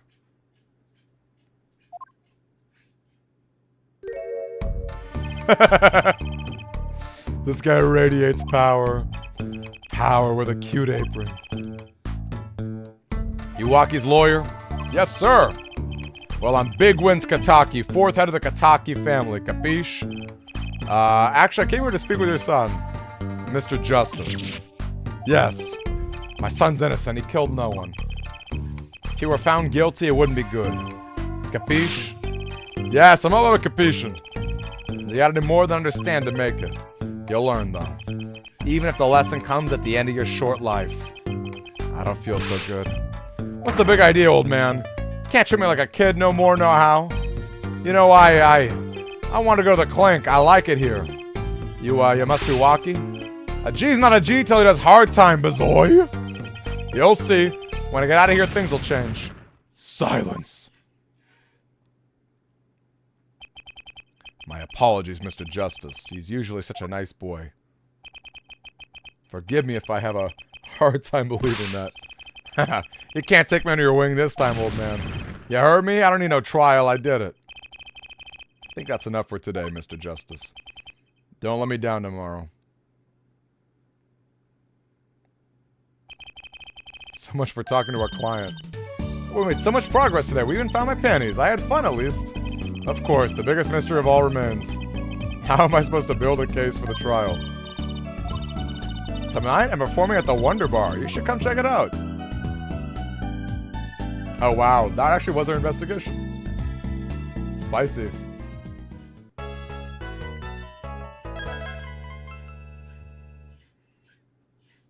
Yeah, what a bunch of random evidence we have.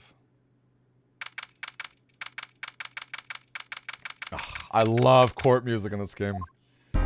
What games do you guys think have the best music in the Ace Attorney series? Mr. Wright's not here today? Said his old foot injury was acting up. Old injury? He was all smiles yesterday. Yes, he smiled when he said we'd be fine as long as you're there, Trucy. Yes, fine. I'll be fine. Here comes Justice. Started my voice training at 5 this morning. Huh? Oh, okay. My name's Apollo Justice and I'm fine. That sounds more like a self-mantra. I'm fine, you know what I'm saying? This case is also interesting in that you basically don't really, like, get to know the defendant that much.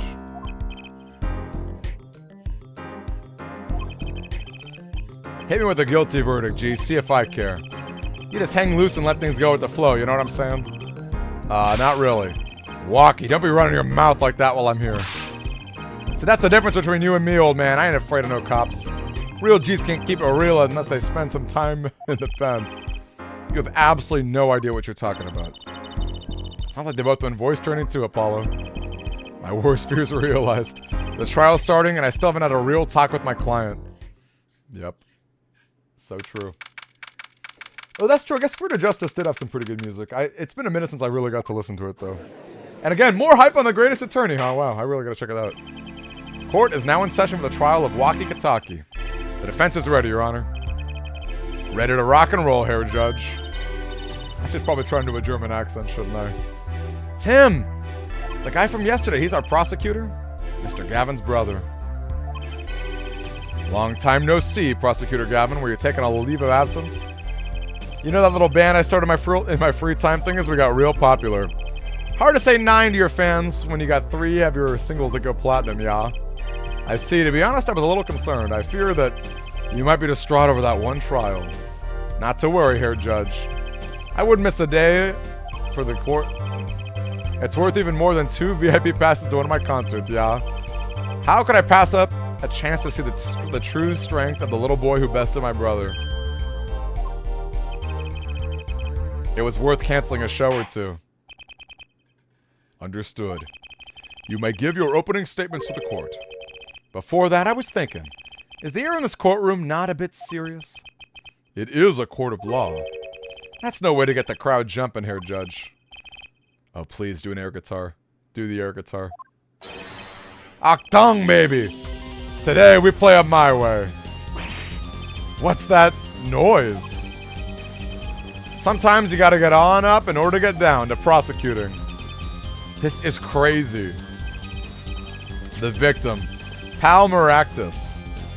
Oh, I get it now with the first and last name. Palmaractus. Malpractice, okay. Palmaractus, yes.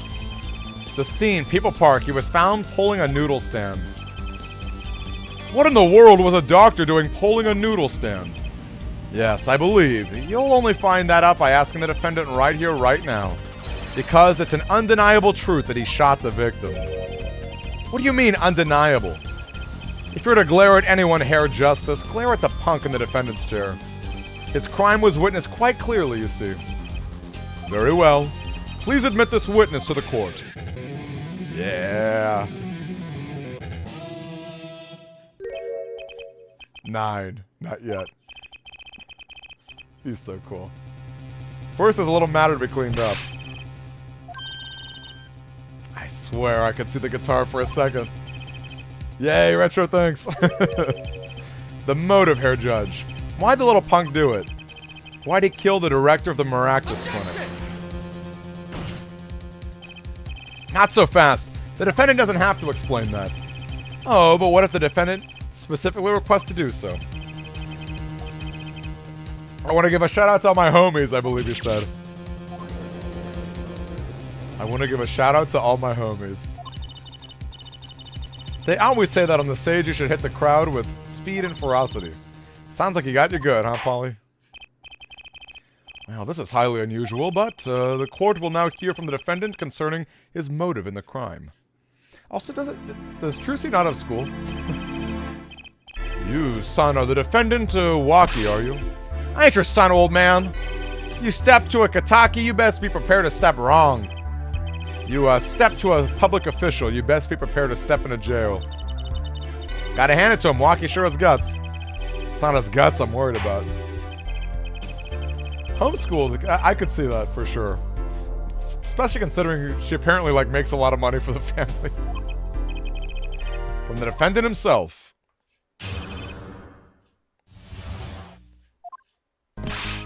I'll tell you one thing. That doctor was a quacker. Someone had to show him what's what. I was in his clinic about half a year ago. He messed up my ops something real bad. Then he just lets me go without a word. See you later, bye. So I go in, get another doc to patch me up again. That was the day I figured it all out. No OG's gonna let that pass. That's why I went to his pad that night. Know what I'm saying? This guy is crazy. You were saying you were one of the victim's patients. Lots of stuff goes down when you're keeping it real on the street. True dat. I tell you one thing, that doc was whack. Very well. The defense may begin the cross-examination. I can't believe this is the first time I'm hearing about all this. Poor Apollo. I'll tell you one thing, that doctor was a quacker. Someone had to show him what's what. I was at his clinic about half a year ago. Okay, this is interesting. So you were a patient at the Maractus Clinic half a year ago? For what reason? I had what you might call a mark of honor. We had a little run-in with the Rivalis family. That's when I pulled a jack move. And ran into an ambush. G busted a cap right in me. According to my sources, you couldn't stand the stress of waiting. And ran in 15 minutes before the appointed time by yourself. Hey, I was more than a match for those guys. Apparently he was shot in the heart. Shot in the heart and he's still alive? I can catch bullets between my teeth, but I never learned how to catch them in my heart. The bullet stopped just short of my thumper, know what I'm saying? I would have been golden if it weren't for that whack doc. Can't even take out a stupid bullet. So as you say, the surgery was a failure. That ain't all of it, homies. Then he just lets me go without a word. See you later, bye. What do you mean, he just let you go without a word? What do you think it means? That's whack, that's what. Not sure what that means, but it sounds bad. It sounds as though Herr Doctor wished to hide his mistake. This is why he let the defendant go. He's a liar, straight up. He's a badder G than me. So I gotta go in, get another doc to patch me up again. So this bullet is still... You know it, I can still feel it. Right there in my chest, pressing up against my heart. Wow. Yes, Kirito, I am. First of all, I'm just really enjoying this game. And second of all, yes, I feel like I owe it to you guys. Get excited for Sunday. Please get excited for Sunday. I'm super stoked about it. Can't wait to post about it. Word, J-Man. Warrant no accident, that's for shizzle. Seems there were issues with this doctor. Man, putting him down was like doing the world a favor. Waki, please consult your lawyer before saying things like that. Chin up, Apollo. Back straight. But why'd this mistake only come to light that day? The family checkup. That was the wackest thing of all. All his G's lining up, taking eye exams and all that. Better to die young than to fade away, Bazoy. Relief to hear. Hey, what's a relief? Oh, does your father not tell you? The bullet you carry so close to your heart, if not attended to immediately, could kill you. What? Yes, Herr Dr. Maractus had knowledge concerning this ticking time bomb in you. Knowledge that could have saved your life. No way, that's whacked. There's proof. Your checkup report. This Sunday is our 2-year anniversary. I got some fun stuff planned for it. Really fun stuff. How ironic that you would kill the one man capable of helping you. You're almost as careless as he was.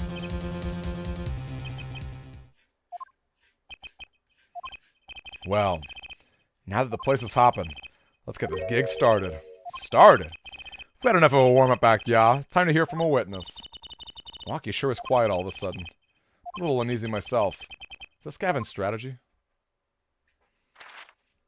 Oh, I forgot about this guy. So, you'll tell us your name and occupation.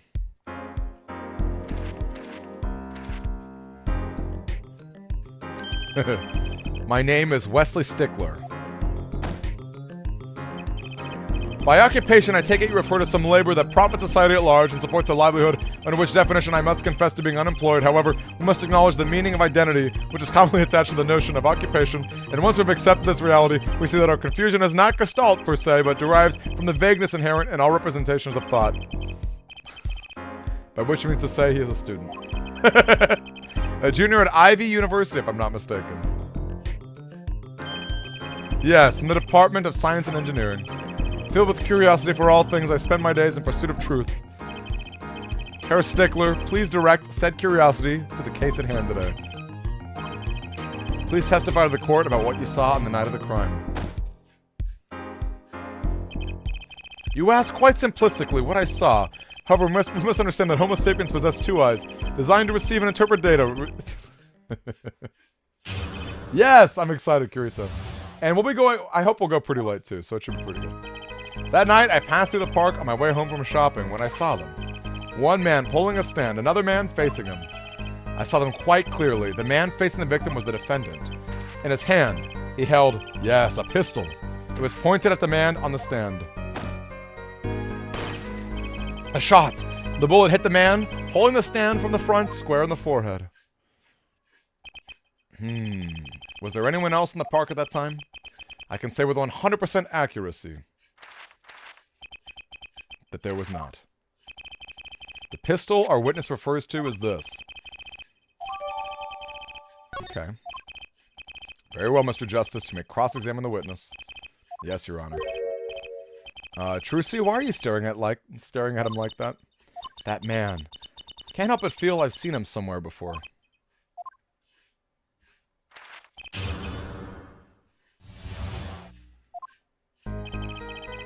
That night, I passed through the park on my way home from shopping. I'm gonna take a look at the evidence real quick. There was a knife at the scene.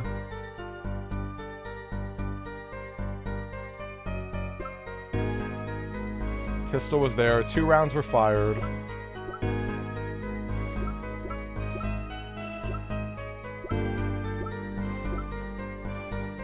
Single bullets. Even though 2 shots were fired, there was only a single bullet. One man pulling a stand, another man facing him.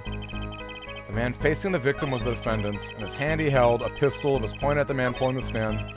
A shot. But there were 2 shots fired. Objection!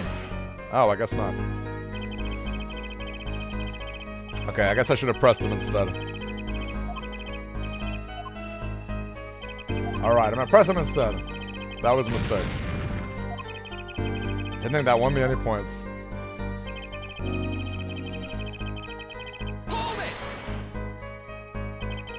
Are you absolutely certain only one shot was fired? There we go. Of course it was one shot. Why do you ask? There we go. Pistol was fired twice. Good eyes here, Justice. You're cool, real cool.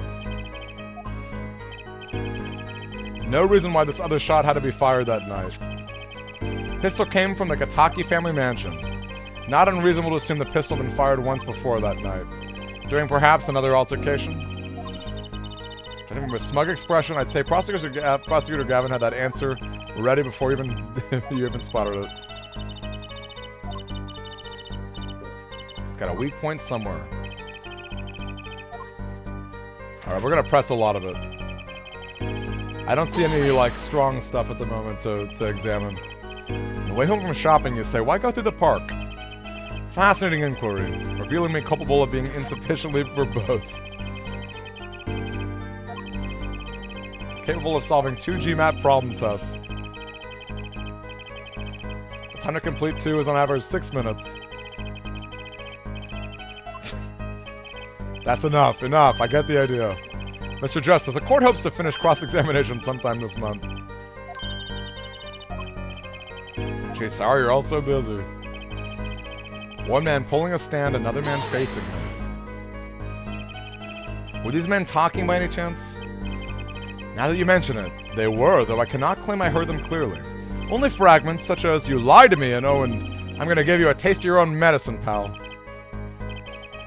Just as our defendant claims, I believe he wished to teach the victim what it felt like to take a bullet in the heart. Sounds like he heard them clearly enough to me. Might I be allowed to amend my testimony? To be precise, he did not say pal, but man. Yes, that was the way of it. I swear it on my diploma. And this other man, who was he? Something quite clearly. The man facing the victim, Anna. How can you be so sure it was the defendant? It took place at night.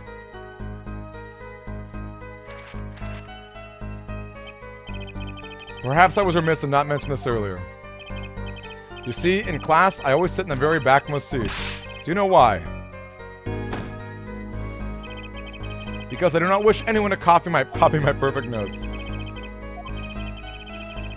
I will show my predisposition to that which is perfect. It was dark, you say, yet there are lights in the park. It's a hard, immutable fact. Seems to be telling the truth, too. A pistol. Are you sure the pistol you saw is the same as this one just submitted? Am I sure? Surely you jest.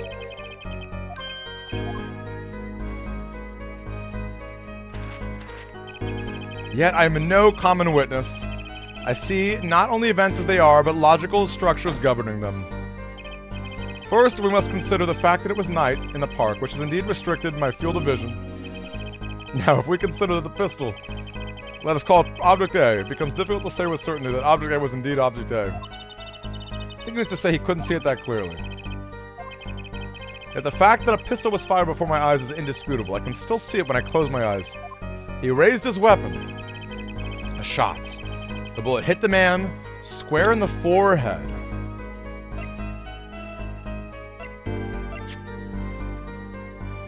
Straight to the right temple. The right temple. Maybe the right temple is... Hey, I'm a fire! Hello, hello! Welcome in, you guys. So nice to see you. How was your Baldur's Gate events? How was Baldur's Gate for you? The right temple, I'm guessing that's not quite the same thing. Yeah. Oh, is it not? Okay. I don't actually know what the right temple is. Objection! There we go, we did it. Where is your right temple? That's like... It's like this? I don't know what that is. I have no idea. I have no idea what your temple is. Is that you? Relaxing, I see here, Justice? Oh, we're, Objection! Once is quite enough, Mr. Justice. Paula, pace yourself. Look at this! The autopsy report? Is there a problem with the autopsy report? Right, a problem. Problem. Yes, the problem is the location of the entry wound. You testify the killer was shot square in the forehead. I have already determined your angle of inquiry. Allow me to explain. First, understand that when I say square, I speak not of geometrical absolutes. For example, the deflection of a meter. Oh my goodness. In addition, is a well-known fact, krypton particles are rare and invisible to the naked eye, which points to a certain basic follow. Okay, wow, that's great. Mr. Justice. Whoa, did we just get double rated? What the heck? I love it. I'm glad you had a good stream, I'm a fire. Nice to have you in here, Megatroid. What's up, guys? Double raid. I can't believe it. So great to have you guys here. Hello. Was your objection to these krypton particle things? This is the big time and you're obsessed with something so small. You disappoint me. No, I'm obsessed with something big. I mean, there's a bigger, less nitpicky problem here. Do tell. Just look at this autopsy report. The location of the entry wound was the right temple. Mr. Stickler, you said quite clearly that the victim was shot square in the forehead. That's a contradiction, isn't it? Palladium knows! Air Guitar Man. That is indeed this. Objection! And hey there, Zarda. Hair Justice, oh Hair Justice. Your tactics are outdated. Trying to shake the witness into objecting to trifles. Surely you haven't forgotten the fatal wound your master suffered 7 years ago? Phoenix Wright, was it? Look, I know the wound was in the wrong place according to testimony. Hey, her forehead. Forehead? Let us imagine you were walking through the park. You see two men facing each other, one with a pistol trained on the other. What would you do, Hair Forehead? Well, I guess I'd try to stop him. I'd probably shout, stop! And you, Fraulein? Me? Well, I'd probably scream, eek! And you, Hair Stickler? What did you shout, I wonder? If the victim turned his head at the last moment. Ah, yes, thank you for jogging my memory. It sounds like an addendum to the testimony is required. Yeah, enjoy it! Have a good one on the fire. Thank you. Always appreciate a fun raid. It's been treating me well, Megatroid. I just started the night. I have beaten in the past, but it's been probably 15 years since I last played it, so it feels pretty fresh to me. How was your game? What were you guys up to? Just a lot of addendums here and there, indeed. They are unfunny. It's very unfortunate. See this at once, you said. I cried with composure. The victim turned in the direction of my voice and a shot rang out. Whereupon our cowardly killer appeared to have become quite frightened. Tossing the pistol aside, he fled from the scene.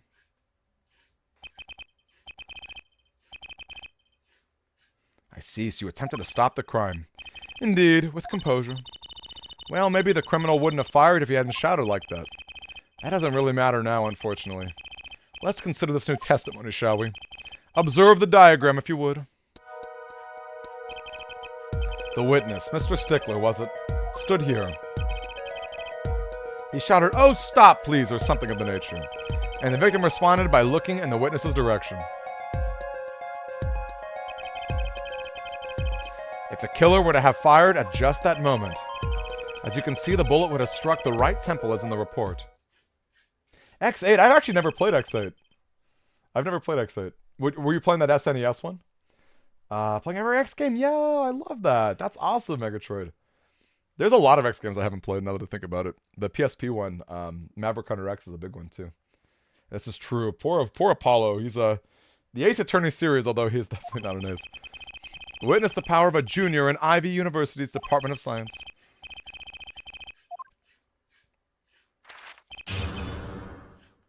Yes, indeed, I do speak of the DMIC. Have yet to play it. I've heard cool things about it, but again, I've never played the original one either, so. Soon as the killer raised his pistol, I took action. Hold it! So you saw a raised pistol. Weren't you frightened? It can be said we students know no fear. The moment I saw that pistol, my inner sense of justice compelled me to take action. You might have even gotten shot. Eh? You certainly were lucky. If I were in the killer's shoes, I certainly wouldn't have left a witness behind. He actually looks like he had no idea he was in danger. Regardless, I attempted to halt the bloodshed. Seize us at once, you two. The victim turned in the direction of my voice and a shot rang out. Did you hear the gunshot at the same time the victim turned? Indeed, I would say about the same time to be precise. And the victim didn't ask you for help. It can be said that he didn't have time to ask. He didn't even have time to take a single step. Don't say that too loud, Trucy. Whereupon our cowardly killer appeared to have become frightened. Can you describe the killer's actions more clearly? He seemed quite surprised, especially considering that it was he who did the deed. As you can see, human psychology is a tangled web indeed. He simply couldn't believe what he had done. He shot, he panicked. A common tale, but true. Unfortunately, before I could take further action, tossing the pistol aside, he fled from the scene. This seems very sketchy. Weapon left at the crime scene. Fingerprints were wiped. Could he have wiped the fingerprints already? Maybe that's part of it.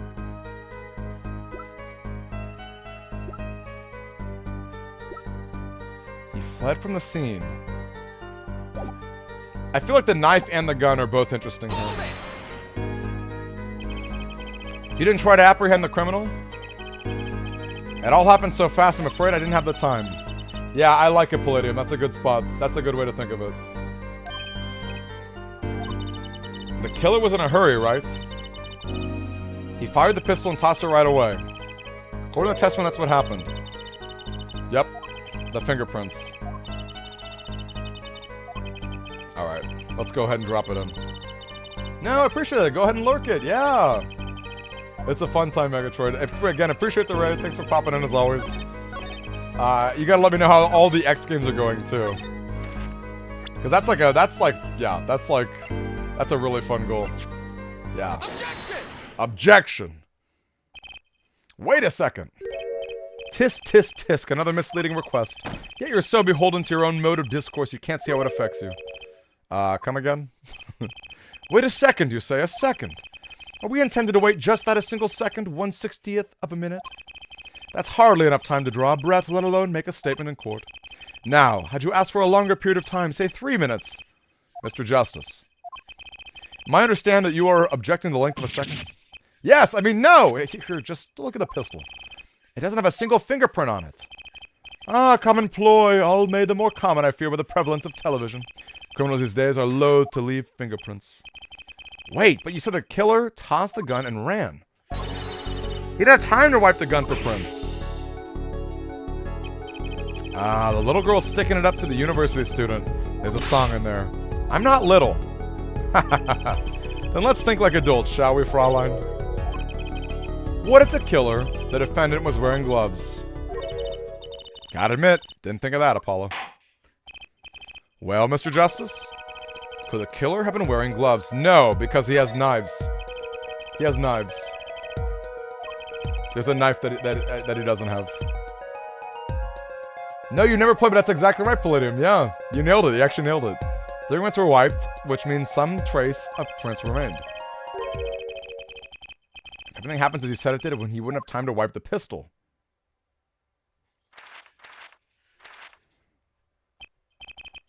That may be, but it does not change what I saw. The killer, the defendant. He threw down the murderous weapon from his hand and fled. And the pistol was found at the scene of the crime, strongly suggesting that this was the weapon he disposed of. Sounds solid to me. Well, Hair Forehead, any of your precious objections? What gives, Apollo? Let's see that voice training get to work. You know, I've only recently realized something. No matter how much you train your voice, it doesn't matter if you have nothing to say. Isn't it obvious from what the witness just said? Isn't what obvious? When he restated what he said he saw Waki drop a murderous weapon, but that's not the same as being 100% sure of what he threw away. You're right. He's just confused because a pistol was found at the scene. Must be hard to be so perfect and yet so wrong. Well, it can be said that I'm quite offended. The population of poor might be prefixed to my name. Well, what we can say for certain is that the witness saw the killer throw something. Does the defense have anything to say about that? Well, if what he threw wasn't a pistol, then it had to be something else. This one person on the defense seemed to be thinking. I'll wipe that smile off your pretty face, Gavin. It's the knife. It's the knife. Is that a sword? I saw one of these on the late night movie last night. Great, a sleep-deprived judge. This knife was found at the scene of the crime with the defendant's prints on it. His prints? This single piece of evidence proves two important things. One, that what the defendant threw down wasn't a pistol. And two, what the defendant wasn't wearing gloves. Indeed. Oh, Herr Forehead. You're forgetting two other important things you've proven. One, that the man that the witness saw was the defendant. Two, that the defendant was holding a knife. Indeed. Never underestimated Gavin. Never underestimated Gavin. This court is of the opinion that our witness is fond of making assumptions. In that light, I believe it would behoove us to hear what really occurred. With less assuming, please.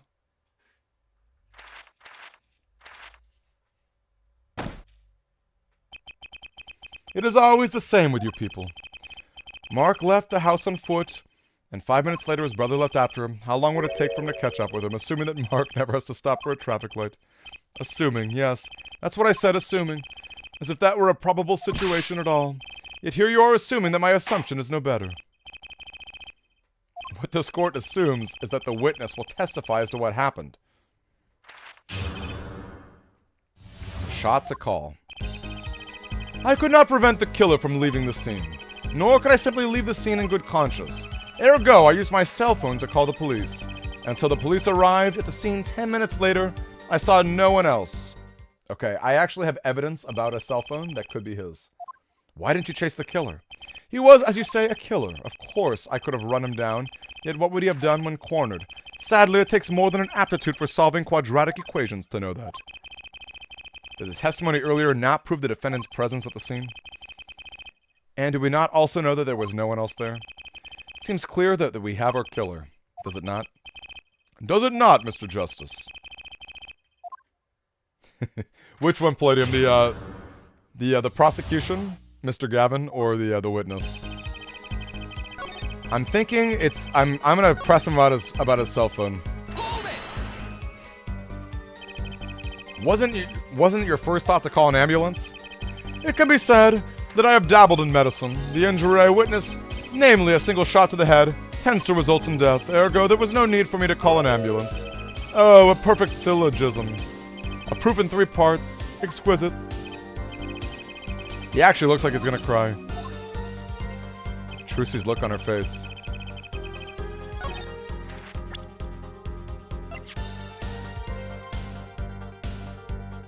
Do I think that that's actually his cell phone? I'll show you guys what I'm looking at right here.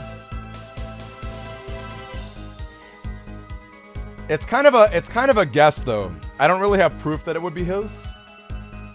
So I'm gonna take a second. I'm gonna try and press a few more things he has to say before I present that cell phone. Which way did the killer run? By that time, it was clear the killer had noticed me. Naturally, he ran in the opposite direction. Aktang! Don't even think about pointing that he was going away from his home. All he had to do was loop back once he was out of sight.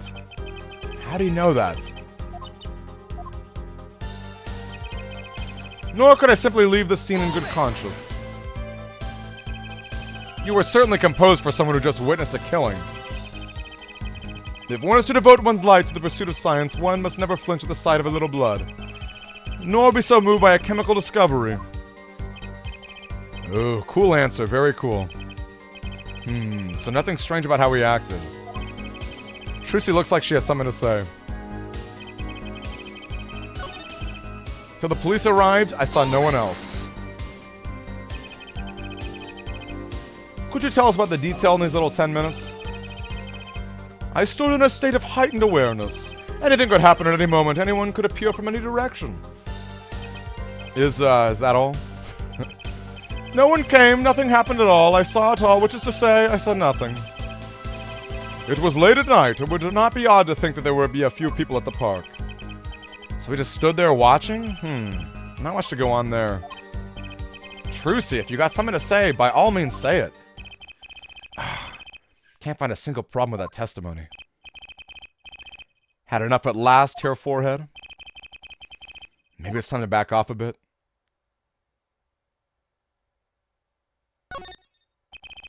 The defense still has some questions that demand answers, Your Honor. Your opinion, Prosecutor Gavin.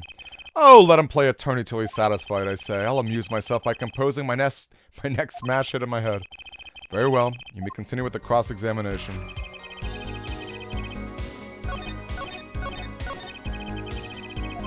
Way too self-assured. There's gotta be a weakness there somewhere. Okay, maybe I'm supposed to back off.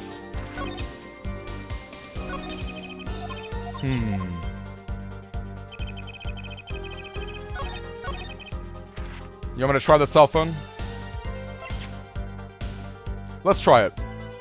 I'll show you guys what happens. I'll try presenting it. Yeah, that was my thought. I'm gonna get penalized, unfortunately. My thought is that we don't necessarily know it's a cell phone. I don't know. Let's, maybe I was supposed to back off a little bit.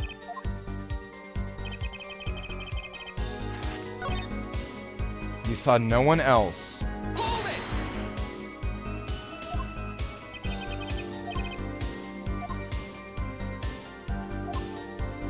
No, don't be sorry. No, don't be sorry, Palladium. Maybe there isn't anything left to unravel in this testimony after all. No, don't be sorry. Honestly, no, I don't know either.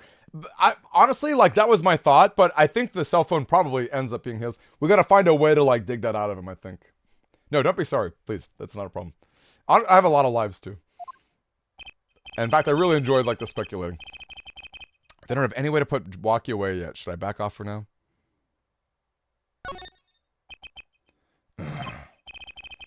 There's nothing fishy about that testimony at all. It appears there's no objections to the witness's current testimony. There are any number of ways to explain the lack of prints on the pistol, I assure you. Perhaps the killer really was wearing gloves which were wiped when the previous user's prints were off. And if the deed was done, this fell out of his pocket as he was throwing the gun away. A mistake befitting of a small-time punk, in my opinion. No. Seems we've come to the end of the line here. No, that can't be all. How unfortunate. Seems that you weren't cut out to stand on the same stage as me. Or you, Hair Forehead. I believe this brings the cross-examination to a close. The court will now declare a verdict for the defense. Wow, I guess I lost. Oh! Eek!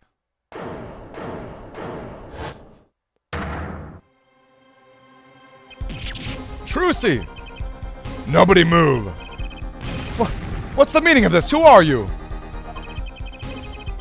There'll be no verdict in the court. Not yet. Wait, are you one of the Katakis? The Katakis? You mean those notorious gangsters? If you don't want to see the girl, that pretty little girl, have a new smile, do as I say. Adjourn the court for 20 minutes. What? This court will not bow to the pressures to the likes of... Herr Judge. I see little point in further aggravating this gentleman. Recess 20 minutes, or I promise you, you'll regret it. Well, wait! How did it disappear so fast? Come to the defendant lobby, Apollo. I suppose I have no choice but to adjourn for a 20-minute recess.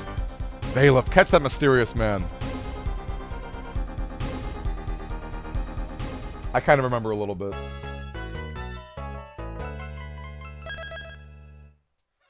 I do remember a little bit about this.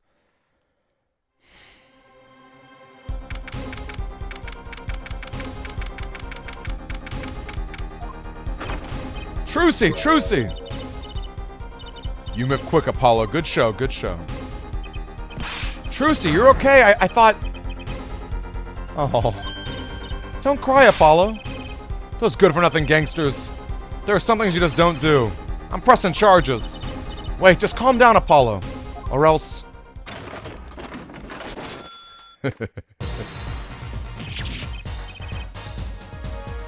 What the heck is that? Surprised? This is one of my best tricks, the amazing Mr. Hat. You look marvelous, darling. He's a big hit on stage at the Wonder Bar. Yes, I'm a big hit, ha ha ha. Well, what do you think? Do you like it? You mean you, Trucy? There are some things you just don't do. I'm pressing charges. Apollo, now is not the time to be threatening me. It's you who's being threatened here. Remember what you said to Waki's father yesterday? You promised you'd save his son. But that testimony was rock solid. What are you suggesting I do? Look, once the judge declares a verdict, it's all over. If I can use my talent to stop that from happening, I will. Trucy, no more stage abductions, please. I'm not talking about magic, Apollo. I know when the witness isn't confident, I can perceive what he's feeling. It might not mean anything, but it's all we've got. You can see what he's feeling? Think back, Apollo. Think back to the times when there was a contradiction in his testimony. All the times when there was a contradiction? Actually, I don't remember them exactly. Good thing I do. There were 2 times when he made statements that he wasn't confident in. Is that right and funny? You're just getting these targeted ads all of a sudden. Each time there was a contradiction. In his hand he held, yes, a pistol. It was pointed at the man pulling at the stand. Tossing the pistol aside, he fled from the scene. He said the man tossed aside a pistol, but it turned out he wasn't sure, and sure enough there was a contradiction. Well, that's true, but how does that help us? Didn't you notice anything? Whenever he made a statement he wasn't confident in, he displayed a certain habit. In his hand he held, yes, a pistol. It was pointed at the man pulling the stand. Did you see it? The very moment he said the word pistol, his fingers got all tense and he fiddled with the corner of a page in his book. How am I supposed to see that? Well, I could see it. How else do you think Daddy went 7 years without losing a game of poker? What? I always sat next to Daddy during big matches. I could see what his opponents were feeling.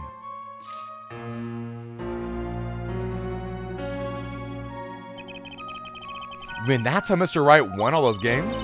It's not cheating officially. I wasn't looking at their hands or anything. And I wasn't there all the time either. Daddy's quite good at poker after all, but not good enough to go undefeated that long. Great, so he cheated, but what does that do for us? I don't believe this. You have to listen to his testimony one more time. You have to watch his testimony, perceive the truth. Watch it, perceive it. The only thing I'm perceiving is that I'm going to lose. Not true. Daddy said so. He said, you have the power, Apollo. Watch the testimony, perceive his true feelings. Time's up. Sorry, I can't think of any other way out of this one, Apollo. Mr. Wright's not here today. He said his old foot injury was acting up. He smiled when he said, you'll be fine as long as you're there, Trucy. That's right. Hey, smudge it. So wouldn't win every game, though. You still get unlucky sometimes. That's probably true. Undefeated is kind of crazy. And we did just unlock some perception. We're playing Baldur's Gate now. It's a really fast 20 minutes. True. You know, I'm starting to think I can do this. I knew you could do it all along. Oh, one more thing. Try to cover for Mr. Hat as best as you can. I just flew in from the coast and boy, are my arms tired. Right. Trucy's so cute. Poker Joe, how are you? Yes, I have played through this game before. I have, years ago though. Probably like 12 or 15 years ago. I played through most of the Ace Attorney games. I haven't played the Great Ace Attorney games, and I haven't played that Japanese-only Miles Edgeworth game. But yeah, I have played this just a long, long time ago. This case and the next case I don't remember as well as the first and final cases. Great Ace Attorneys are great. I'm excited. I've heard they're really good. People in chat were talking about them earlier too. Ahem, I'd like to say to the young lady standing next to you, Mr. Justice. Don't you have anything to report? Anything concerning the mysterious phantom in the silk top hat? Ah, right, him. Don't worry about him. I settled that. You, settled that? Yes, it was, an out-of-court settlement. Right. Perhaps for all I would have us believe was nothing more than a passing dream, a fantastic illusion. Now you see it, now you don't. I think he's on to me. I wish he would stop being so cool. Let us dispense with these niceties and get right to the matter. What are your plans for our gifted witness? Right. The defense would like to request another cross-examination. Because I forgot to ask something.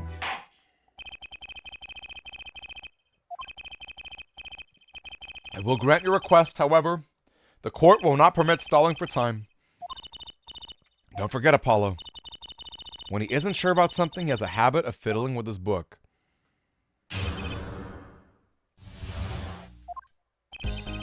I could not prevent the killer from leaving the scene. Nor could I simply leave the scene in good conscience.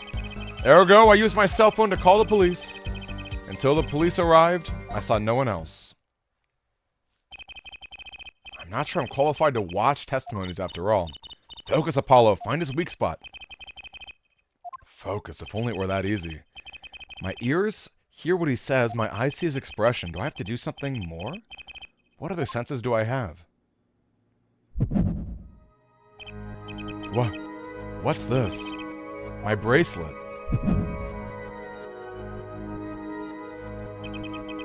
What's going on? My bracelet feels different somehow. I think Daddy was right. You can see it, can't you, Apollo? You're almost there. Find the weak spot in his testimony. But my bracelet's trying to tell me something.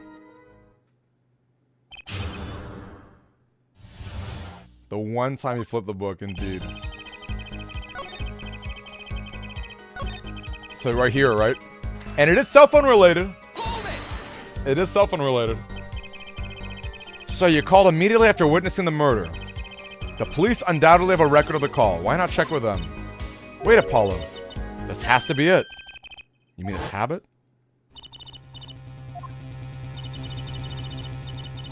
It's a habit of fiddling with his book. The only time he even had the book open was here.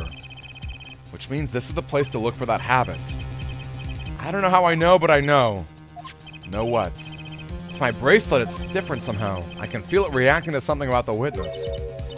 Your bracelet? I'm not sure I got this focus stuff you keep talking about, Trucy, but I have a feeling that trusting my bracelet is the way to go. Okay. I just need to touch my bracelet as it reacts to his testimony. I'll go full screen for this. What's going on? I can see the witness's face, his expression so clearly it's filling my mind. I see nothing else, hear nothing else. Apollo. This is what I meant by focusing. In this state, you can see everything, Apollo. Everything the witness does. Look for Mr. Stickler's twitch, his habit. You remember it, right? Sure, when he says something he's not sure if he fiddles with a page of his book. Right, now you're looking at the witness's face. And your eyes are sort of bugging out. Move your focus of attention down to his hand. You know what to look for, but you have to be looking at the right spots. She's right, I can only see her face like this. It's time to try changing my viewpoint.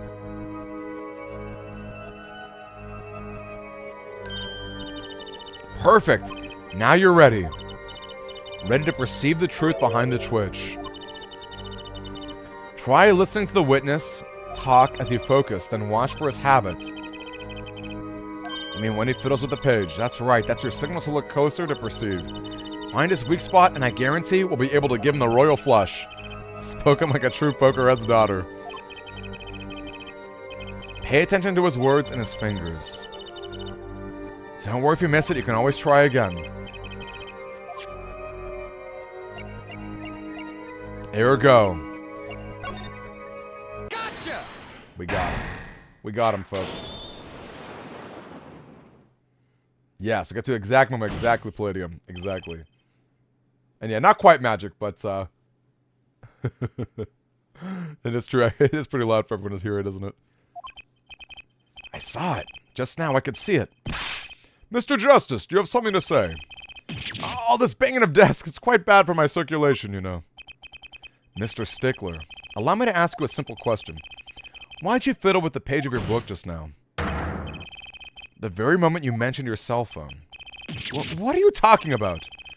I'm curious now about this cell phone of yours. Mind if I ask a few questions? Let's ask to see it. Mr. Stickler, please show me your cell phone. Ugh, why? Whatever for? Show me and you'll find out. Well, I can't. I don't have it, you see. You don't have it? Mr. Stickler, is this your cell phone? Yow! Where'd you get that? That's the phone from yesterday. Look, a cell phone. Someone dropped it beneath this tire. If the car moved, it would have been crushed for sure. I wonder if it belongs to the doctor here. Is this your card? How strange, Mr. Stickler. Can you explain why your cell phone is sitting here in my hand at this very moment? What is the meaning of this? This cell phone was found yesterday in the Maractus Clinic garage. Why, that's where the victim lived. That's impossible. Mr. Stickler, you lied to the court, didn't you? If your cell phone is here, how could you have called the police?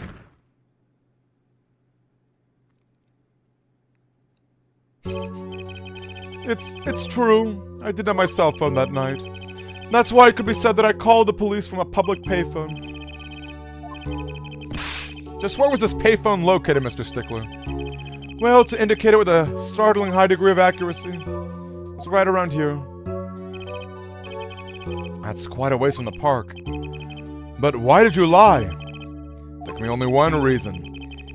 He didn't want the court to know that he had lost his cell phone, because it was found in the victim's garage. What are you saying? Mr. Stickler, you broke into the Maractus Clinic that night, on the night of the murder. This cell phone tells all. But that's ridiculous, to make it sound like I snuck into this fellow's garage to commit a crime. Well, yes, but no. This line of reasoning has to be against the rules. It's true I lost my cell phone, but you can't prove that I lost it that night. Well, Mr. Justice, if that cell phone... I love this song, by the way. It does raise considerable suspicions as to a connection with the crime. Connecting with the crime. Oh, he's already connected enough. I just have to prove it. Well, do I have a piece of evidence that can do the job? Can I prove the cell phone was dropped on the night of the murder? Let's look at the court record real quick.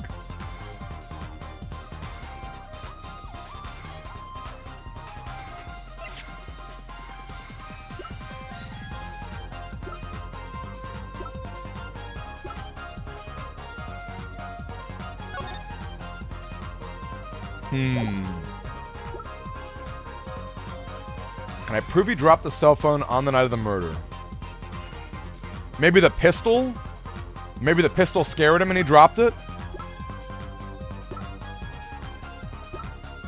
That's kind of a stretch. Or the panties, too, if it was found in the exhaust pipe. Both of those are interesting.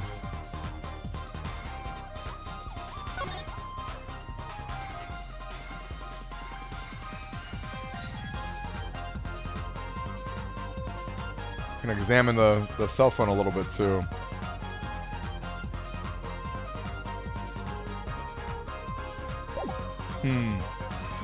Yeah, let's try it. Let's see. Of course I have evidence. Like your swagger, her forehead. Hit it.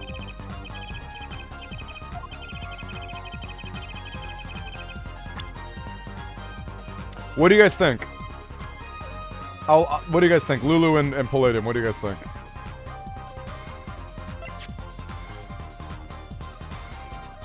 I mean, the fact that the cell phone would have gotten run over, right?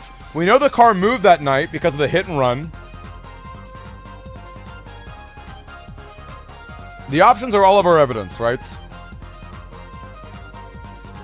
We know that the cell phone was found in the garage. It would have gotten run over. That's the best line of logic that I have.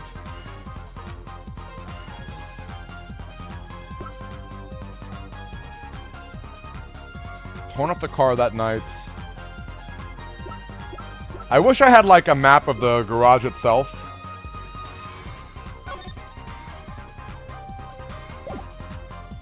I just don't know what to show. Should I show his cell phone? It was found beneath the car. Yeah, that sounds good to me. There we go. Well, Prosecutor Gavin, No comment, her judge. Oh, alright. Yikes. Paulo, remember where we found it? Come on. I basically did that. If it had fallen on the ground before that night, it would have been crushed. Come on. Okay, so I have to show, like, I have to show maybe the mirror. Or the panties themselves. Because the panties were in the exhaust. Both are pretty decent. The panties probably better because it was in the exhaust pipe.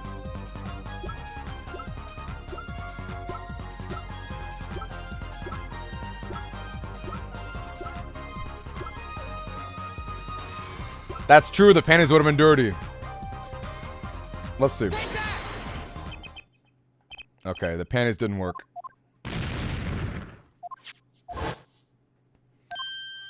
Okay, which means I guess I have to do the freaking broken... Or do I show the map itself? Maybe I'm supposed to show the map itself.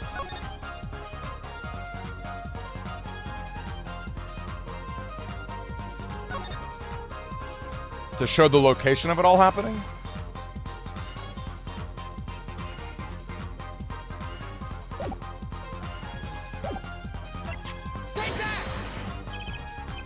Okay, it was the mirror. I'm a little annoyed. I basically came to that line of logic already. So what happens? The car was in an accident that took place the night of the murder. An accident? Yes, an accident. It happened a little after 9 p.m. just outside People Park. The car hit a pedestrian. From the absence of a mirror, it's clear the car was parked after the accident. Which means it was parked after 9 p.m. Okay, this actually was that was a better line of evidence. If your cell phone had been dropped before that, it would have been crushed. After all, it was lying on the ground right under the wheel. I like this a lot too, Lulu. Yeah, that's a good explanation theme. The only time you could have dropped that in the garage was after 9 p.m.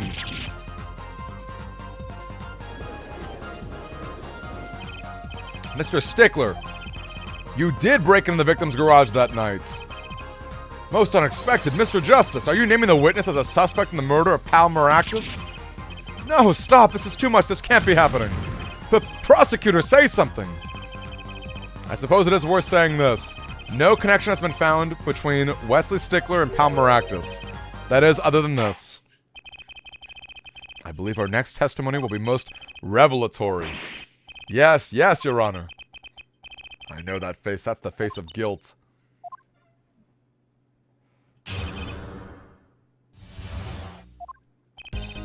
That night, yes, I went to the supermarket. I must have dropped my cell phone on the way back. And when I was walking through the park, I happened to witness the crime. I saw the killer, the victim, the stand, all as clear as day. It was him. I saw the defendant at the scene. That still doesn't talk about his cell phone. But your cell phone was lying in a garage. Yes, well, as you can see, my model of cell phone has a defect. It is given to rolling. It's quite a pain when I drop it along the road, you know. It looks like a normal cell phone to me. In any case, Mr. Justice, the cross-examination, please. That's funny. My bracelet didn't react at all during that testimony. His nervous habit must not be acting up. Looks like you're on your own this time around. Alright, no problem. Here comes justice.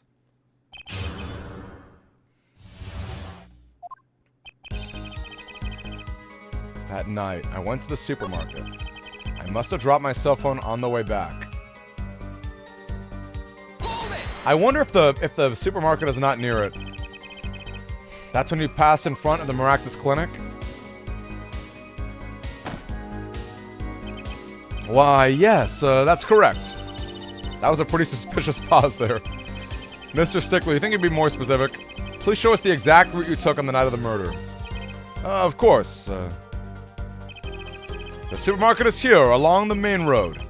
My way home from here takes me past the Maractus Clinic. That's probably when I dropped my cell phone. Yet where was I? I walked on unaware of my loss. and walked right into that fateful park. And when I was walking through it, I happened to witness the crime. Which entrance did you enter the park from? Well, to be exact, one might say I went through the entrance closest to the Maractus Clinic. The same entrance our victim used. Did you notice anything when you entered? Wheel marks from a noodle stand, for instance? I have no recollection of such a thing, no. Yet though I might have missed the tracks, I could not miss what happened next.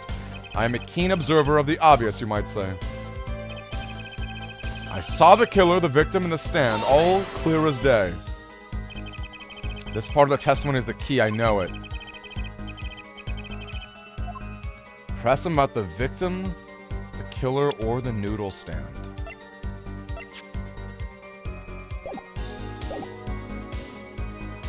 Let's try the noodle stand. Kevin, remember the noodle stand? Quite well, yes. For a student of the sciences, keen observation is very vital. Oh, good night to you, Silver. Sleep tight, Silver. Good night to you. Always great to have you in here. Have a good one. I believe it said, noodle. Yes, that was it. For remembering something quite well, it sure took you a long time to say it.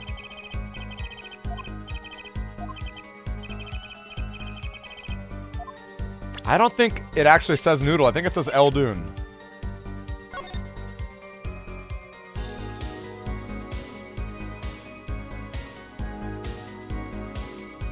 Yeah, let's say that's important.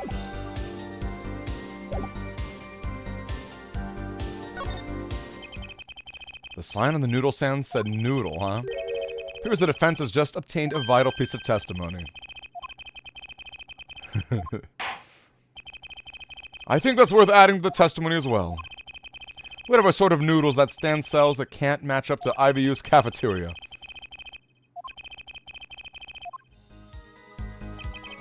Why even remember the sign on the victim? It said noodle. Objection! Oh, I love this awesome opossum. Yeah, good night to you. It is cool, right? I enjoy this game a lot. It's a great series. This is one of the better games, I think, in this series, too. Why, just last week, my professor offered me this praise. Good night to you, awesome opossum. At least you have good eyesight, Stickler. I'll give you that. It read, without a doubt, noodle.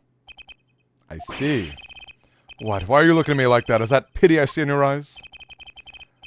Let's take a look at our map, shall we?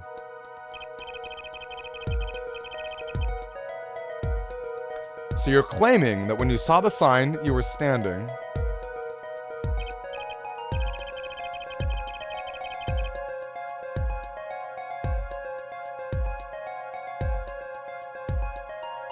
Hold on a second, everybody.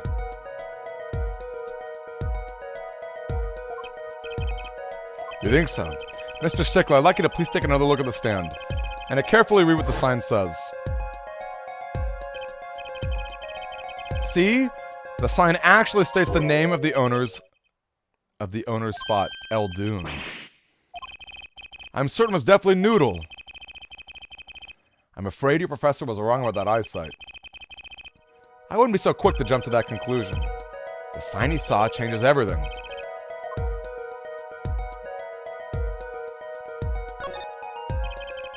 What would you say if I told you that there was one spot from which the sign would have been read that exact way? Mr. Justice, show us the spot. From a mirror, right? Because it would be reflected the other way? Although...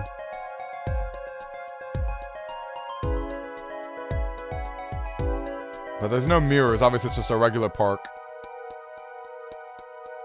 Am I wrong? How else would you see something backward? Eldoon to Noodle.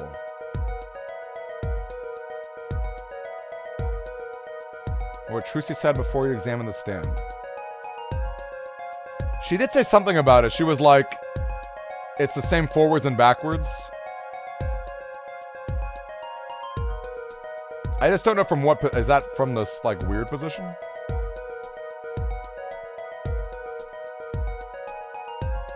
behind it, I guess? I wish I could look at my evidence right now to see the exact spot that it would be in.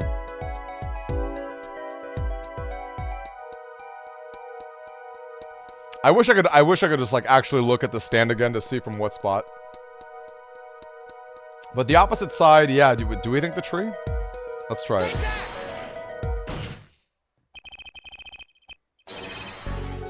Yeah, it was the opposite side, okay. I just wanted to look at it again to see exactly where that was. When viewed from the south, the sign says Eldunes. However, observe the other sign. Oh, right, Eldunes noodles. I see. Split between the front and the back signs. Mr. Stickler, you lied to the court. You witnessed it from the northern side, not the south. Objection! So what? So what? What does it matter if he saw the killing from the north or the south side? Makes no difference at all. He's right. Travel far enough to the south and you'll end up going north. Actually, maybe he's right. What does it change? Changes everything, Apollo. Remember his testimony from before? Though to be honest, I'm a little scared of what this is actually leading up to.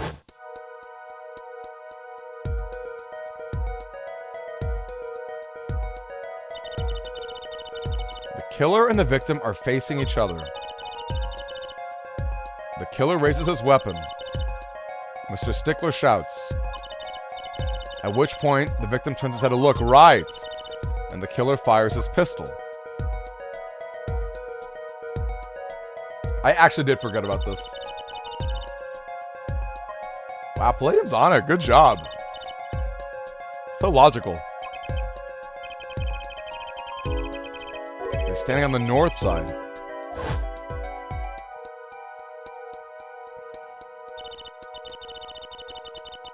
If he shouts from where he is now,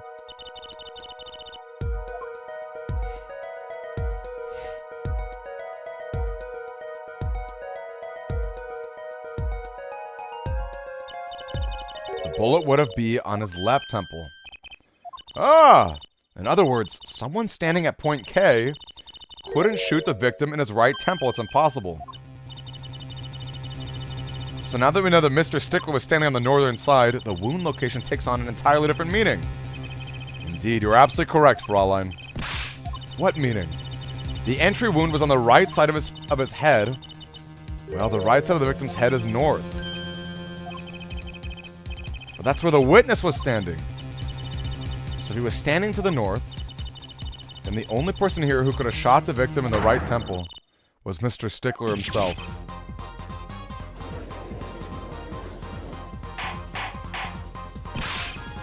Order! Order! Wow, the apple didn't fall far from the tree. She flipped the entire case on his head. Objection! Clarify one point for me if you would, Herr Forehead. What now? Are you truly accusing this college student of murder? Well, I can't say he exactly looks innocent.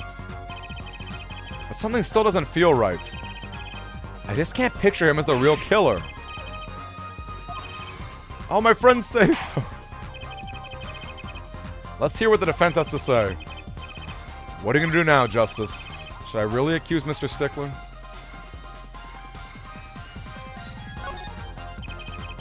I don't think that Wesley Stickler's a killer, but he's not innocent either. His unusual silence tells me that much. Wait! He's the panty nabber! He nabbed the panties and he put them in the car. Right? He stole panties, he put them in the exhaust, and that's when he dropped his phone. I can't believe I didn't draw that conclusion earlier. Tell us why now. The word confession isn't in my dictionary. Tisk, tisk, tisk, Herr Forehead.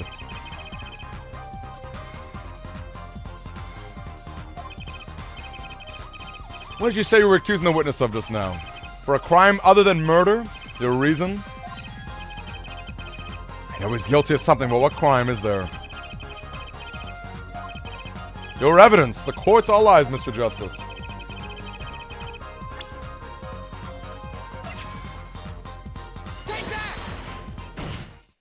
I had an actual brain blast. That felt hype. The evidence is this. Is that women's underwear. Hey, those are mine.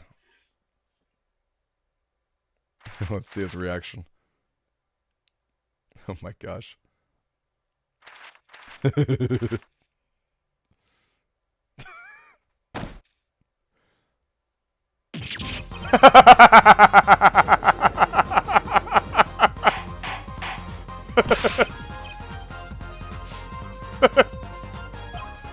Thanks, Retro. Thanks, Retro. Mr. Stickler, well, I can't say this comes as a shock. It's not what it seems by Pythagoras' theorem. On the night of the murder, just past 9 p.m., a young girl catches a panty snatcher red-handed. Bravely, she gives chase, but the snatcher flees and hides himself in no other than the Maractus Clinic garage. Incidentally,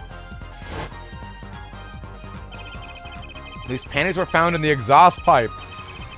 Presumably, he was trying to hide the evidence of the crime. Ergo, while you may not be a murderer, you are guilty of panty snatching in the first degree. Please hear me out. It's not what it looks like. Order, order! Mr. Stickler, you should be ashamed. It's not what it seems.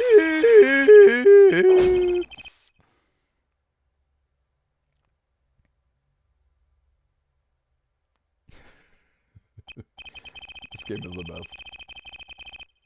Sir, we to understand you were silent not because you were guilty of murder, but because you lacked the courage to admit your theft of this girl's undergarments. Perhaps you're not aware of my school's name is originally written IV. I stands for intelligent, V stands for valiant, C. Your point?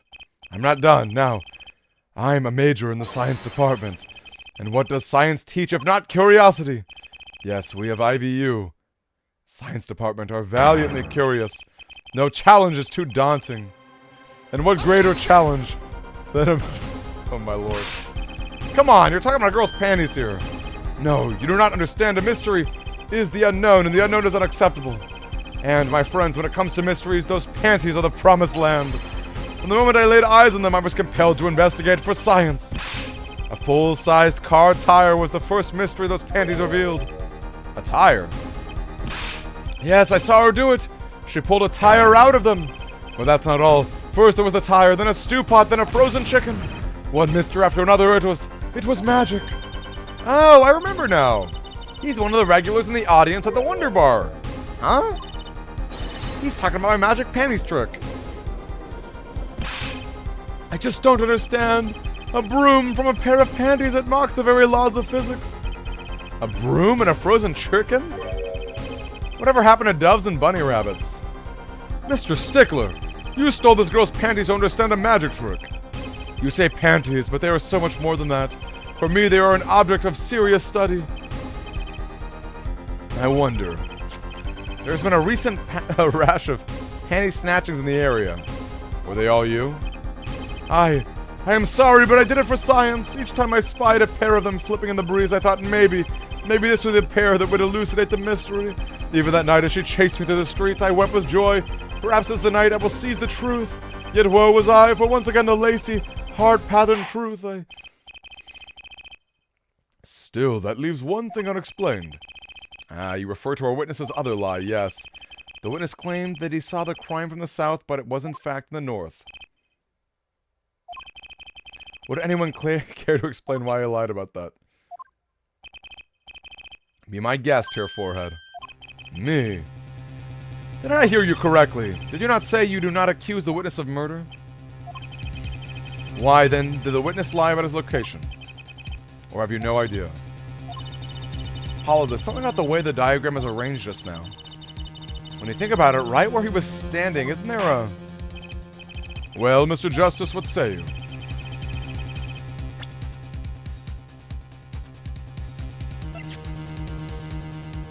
Any evidence as to why he lied about his location?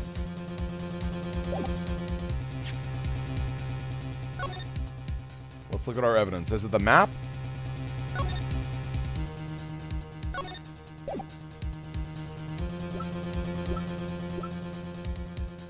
I've always thought him having a clock on his cell phone was odd.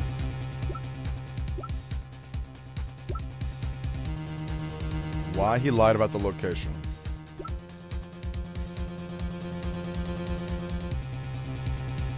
Oh, maybe it's the bloomers that they were found in a trash can?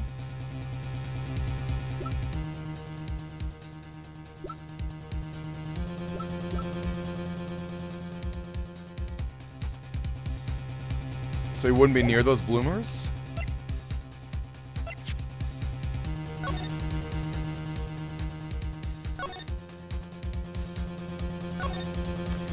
The map doesn't really talk about the park that much, so I don't think it's the map.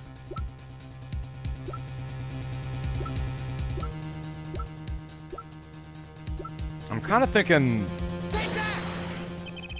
the evidence that shows why he lied is this. What? More panties! How many panties are you carrying in your pocket for her forehead? These are the last, honest. They were found in a trash can at the park. Looking at the diagram, we can see that the trash can was right next to where he stood. Mr. Stickler, you didn't. Alas, I'm a failure as a scientist. I can't unravel the mysteries of the universe. So, these are your handiwork as well. That night, I had been chased, hounded into the miraculous clinic garage. Weeping in frustration, I was forced to abandon my prize. Don't you see how I felt? Believe me, I'd rather not. I hid in the garage for a short while. Then, abandoning them, I made for home. To avoid the office where the girl works, I went towards the south entrance.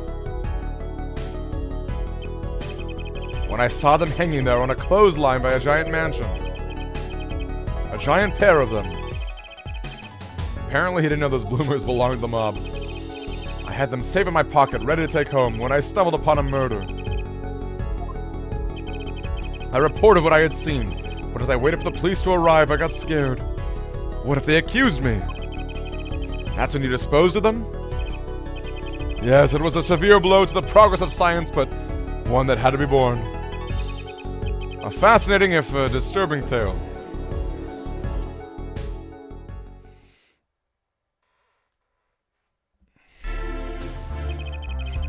I believe this brings today's proceedings to a close, and I'm more than pleased to dismiss this witness for the remainder of the trial. One last thing, if I might. Regardless of where we ended today, some vital points were made. Namely, that the defendant, Waki Kataki, was at the scene of the crime, and he was pointing a weapon at the victim. One more thing. Waki Kataki has a clear motive. Indeed, the defendant, Waki, is still the prime suspect in this case.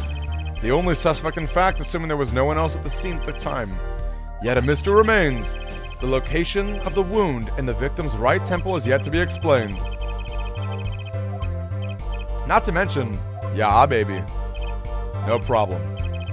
This brings the trial for the day to a close. Not to mention the victim pulling and having the stand like that is very interesting. Alright, gang, I think that's going to be it for tonight. Okay, I'm doing a save state just in case. I have been saving the game properly, but you never know sometimes. You never know. Alright, gang, well that was a fun rodeo right back into streaming. It's been a minute for sure. Really great to have all of you guys back. Hello, hello, hello. We did one end to its limit. I agree with you, Palladium. Yeah, absolutely. Also, you were a total pleasure to have along with us. Really great observations and thoughts. You're very welcome. Thank you, Lulu. Thank you, everybody. I'm going to drop our Discord link once again. Gang, as always, I will see you soon. Tomorrow, we're going to continue more Apollo Justice. Then Sunday, it is a special stream. I've said it a few times, but I haven't said it in a while. It's our 2-year anniversary. I've got a really, really fun event planned for it. Hope to see you there for Sunday. It should be a total blast. Do you have a raid target? No. Do you have someone in mind, Lulu? I'm totally taking targets if you've got someone in mind. But for real, good night to all of you. This is the first DS game we're playing. Of course, our goal for this year is to play through every DS game. We're not going to beat them all. That's going to take way too long. But we are going to play through them all. So we'll probably play through a decent amount of shovelware. Should be a lot of fun. And yeah, Apollo Justice says attorney starts the day.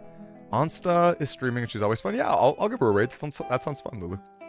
Never met her, but we can always, you know, I trust your opinion. Good night to all of you. Good night, Lulu. Good night, Retro. Good night, Palladium. Good night, Unfunny. Good night, Retro. I think Awesome and so already went to bed. Yes, good night to all of you. Hope you guys have a good time. I will see you tomorrow. We'll check out Onsta. And I will see you guys tomorrow for some more Apollo Justice. Oh, wow. 233 viewers. Holy cow. All right. Well, I don't think I've ever rated a big streamer before, but that should be fun. Anyway, good night to all of you guys. Catch you guys later.